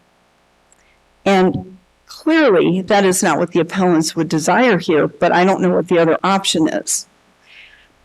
And I would be interested in hearing other options. But as my initial conclusion here, it's important to underscore that the appellants have no desire to shut down any other wedding venues. It's clear that this county is a desirable wedding venue location. I would have not known this because I don't live here, but it is very, very popular. And there are people who are desirous of having weddings at all of these locations, and have been happy to go to their location as well. But on the, so we don't want any other venues shuttered as a result of this. But on the other hand, they want to be treated fairly here, and they don't believe they have been treated fairly here. And they would like to, as I indicated, be able to move forward in the future, seek an administrative use permit, with conditions of approval as we've recommended in our materials, and be able to demonstrate that they can be the good neighbor and address the issues that have been raised as to noise and traffic. So with that, do you have any questions for me? Is there any board questions this time? No? Thank you. Thank you. Appreciate you listening. And Thank you. When we come back. Gabriel, Julie? Rebuttal to that?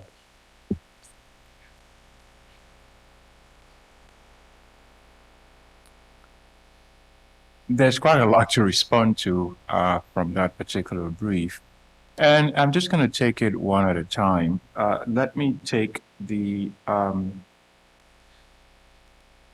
solutions that were being proposed. The first one would be that the board actually overturns the denial. If the board was going to do that, you would have to make findings similar to the findings made by the Planning Commission to deny the application in the first place. And you can only make those findings based on whatever evidence has been presented to you.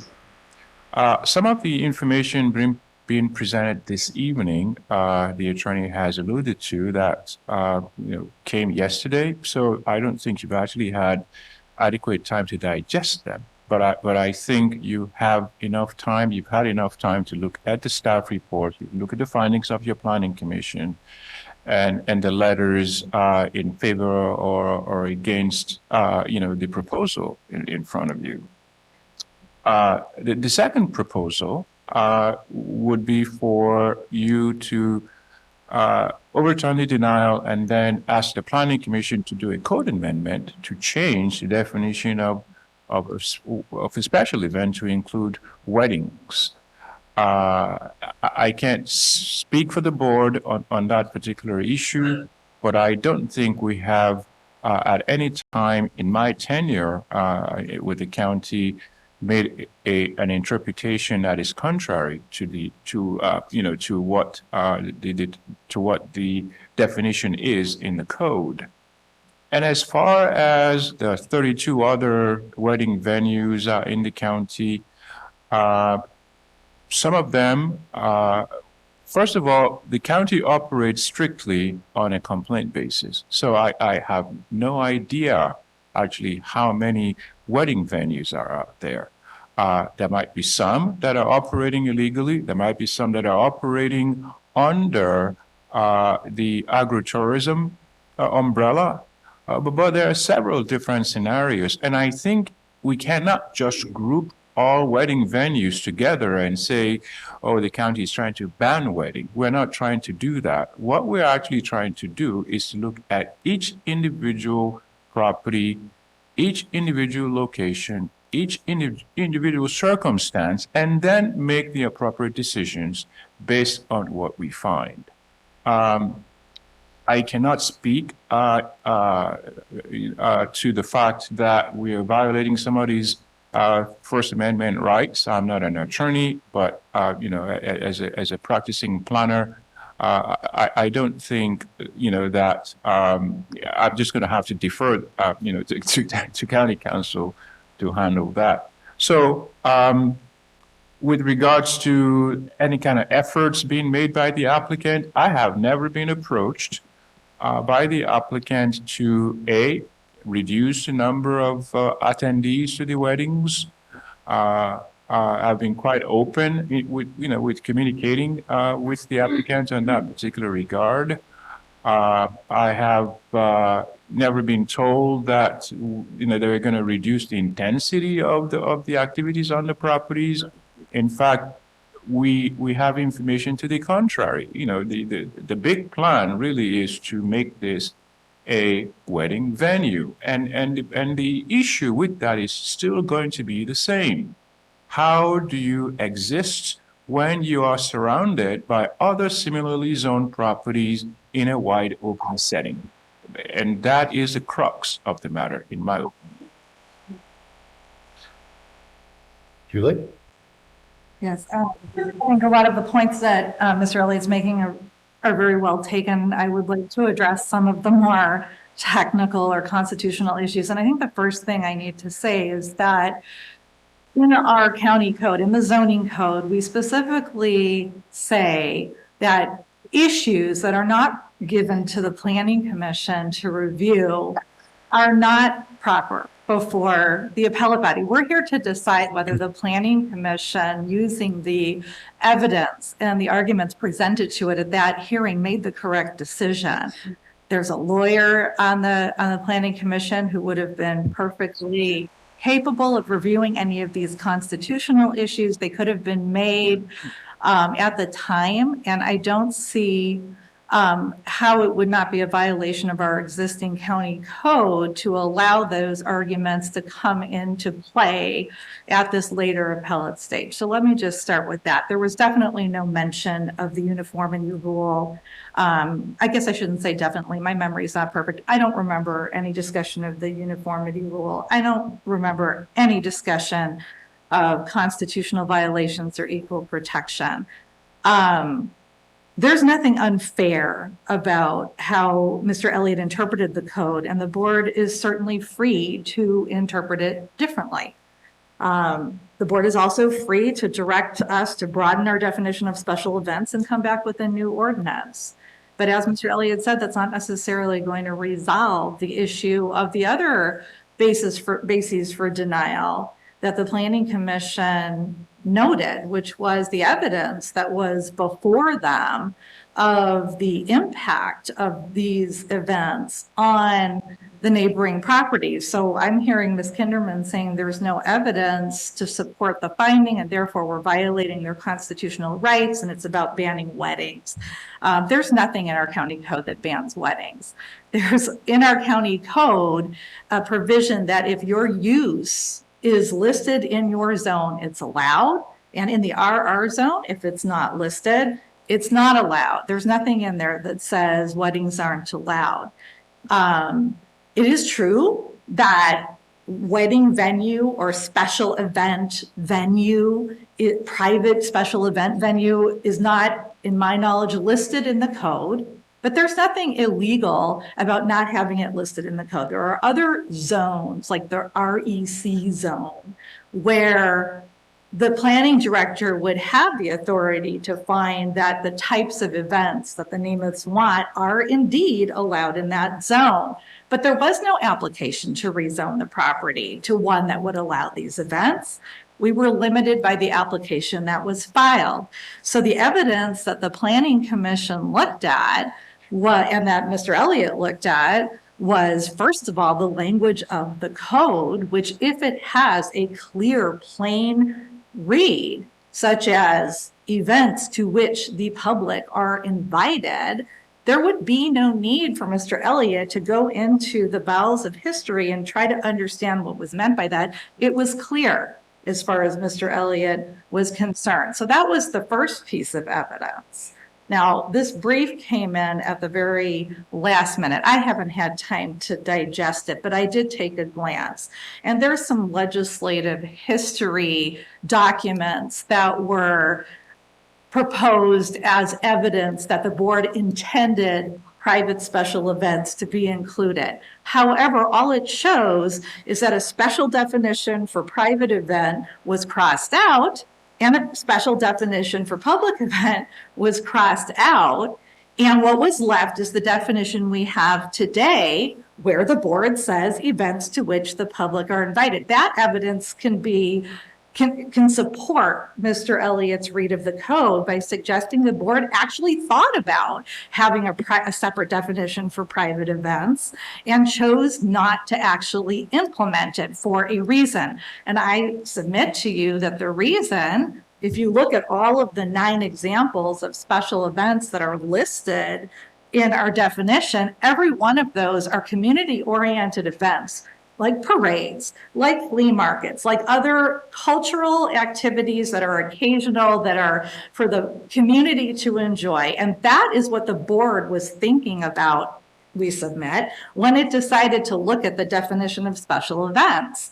And for the use proposed by the Namath, I think the board, we could easily interpret the evidence they submitted as evidence that the board didn't see uses like the Nemitz events as the same type of uses.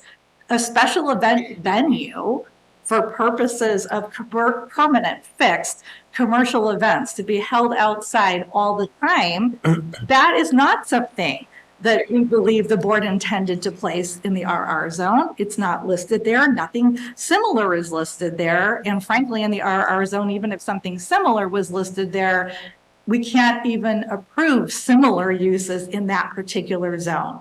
In the REC zone, the recreational zone, which is developed for location-specific recreational activities like carnivals and other large concert-like events that have noise, we can say that a private special event venue with a long series or a continual series of special events, that can be allowed in that zone right now. If there was no application to rezone the property to one where that could be allowed. That was not part of the application. So the other piece of evidence that the Planning Commission looked at was the application itself. These were not for small events. It was not for one event. It was an application for 4 events that were listed as private events, private weddings, for 300 people maximum, 150 or 175 cars maximum, outdoor with amplified sound for 4 to 5 hours. And they voluntarily included a proposal for a larger event venue that would have more of these events. And even though technically not part of the application, they wanted the planning department to know that they were planning for this to be a permanent fixed event venue. Again, that doesn't have to be part of the decision, but the applicants were in charge of what they applied for. And we took the application and what it said as evidence of what was being proposed. So with that information in the application and looking at the language of the zoning code and looking at the fact that there were other zones where these types of uses are allowed, the Planning Commission then also heard the testimony and comments of the neighbor notice, the neighbors that were required to be noticed. And all of the vast majority of the neighbors came forward and provided actual evidence of how the findings can't be made, that the noise and the traffic would affect their well-being. So because these events had been held without permits, there was actually evidence in front of the Planning Commission of the actual effect on the neighbors. And so if you're not allowed under 1783 to grant an AUP, if it has the potential to significantly affect public health, safety, or welfare, when you have actual evidence that effect has already happened, and the proposal is for events of the same size, there's plenty of evidence there to support the Planning Commission's decision.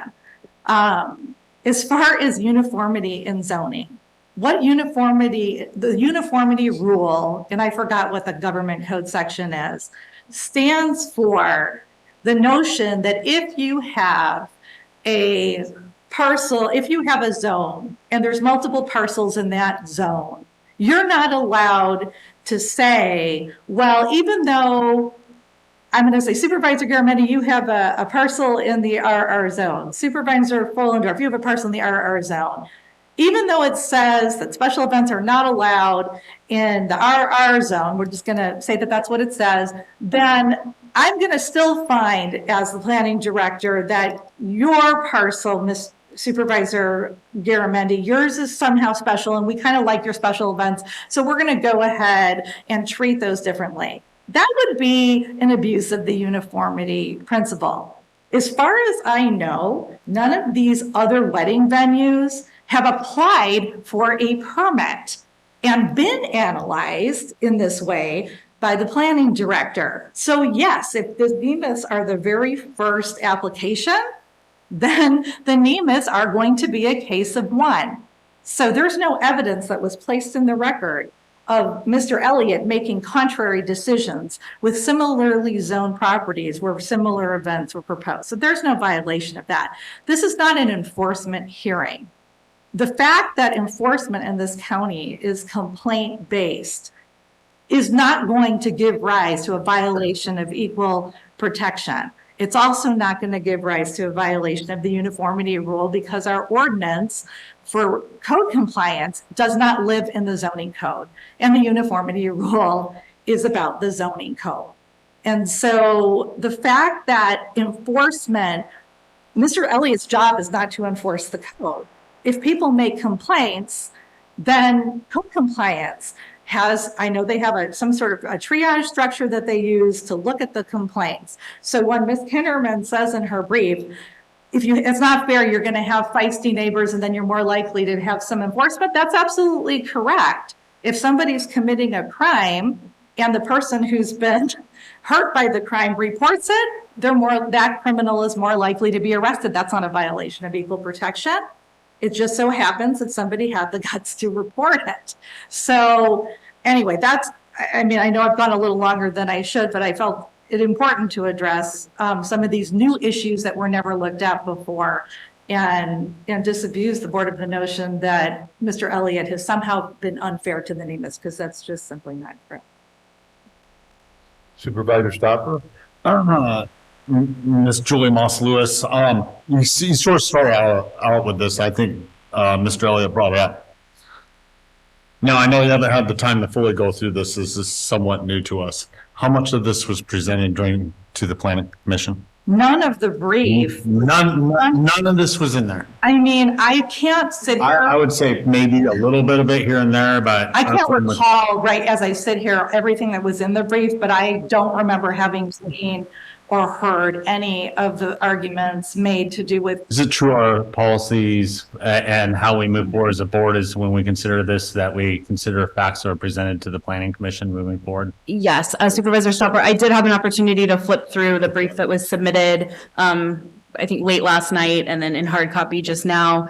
And there are, I did not do an analysis of percentage, but there's a lot of legal argument in here that, to my recollection, was not made in front of the planning commission. And I did compare it to the brief submitted to the planning commission, and it's not in there. And you're correct. County code does provide that issues that were not presented to the planning commission shall not be considered by the board. If the board feels that it is highly relevant, important information, that would influence the decision, you can kick it back to the planning commission. If on the other hand, you don't think it rises to that level, we move forward. So, yes.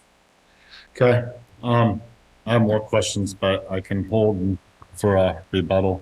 Yeah, and I thank you for bringing it up. I have it written down here, what you just brought up. So, and I'm not sure what was presented and what wasn't presented, so I don't know.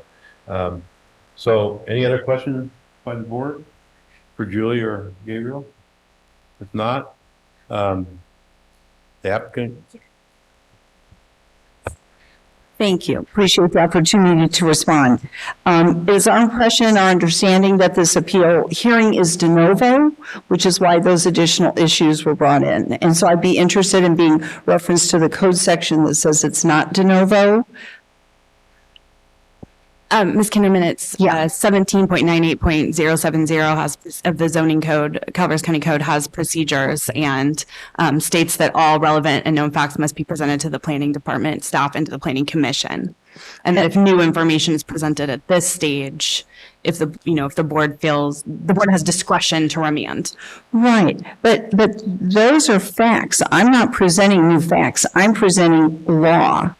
And that is the nature of a board hearing, to be able to hear that law. I understand. And that's our understanding of it. And that's why I presented that law, just so you realize. And for that reason, it is within the board's discretion, but, these are not, in my opinion, there are not new facts that have been presented that would warrant this being remanded to the planning commission. Yes. Should I say? No, absolutely. Okay. This is for you, Diane. Thank you.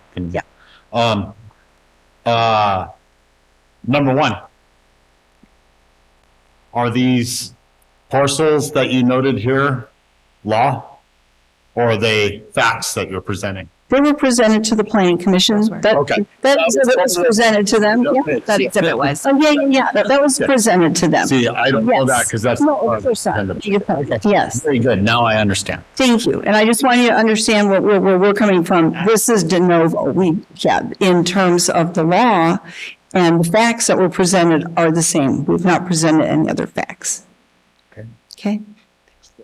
Any other, do you want me to respond to anything else that, You have the microphone, you can. all right. So, one thing I don't have in front of me was a letter from Mary Pitto, who was an interim planning director and had worked for the county for a period of time, who was around at the time that ordinance was adopted, and it was her, and she'd sent that letter. I don't know if you had an opportunity to see that. It was sent yesterday morning, maybe around noon, I believe. I'm so sorry, I don't have that with me. I could pull it up on my phone, but her interpretation is the same as ours. And we're not trying to dig into the bowels of history. We're trying to make sense. Lawyers like to tease each other. We're just trying to make sense out of why all the other venues were allowed to operate without having to get a permit.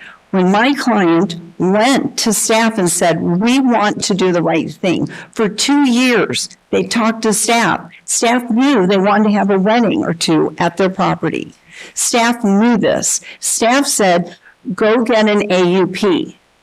So that's what they did. That's what they did.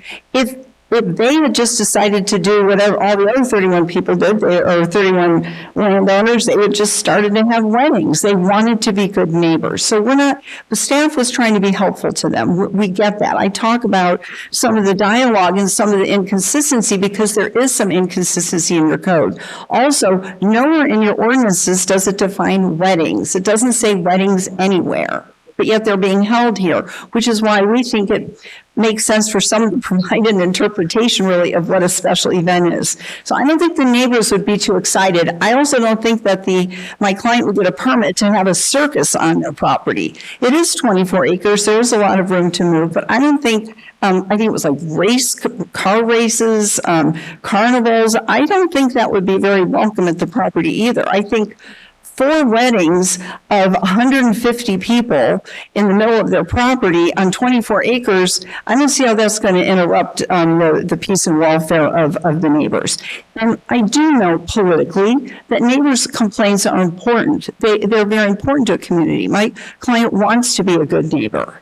There are 2 other wedding venues on that road. Nobody's complaining about those wedding venues and all the traffic on the road. There is a hay business on that road with big semis going back and forth. Nobody's complaining about that. But they have 2 weddings here and everybody's in a big tizzy. So one of the things the appellants have done is they have moved the tent because the neighbor who is right next door is the one who has indicated they've heard more of the music, whatever they've experienced. They have since moved that tent more to the center of the property, so it'll be further away from the other neighbors. So they have moved that tent. They have decibel equipment. They can park everybody on their property. They don't want more. They don't have 300 people on that property. They don't want more than 150 people. They can't, there's just the 2 of them. They can't handle more than that. So I think this county's got to sort through what really isn't clear in the code. And this is common, and not everyone's code is perfectly crystal clear on everything, but it's sort of coming to roost here on one entity that's trying to hold some events on their property. On the issue of, well, we have a letter from their attorney, me, saying, here's what our plan is. Well, when I was initially contacted, the clients had received an enforcement notice because they had graded to place the tent. They had conducted grading. They had moved more dirt than they should have without a grading permit. So they were in a violation scenario. And when they told me what their goal was, I said, well, if you were going to do that, we would need to meet with staff, see if that's acceptable, and work through getting a permit from them. That is all we said. We have not put our fists down and said, we're demanding that this be a permanent wedding event venue.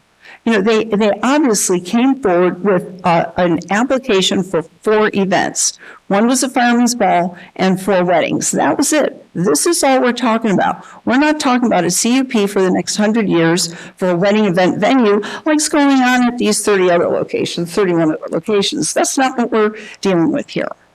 So those are my responses to some of the comments made. I understand what council's saying, your county council. I do think her comments make sense, but I wanted to clarify a few of those as well. Okay. Any other questions right now? Questions? No? Thank you. Thank you kindly. And at this time, we will open it up to public comments.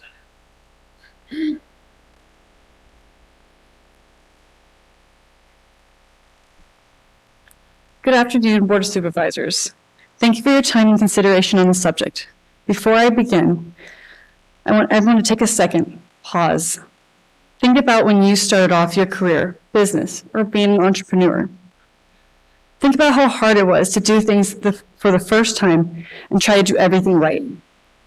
Lastly, I want you to think about how much you would appreciate the support from veterans of that profession. When you think of community, you think of the people working together to build each other up, rather than tear each other down. As I'm sure you are aware, I am the sole owner of Nemeth Manor. I am a wedding and event venue in Angels Camp that I have been running with my husband and family for the past 3 years. Before we bought the property, we made every effort to investigate the county's rules, regulations concerning the extent of our plans for the property. In fact, we reached out to the county on August 20th in 2019 to determine the applications, use permits, and reports that would be required. We made contact again in September 2019 to confirm that what we planned to do. Only in November 2019 did we make an offer on that property, in the safe knowledge that we can meet the county's requirements to operate our planned business. Due to COVID, it took us 11 months to close escrow, but we finally had our dream home. We were engaged to get married. We sold both of our previous homes in order to make this happen. We knew it was well worth it, as this was to become our family home. We moved to this county with the intention of building our dream and starting a family and launching a business. At the end of 2020, we applied for our business license under the name Nemeth Manor, an event venue. In order to complete the approval process of our business license, we received signatures and approval from planning, building, health, and assessors departments. We not only had on-site inspection from the building department, the fire department did an on-site inspection as well. We hosted our first wedding in June of 2021, and my husband and I got married on our own property in July of 21. We only had 8 weddings in 2022. We booked 16 to be held in 2023. We have been trying to understand why new requirements have now been added to our venue and not consistent consistent to prior inquiries for permits needed to operate as a venue. One example is the use of the event tent on our property. Before purchasing the event tent, the building department informed us we only needed to have fire department to sign off. We then sent the fire department all the specifications on that tent before purchasing it to ensure we met all the requirements. After their approval, we purchased it and installed it in 2022. Their permit approved our tent for 1 full year. In November of 22, only 9 months later, we received a code violation from the county that said we did not have a permit for it. My husband talked to the code enforcement officer about it and was told to fill out the permit from the building department. This was a no-cost permit and was said to be over the counter. Even though we met all the requirements, we were not issued the permit. Instead, a meeting was scheduled with all the county officials to meet at our property on January 6th of 23. Even after this meeting, we did not have resolution, and even though most of the county officials stated they wanted to help us get through this and figure out how to proceed. Due to all that transpired, we were forced to cancel and refund 5 weddings, and as well move another 4 to a local venue, creating financial hardship, both unexpected and unexplained, given to the long approval process. We did have 1 family wedding in April and a family friend's wedding in May and June. We do not understand how we could have been given our business license to operate as a wedding and event venue for the past 3 years, then been told we are in the wrong zone to be a wedding and event venue. In addition, there are 9 other venues in the same exact zoning and over 33 venues in the county that, according to the planning department, are not licensed or permitted to operate as wedding venues. How is this fair or reasonable? Please keep an eye on your time. Okay, just a little bit left. We have spoken with a number of the venues, and we are the only ones that have been singled out and seemingly targeted. Your time is up. Okay, can we just, I have one more second. You're Because I'm actually I was supposed to be part of that. But your time is up. I have to allow everybody else one more second. I have to be fair here. You can have your husband finish reading. Sorry? Sorry. You can have your husband finish reading it for you. He has time. Thank you. Okay.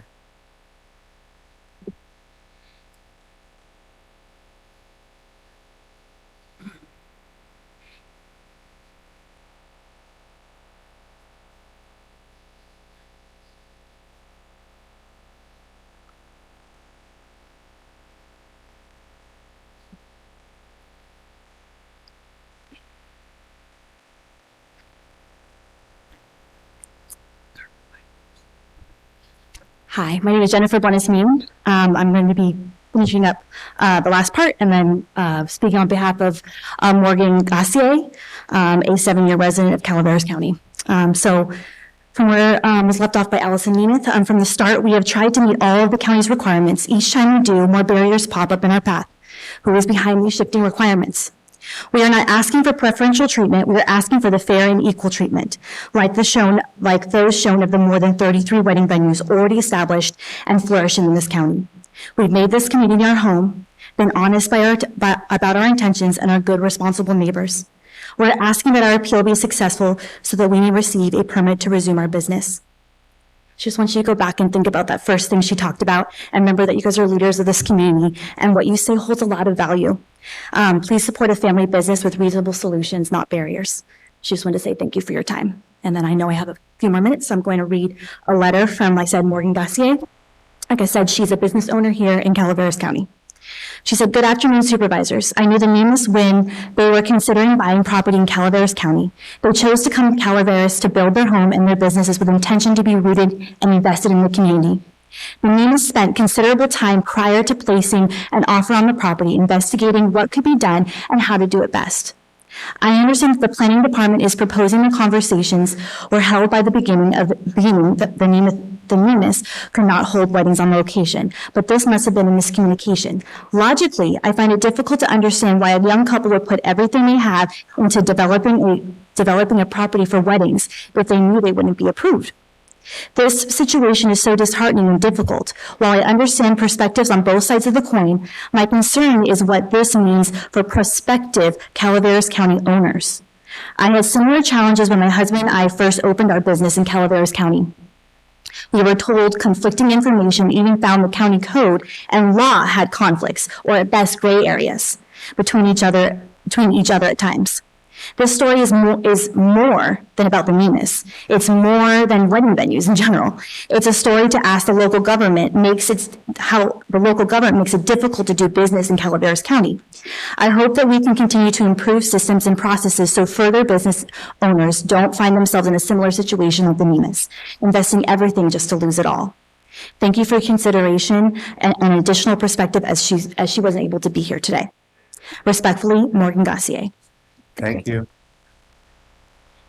Other public comment?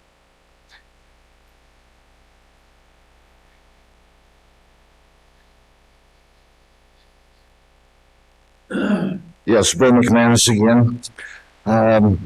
Before I make my comments, I want to give a compliment to our planning commissioner.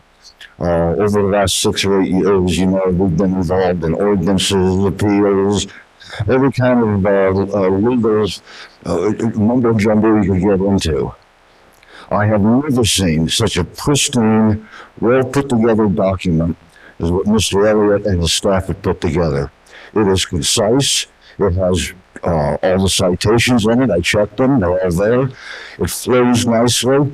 and it has a sense of what we want to do in this county and what we're allowed to do with ordinances.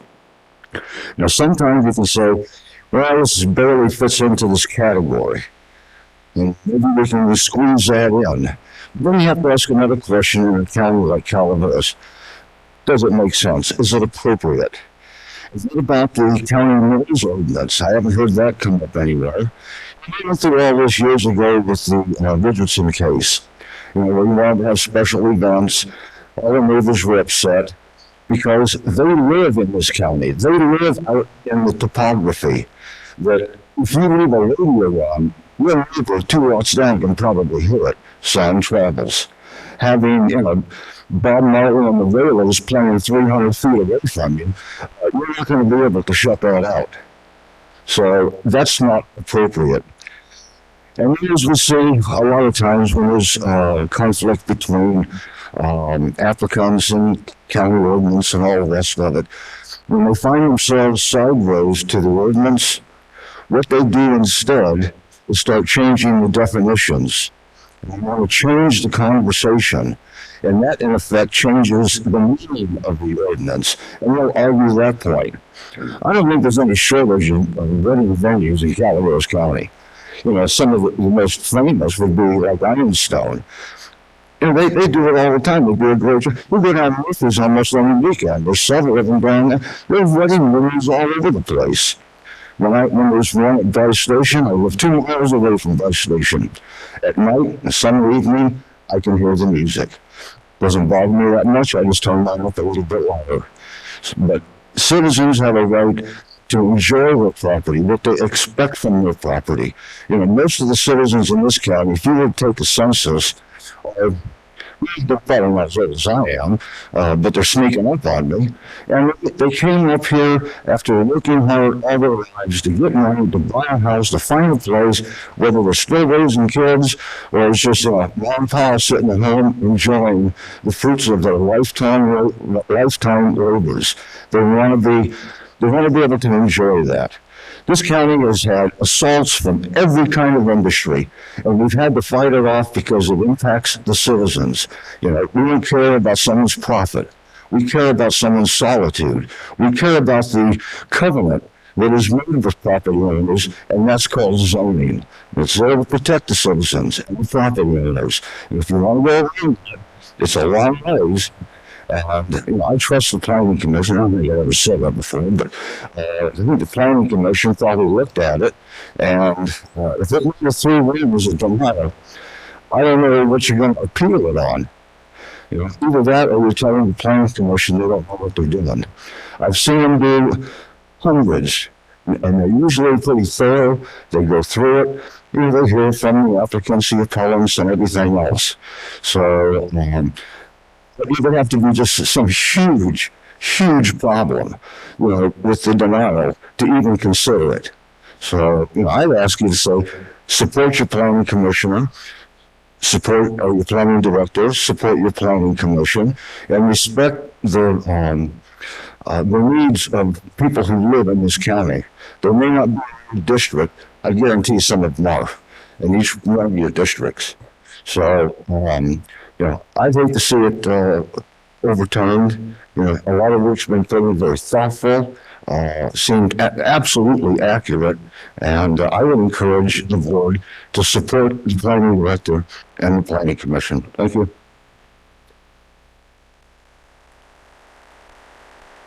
Are there any other public comments?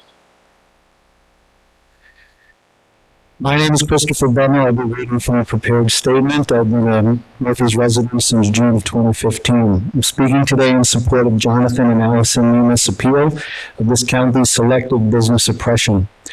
We are doing our best to be ethical, law-abiding, decent, and contributing citizens.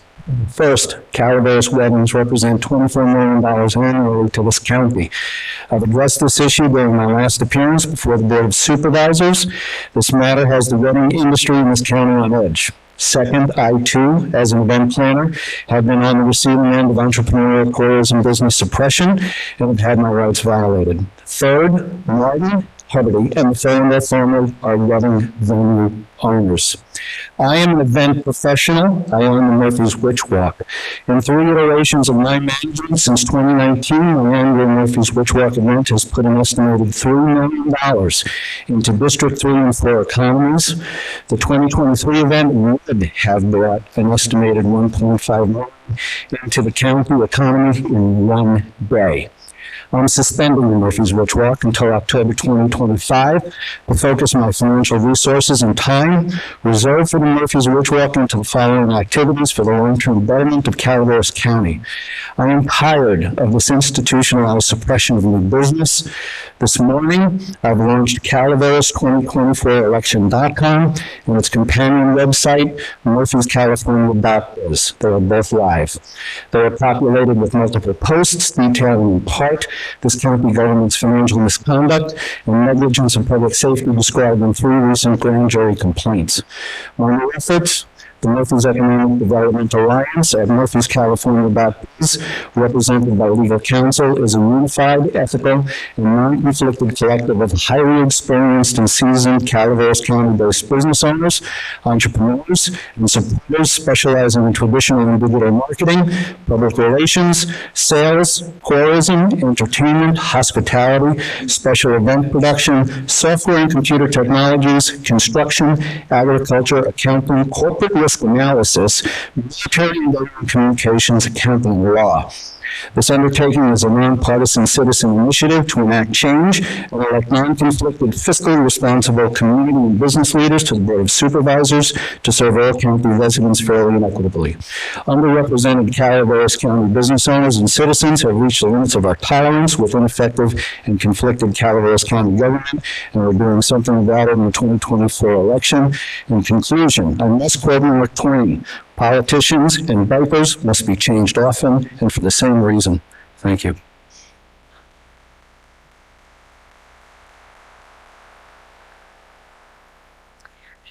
Dedicated supervisors, thank you for representing the people of Calaveras County.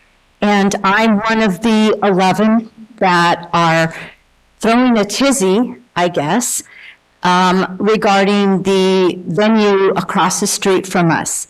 When they did first start, it wasn't, we thought they were maybe going to have a few wedding venues at their property. And as time went on, it was weekend after weekend after weekend of assault.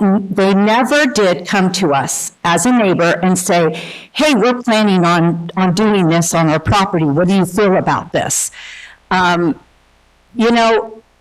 All I've ever heard from them is that we're only going to have 5 weddings, 5 events, but yet she said they had reservations for 17 that they had to refund money of some people. There was a poor lady here at the last hearing that we had that had scheduled a wedding that was going to happen the weekend after the hearing that she had to end and abandon, and that she'd been planning for a year. What about people that are putting their lives of a special event in their hands? Their advertisement isn't down while they're pending determination of what's going to happen. And their cost, if you've looked, they receive quite a bit of compensation. I would find it hard to believe that the last 2 weddings since the last hearing that went on were friends and family. I'm just saying, I feel sometimes they think they're above the law. We try to comply with doing things as we're supposed to. And yes, it's bothersome to us with the extra traffic, the noise, the disruption to our animals that get scared. And I do thank you for thinking about the people that do purchase. We've owned our home for 23 years, and we've worked hard to make it what it is so that it's in a rural setting that doesn't have events every other weekend or even sometimes twice during the week. Thank you.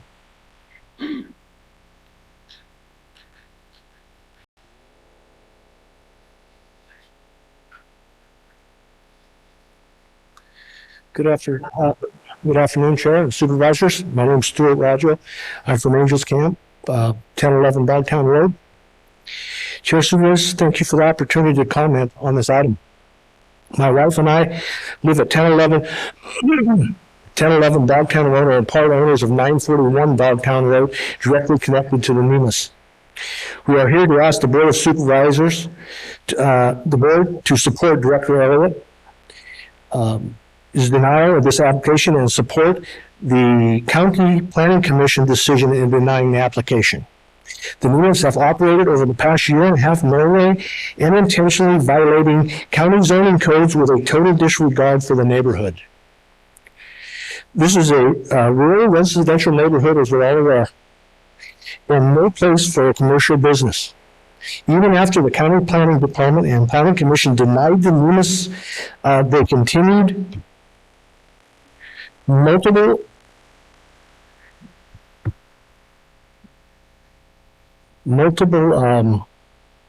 occasions to hold unpermitted events.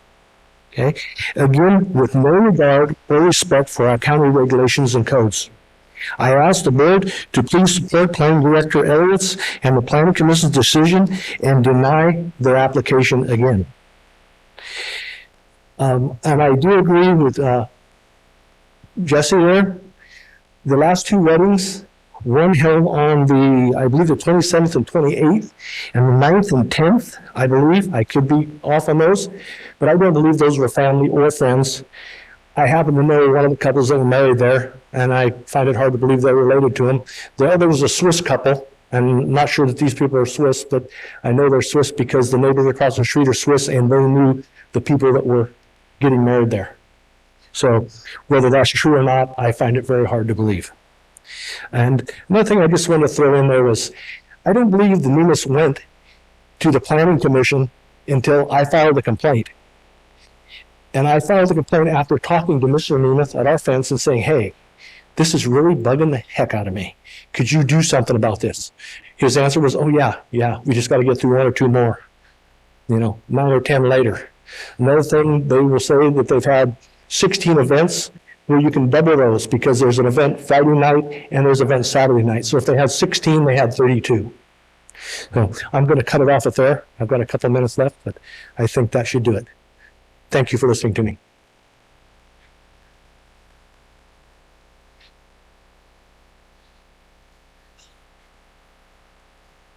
Hello, good afternoon, supervisors and planning commission. Our best friend at the moment, we really appreciate your efforts in trying to enforce the codes so we can continue enjoying our properties. My name's Louis Belanowski. I bought my property off Dogtown Road about 18 years ago, and I retired about 12 years ago. I used to be an engineer. I'm a registered California mechanical engineer.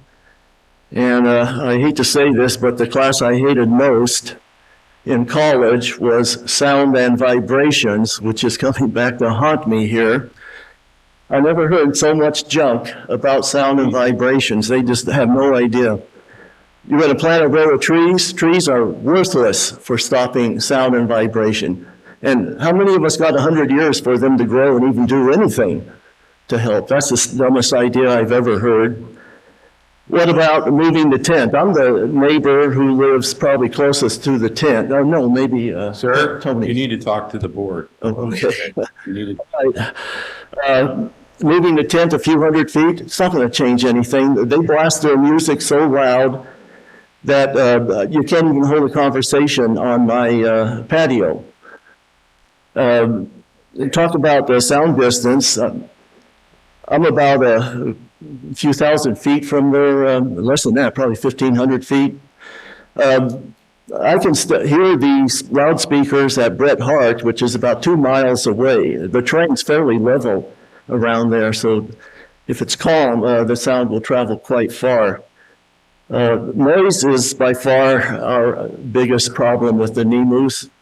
That circus tent does nothing. The flaps are up half the time anyway when they entertain. So to completely jump subjects, I'd like to know what the desperate need is in Calaveras for one more wedding and event venue, with 31 of them already mentioned several times. Is that such a desperate need that you would approve Nemeth, basically destroy the enjoyment of the property of about 10 people who live next to them? Is that justified? I mean, do we need that extra wedding and event venue so bad? And what about economics? I don't think they're employing anyone full-time. I don't think they're adding one full-time job. All these other people are contractors, basically. If they're not working for Nemeth, they're working for another wedding and event venue.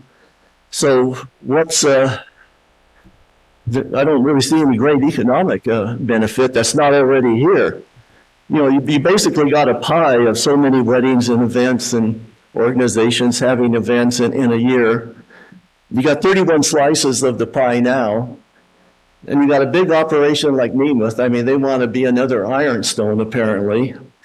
So everyone's slice of the pie, so Nemeth can squeeze in there. Everyone's slice of the pie is going to get a little smaller. And, you know, just following the papers off and on, some of our major places that host weddings and events seem to already be struggling financially, so that they need to have more business taken away. We got La Contenta, we got Forest Meadows, and I walk my dogs around Green Creek. Greenboy, thank you. For 18 years that I've noticed their wedding and event business has been on a decline. So I don't really see any great benefit of squeezing one more slice into that pie. And what worries me more than anything, actually, is their interest in doing another Ironstone type rock, concerts. That's even going to be a louder, amplified music. And again, I don't know if we have a great need for one more in Calaveras. I mean, I just made a list here. We already have Ironstone, which actually brings in top line entertainment. We got Bear Valley, we got Forest Meadows, we got the Calaveras Fairgrounds, we got the Murphy's Park with their frequent events. We got right now, we have going on the Calaveras County Music in the Parks program. We got the Copperopolis Town Square and their music. Twisted Oak Winery does stuff. And I'm sure there's many others I've missed. So do we need another major outdoor music venue? Sir, your time's up. Okay. Your time is up. All right. Thank you. Good afternoon. My name is Tony, and I have lived across the lake, the pond from Jonathan, and I've been there for 31 years, probably the most in here. And I've been blessed when I bought the property. I love it. My wife loved it. She passed away already, but she loved the place. And just some things I have to say that's gonna get maybe some neighbors upset, because this is a very divisive thing with the neighbors, obviously. And I've always been on the fence, because I've owned businesses before. I used to own the Peppermint Stick in Murphy's for 20-some years there, so I'm a businessman. I understand owning and operating a business, how hard it is. And I feel like we should be helping, applauding, and being helpful of people that are trying to start a business today, especially in this environment. I don't definitely spend a dime right now opening anything right now, but they are, and they're having a hard time doing it. This is nothing personal with my neighbors or with the planning commission. They're just doing what they think or what they're best. And you guys have a difficult decision to make, because it's going to affect a lot of people. This is just not about them. This is what this is about a lot of other venues. And there is an economic thing about this, not just them, The people that come in, they stay at hotels. They eat at restaurants. They buy gas. There's a lot more to it than just what they drop at their venue. And do I think there's a solution to this? Absolutely, I think there's a solution. Do I think everybody's gonna be happy about it? No, there's no way. Someone's not gonna be happy about this. Do I believe, do I think that this is gonna improve my property value? I think so. I'm not sure, I'm not a real estate agent, but I think it will. I think venues and the property surrounding that venue, I think property increases instead of decreases. There's a value to that. Do I believe in promoting a beautiful county? Absolutely. I've been doing that for the last 20, 30 years in Murphy's. And I think people deserve to come up here and experience our beautiful county, right? We should promote that, not discourage, right? But I believe in creating, supporting business. I've always been. Absolutely. And that's something you guys should be very, very focused on, I think. It's part of one of the biggest jobs, like creating that kind of business here, be a healthy economy in our county. Do I believe in creating jobs?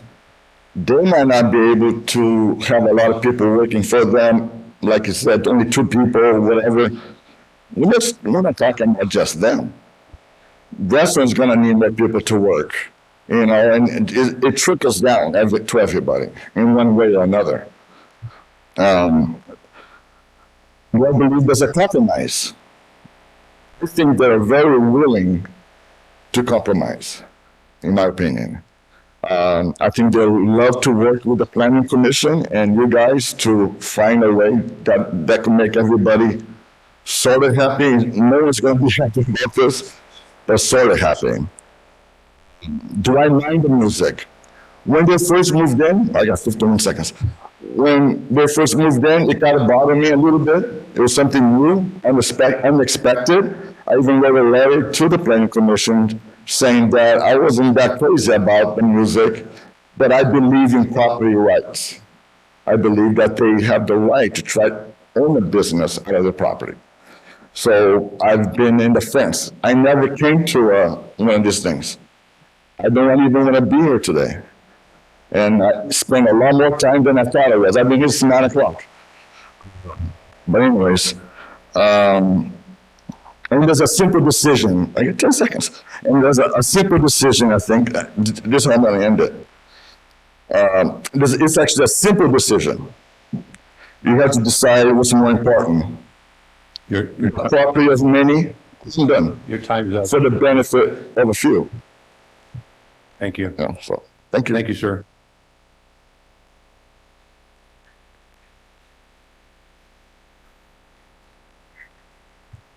Good afternoon, Board of Supervisors. My name is Jonathan Nemeth.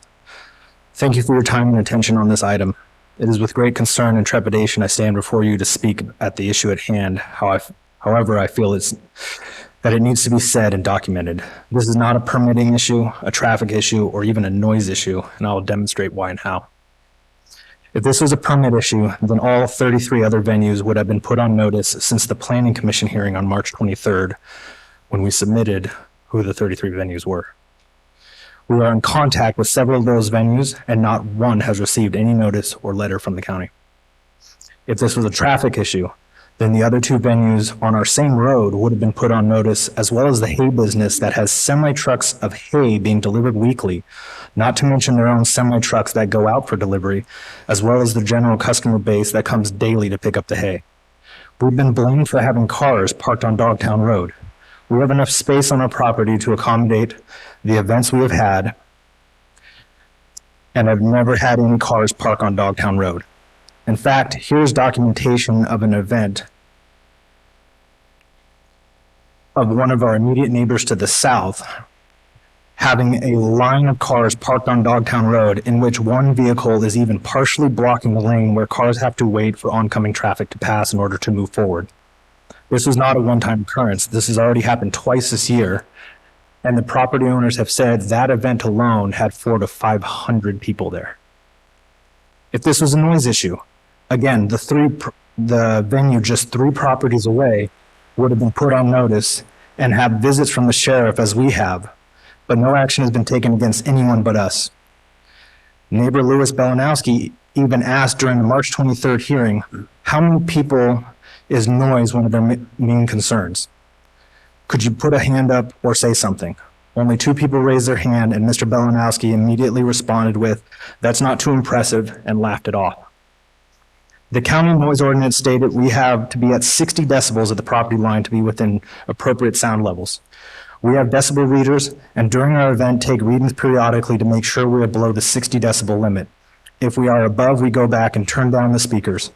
On Allie's friend's wedding this past May 27th, we were extremely diligent about keeping the sound below the 60 decibels at the property line. However, we still had a visit from the county sheriff's deputy at 9:30 p.m. He was friendly, but asked us to turn the music down. I asked him if he would come to the property line so I could demonstrate how we were below the 60 decibel threshold. He responded instead, "There's an email sent out countywide that was above his pay grade," quoting him, "where they have to come out to any noise complaint about our property specifically." I asked even if we were below the 60 decibel limit. He responded by shrugging his shoulders and stating he would not come to the property line to confirm and that we just needed to turn it down. We ended up having to turn it down so low that our friends used their phones to play music to continue dancing as they could not hear the DJ's music.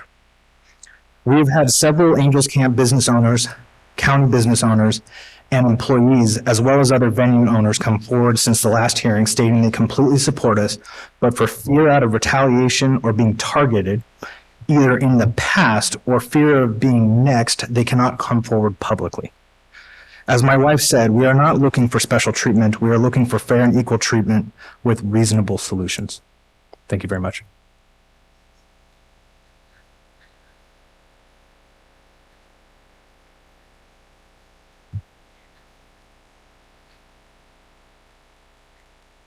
Good afternoon. My name is Francisco de la Cruz, and I'm a little surprised hearing what I'm hearing at this stage. To have 31 violators go unaddressed and to be using that as an example of why it ought to be 32 versus the 31. I've now been involved in at least 4 different incidences where some error was made, either a county planning error or a county building code error or something that caused a great deal of kerfuffle. Kerfuffle sometimes turning into dollars, leaving people's wallets and having to hire attorneys, et cetera, et cetera. It doesn't seem right to me to allow 31 businesses to violate county code, especially if you've been made aware of it. And it doesn't sound right to me to use that as a reason to grant somebody else the right to violate county code. The county code is either county code or it's just a bunch of words that are meaningless to anybody and interpreted any way that it makes sense for somebody to take advantage of it. So either you're going to enforce the code or you're going to leave it alone for everybody. I don't think you ought to leave it alone. We, in our neighborhood, were specifically affected about 2 years ago, 3 years ago, maybe back, previous planning director involved. They had given a business license to operate a wedding or events venue on 20 some odd acres, okay? And they already had a business license, and it was a small business license doing business out of the home. The ordinance says 30% of the floor space of the home can be allocated to the small business. I said, well, there's no home there. It's a vacant lot. So 30% of zero is zero. Cancel it. Wouldn't cancel it. So I finally found the ordinance that says if the venue is located on a road that is managed by a road agreement, that road agreement needs to be modified to handle the increase in traffic, et cetera, et cetera. Fortunately, I was the road manager that managed that road agreement, and I told the planning director, officially, I will never submit it for a vote. It'll never get approved. Please cancel the license. It took several letters, but they finally canceled the license. I believe in playing by the rules. If you don't play by the rules, you can't complain when you're caught. And if you're caught multiple times violating the rules, you, in my mind, don't have any right to complain about being singled out. Okay? Now, for these other 31 other vendors that are out there making money and doing business, they're not playing by the rules. And where is our county enforcement mechanism? All of us are paying taxes for equal protection. We're not getting equal protection if code enforcement is not enforcing codes. Now, if you're a complaint-based function, well, maybe you haven't enforced the codes because nobody's complained. But they've just kind of sort of complained. So I would say that you've been officially given notice that you need to do something about these 31 other ones. Thank you.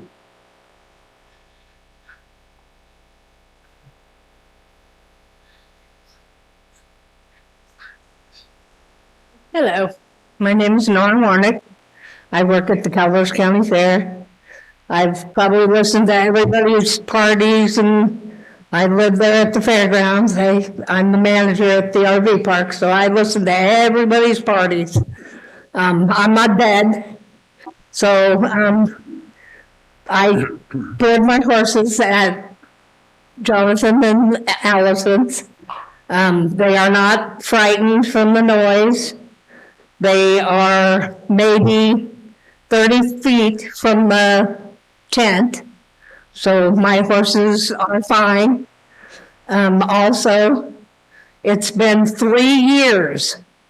It's taken 3 years for anybody to complain. So 1 year, 2 years, I can see. But 3 years, it wasn't until the tent went up that it blocked somebody's view from their pond because they no longer have their view. They got annoyed, and actually the lady that lives next door works for the county, which is kind of a conflict of interest, I would think. It bothers me that our young people are trying to make a living and they are not allowed to.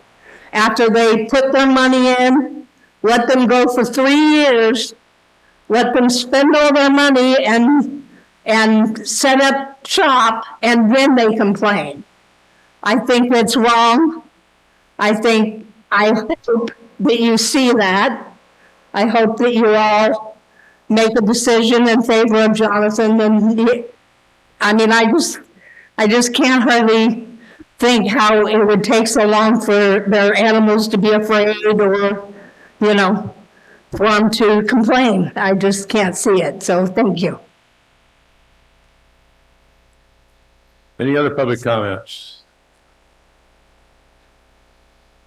All right, thanks for letting us talk. Moved across the street and everything, and they did move the tent and everything in their last event and stuff. I actually called the sheriffs because I was laying in my living room watching TV, was home alone and stuff, and the house is going, And I'm like, this isn't right.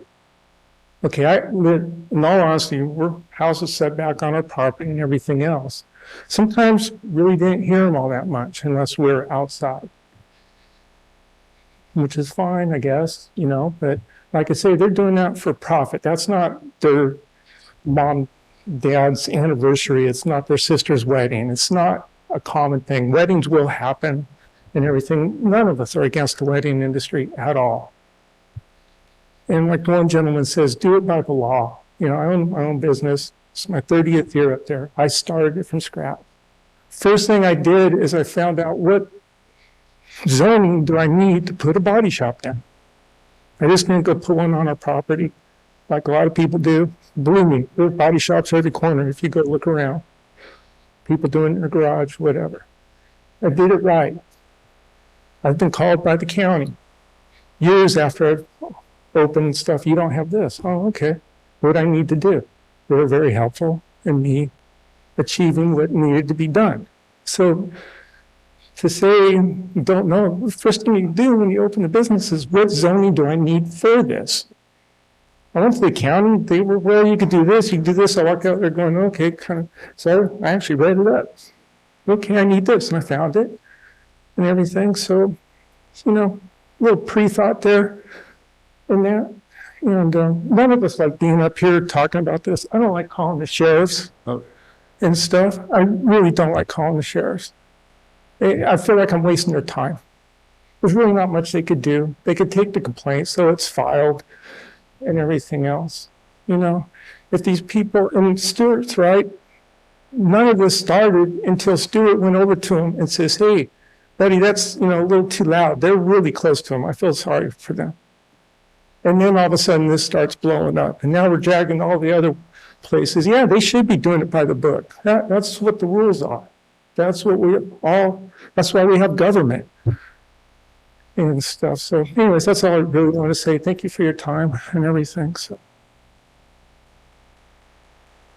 Any other public comments?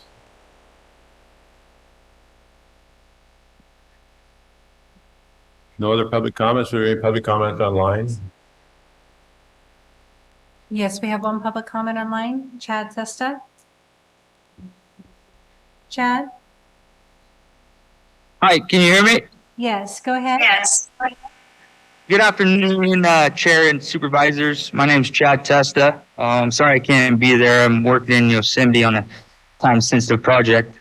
But thanks for the opportunity to comment. I live at 941 Dogtown Road, which is directly connected to the NEMIS. I'm partners with my parents, Stuart and Melissa Raggio, on the property. I'm asking that you guys support Director Elliott's denial on this application and support the County Planning Commission's decision to deny as well. I've listened to my neighbors talk, and I have to agree with a lot of the things they say. Jeff and Jesse, who was just speaking, my dad.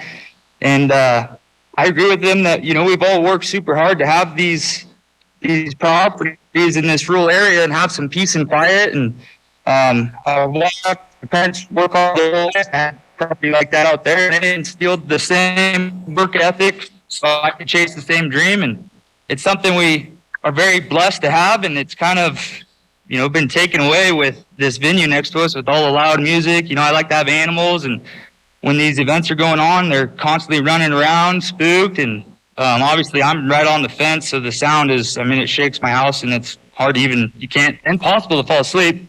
And so yeah, I just hope that you guys support Elliott and the Planning Commission, and thank you for your time.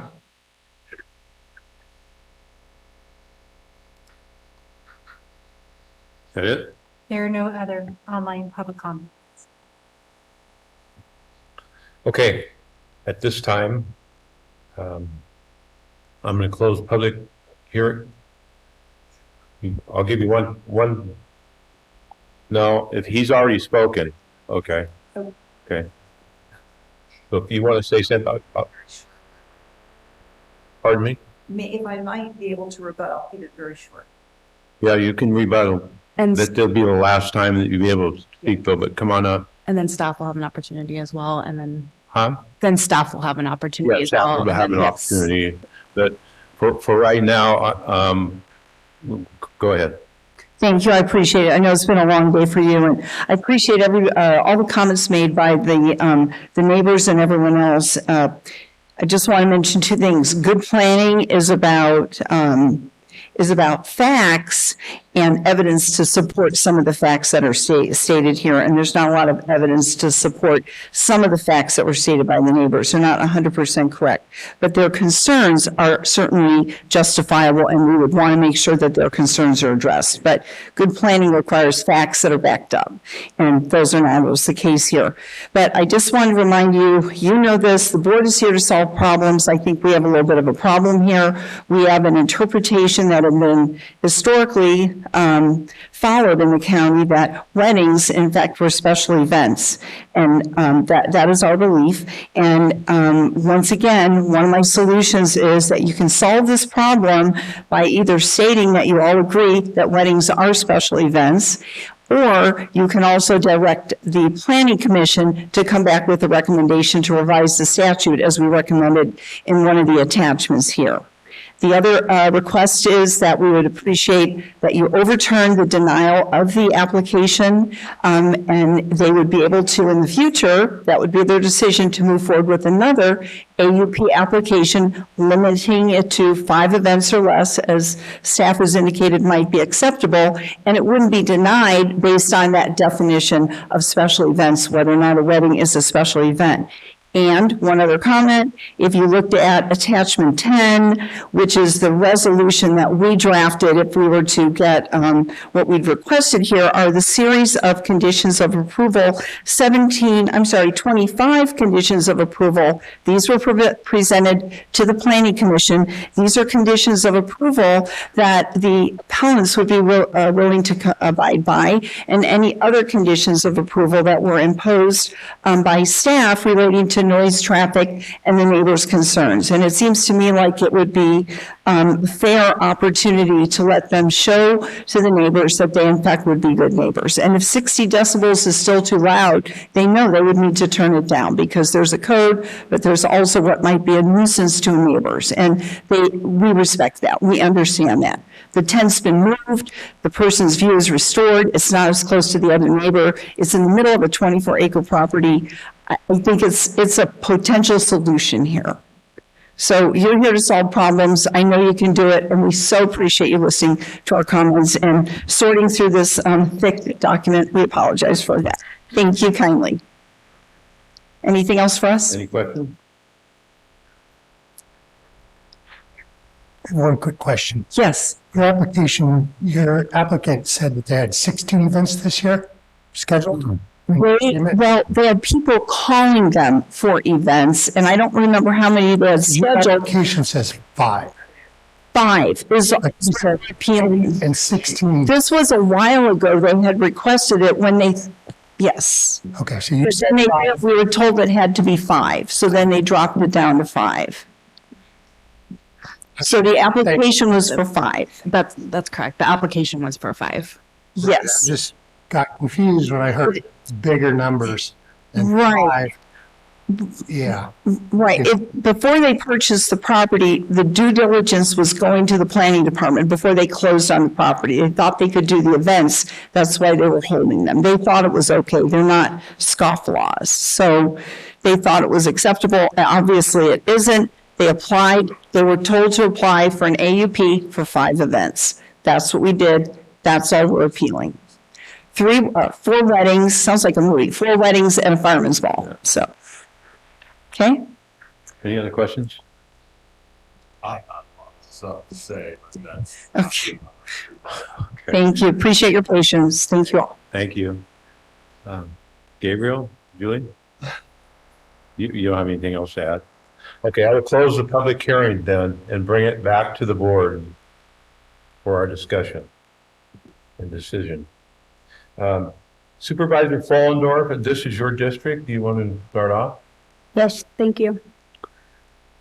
First, I'm going to make a couple comments before I get into the fact finding. Earlier, it was said that you want to be part of this community. You try not to break this community. You just did. This was a memorial, and we're still all grieving, and I got number 9 to go to tomorrow. So are you going to go to that too and show up? And many of those people in this room are still grieving the people they just had to put 6 feet under. So you should be ashamed of yourselves.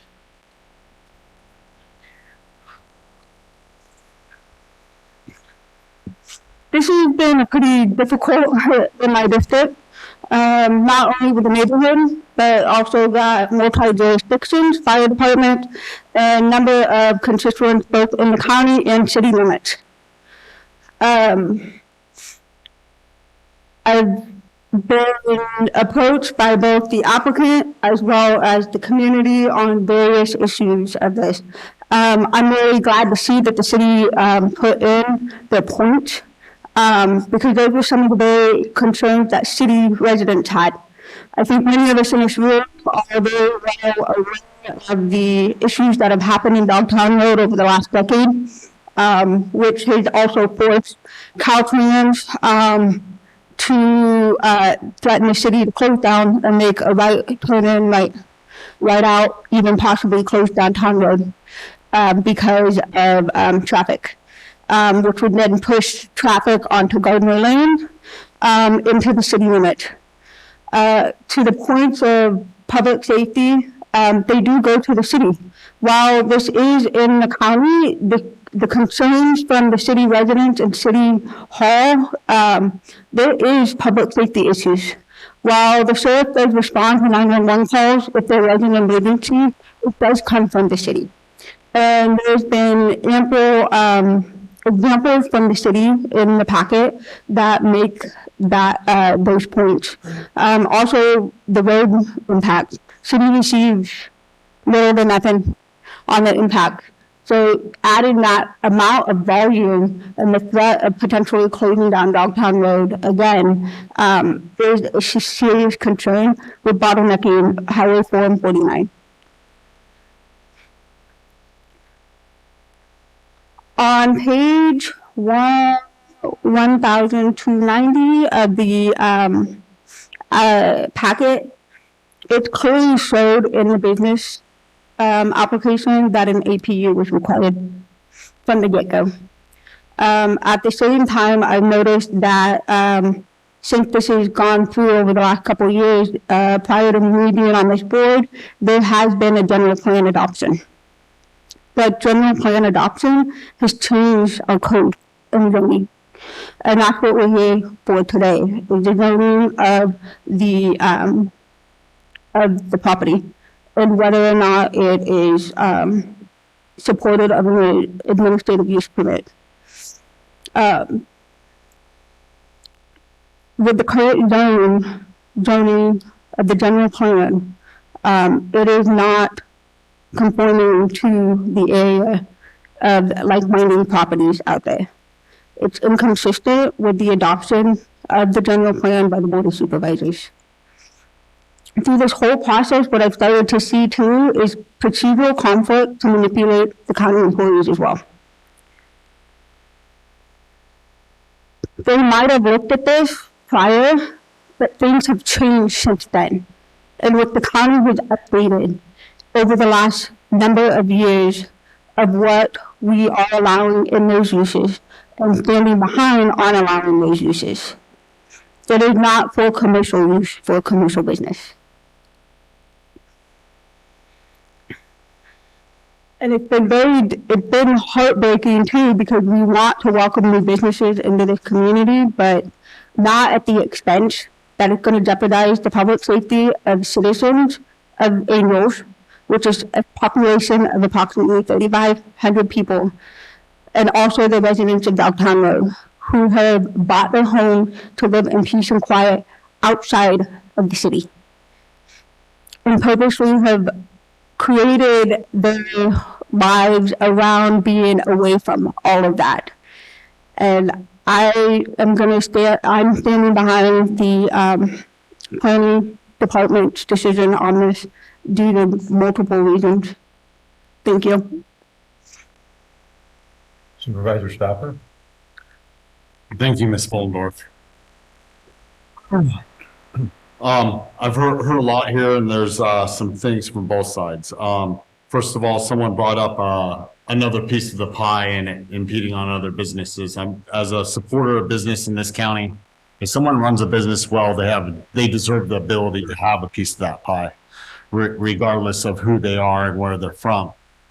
With that, rural residential. I have the most rural residentials in the entire properties in the entire county when it comes to Rancho Calaveras. Over 3,000 developed properties. Rural residentials, ranchettes for residential homes. You know, small ranch type things and everything. People have been very clear that live in those areas that they do not want commercial businesses on those properties. Ms. Fullendorf brought up the general plan. Yes, there has been changes to the general plan. Not that much when it comes to rural residential, but it wasn't completely made clear in the past prior to 2020 when we passed that general plan. But in 2019, we made a statement when we passed an ordinance when it came to commercial cultivation. Commercial cultivation or other commercial activities would not be allowed on rural residential properties. And that was the decision of this board. conform to the areas around us was part of the general plan, and staying consistent with different types of, different zoning in the area is we were trying to bring it in more because, you know, it used to be in the county a checkerboard. I called it no rhyme or reason, said rural residential. But what, you know, Mr. Garamendi brought up 16 weddings you said you had scheduled for 2023. Conceded that you actually had 8 in 2022 before having any type of AUP. You also proving a point having an officer out to your house and you talking to them saying, oh, it was said from above. You said on May 27th. That was after you were denied. You said you had another wedding anyway on May 27th. That's disconcerting to me. There's 3 choices here through an AUP process that the planning director can go. Grant the permit with conditions attached, or deny the permit. In certain situations, conditions attached would be the right thing to do. Right now, when you're looking at the property in 2019, I don't know who you talked to about rural residential, but it was quite clear to me in 2019 that there was no way I would have approved as a board member a commercial business like this in rural residential. And it was the intent of the board when we denied commercial cultivation that we wouldn't let commercial type things into the board. And I'll say this, going through a list of properties here, thank God not one of them is in my district. I had to double check, go through a couple of them, but not one of those is in my district. And my intent is to keep my district the way it is, because that when the people move there, that's what their intent is and their type of lifestyle is. So with that, I'm going to listen to what the rest of the board what it has to say, and I'll make my decision. I have a request here, and Sheriff, would you like to speak? I'm gonna allow him to come up and speak.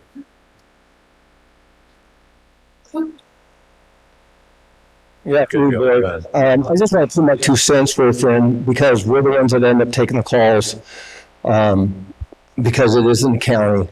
And I know that if something goes haywire out there, Andreas PD is going to be impacted because of our staffing levels and where, you know, the area that we cover. But what I want to bring to everyone's attention is Penal Code 415, subsection 2. It basically talks about any person who maliciously and willfully disturbs another person by loud and unreasonable noise. This is a misdemeanor charge, and we can't arrest someone. We, being sheriff's office or police, cannot arrest someone on that charge. However, if the neighbors chose to file a complaint, they can sign a citizen's arrest form, and then it ends up going to the DA's office. We'll end up having to go over and either write them a citation and or arrest them if they refuse to turn music down. So I guess what I'm asking is hopefully we can get this thing resolved, because not only is that going to impact Angels PD, the sheriff's office, and it could potentially impact the DA's office having to deal with the complaints, because it is a misdemeanor. So I just wanted to let people know that. Thank you. Thank you. Thank you, Sheriff. Is there any other board comment? Question? I do have maybe a couple of questions. This is RR zone, and most RRs, a lot of, like Supervisor Stopper pointed out, is this in a subdivision? No, it's not. It's not a subdivision. Okay. It's just, and most of the properties that surround it are RRs, zoned RR also? Yes. Okay. All right. I think Supervisor Stopper brought up a lot of what I have written down, along with Supervisor Fallendorf. Some of the venues that they're mentioning here is similar zones. C1 and C2 are not even close to anything R&R, which you're allowed to do in RR. Those are commercial zones, so I don't know where that's coming from. But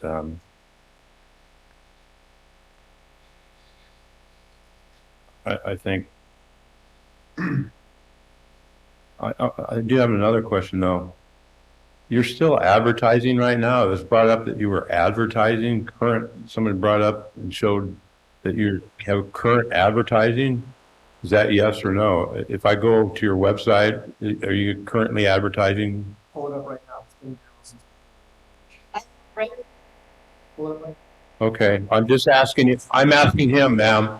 I'm asking him, it's his question, okay? I asked it to him. Okay, thank you.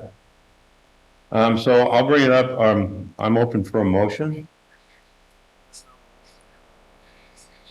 Hey, I asked him a question, that was it. Motion? Supervisor Follendorf?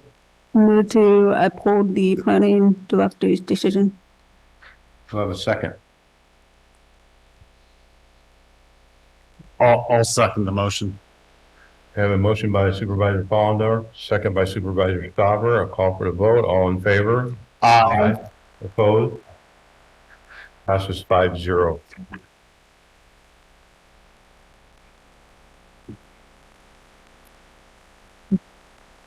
We'll move on.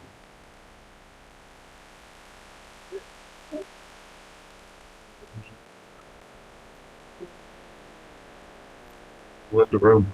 We'll let the room third. Supervisor announcements. He brought up most of the public records. And A1 is agro-tourism, and then RA can pick up the same thing. So, you know, that was just So let's see one, C2, and similar. that's good.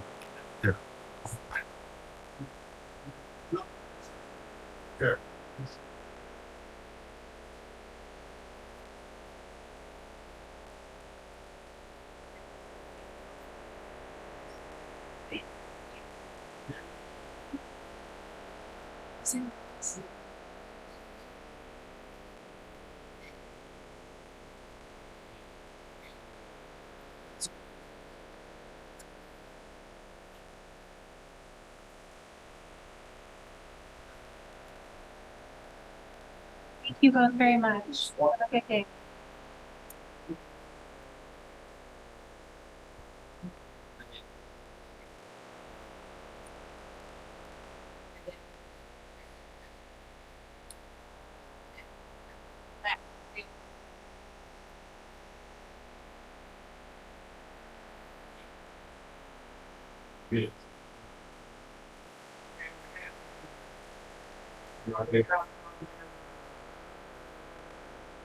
Oh, we're still live.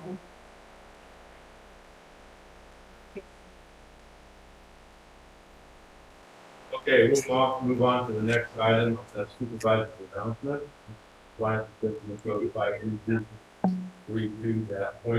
Supervisor Toffenelli, your I'm mic. sorry. My apologies. We move on to the next item on our agenda, which is supervisor's announcements. In compliance with Government Code 53232.3D, board members shall provide brief reports of any meetings attended at the expense of the local agency and may make other announcements or report out. We'll start with Supervisor Hubbard. Thank you, Chair. I attended on Thursday, the 22nd, the CMCAA special meeting to complete the community action plan. And actually within that action plan, I believe it was the third item that was brought up was help to pay utilities. So I'd love to just double check back with the CMCAA and see what they can do to help us with the people who need help with the integrated waste management parcel fee. Also, I wanted to bring up that Supervisor Follendorf and I had met with the CEO and with our planning director regarding a historic ordinance, building ordinance, and I'd love to throw it to Amanda to talk about. Well, okay. Supervisor Garamendi. Thank you very much, Mr. Chair. Sorry, Mike. You did what I did. Good. I attended 3 IWM 218 town halls in West Point, County Hill, San Andreas. We had a West Point emergency preparedness meeting. Obviously up in West Point, attended the chaired the Golden State Connect Authority Executive Committee meeting in Sacramento, as well as attended the RCRC Golden State Finance Authority meetings since our last meeting. So, sure. Thank you. That's all I have to report. Supervisor Fallendorf. So to piggyback off of Martin, yes, we met with the planning department and the CEO about historic preservation and building. There have been a number of community members that have come up to us asking to look into that, and we would like to see if the board is willing to put it on the agenda for discussion so we can share that information with the rest of you and what their concerns are from the community. And it also has come up in my Copper Community Plan through the town hall and public comment about preservation of buildings in the historic areas. And so I think it might be something to consider. That's also having a dialogue as well. Did I put that good together? You did. Ben saying no, but he gets it. And if the board is interested, our office would be happy to coordinate with the planning director to develop different options for the board to consider for historic preservation, including perhaps historic districts or just one-off buildings, just depending on what your board would like to see. We have a number of options that you could consider for historic preservation. Teresa, could I also add that I had heard from Shannon Van Zant at the archives that there were buildings that were not on the list that should be. So for example, like the Pioneer Hotel in Sheep Ranch wasn't on the list. So I just asked her to make a separate list as well, just to keep count of those lists. So when those should be coming to you as well. That would be fantastic. I'm always interested in discussion, just, bring it into, Mr. Garamindi's role in McCallum Hill. He can open a whole can of worms going historic. So, especially taking care of those buildings in the future. So, so it's a double-edged blade, but totally, we need to preserve what we have in the county and we need to figure out the best way to see them. And that was some of the concerns that we discussed, and how do we do that? And that's what we would like to have that discussion about. Yeah, I think we ought to talk about it. I think it's very complex. It's a very complex issue. You have a lot of sticky fingers all over it. So, but we should do it. Yeah. Well, thank you. Supervisor Stopper. Fine, we'll do it. That's it. That's all I have. That's all you have. Fine, we'll do it. Yeah, fine, we'll do it. As you know, I've been keeping it myself and worrying about my health, so I missed out on our meeting when it came to integrated waste and the fees and value committee and stuff and a few other things these last few weeks. So, I'm important on myself. Take care of yourself. No, weird. All right, I have nothing to report at this time. Teresa, you have anything to report out? I have nothing else at this time. You're good, huh? Sarah, you want to report out on anything at all? No, I'm good. Well, you're good. Okay. Well, how about Ms. Clerk? Do you have, Stacy, do you have anything, Madam Clerk? Is it a happy birthday? Happy birthday. It's happy because I'm here with all of you. On your birthday at almost 4 o'clock. That's right. All right, with that, then we stand adjourned.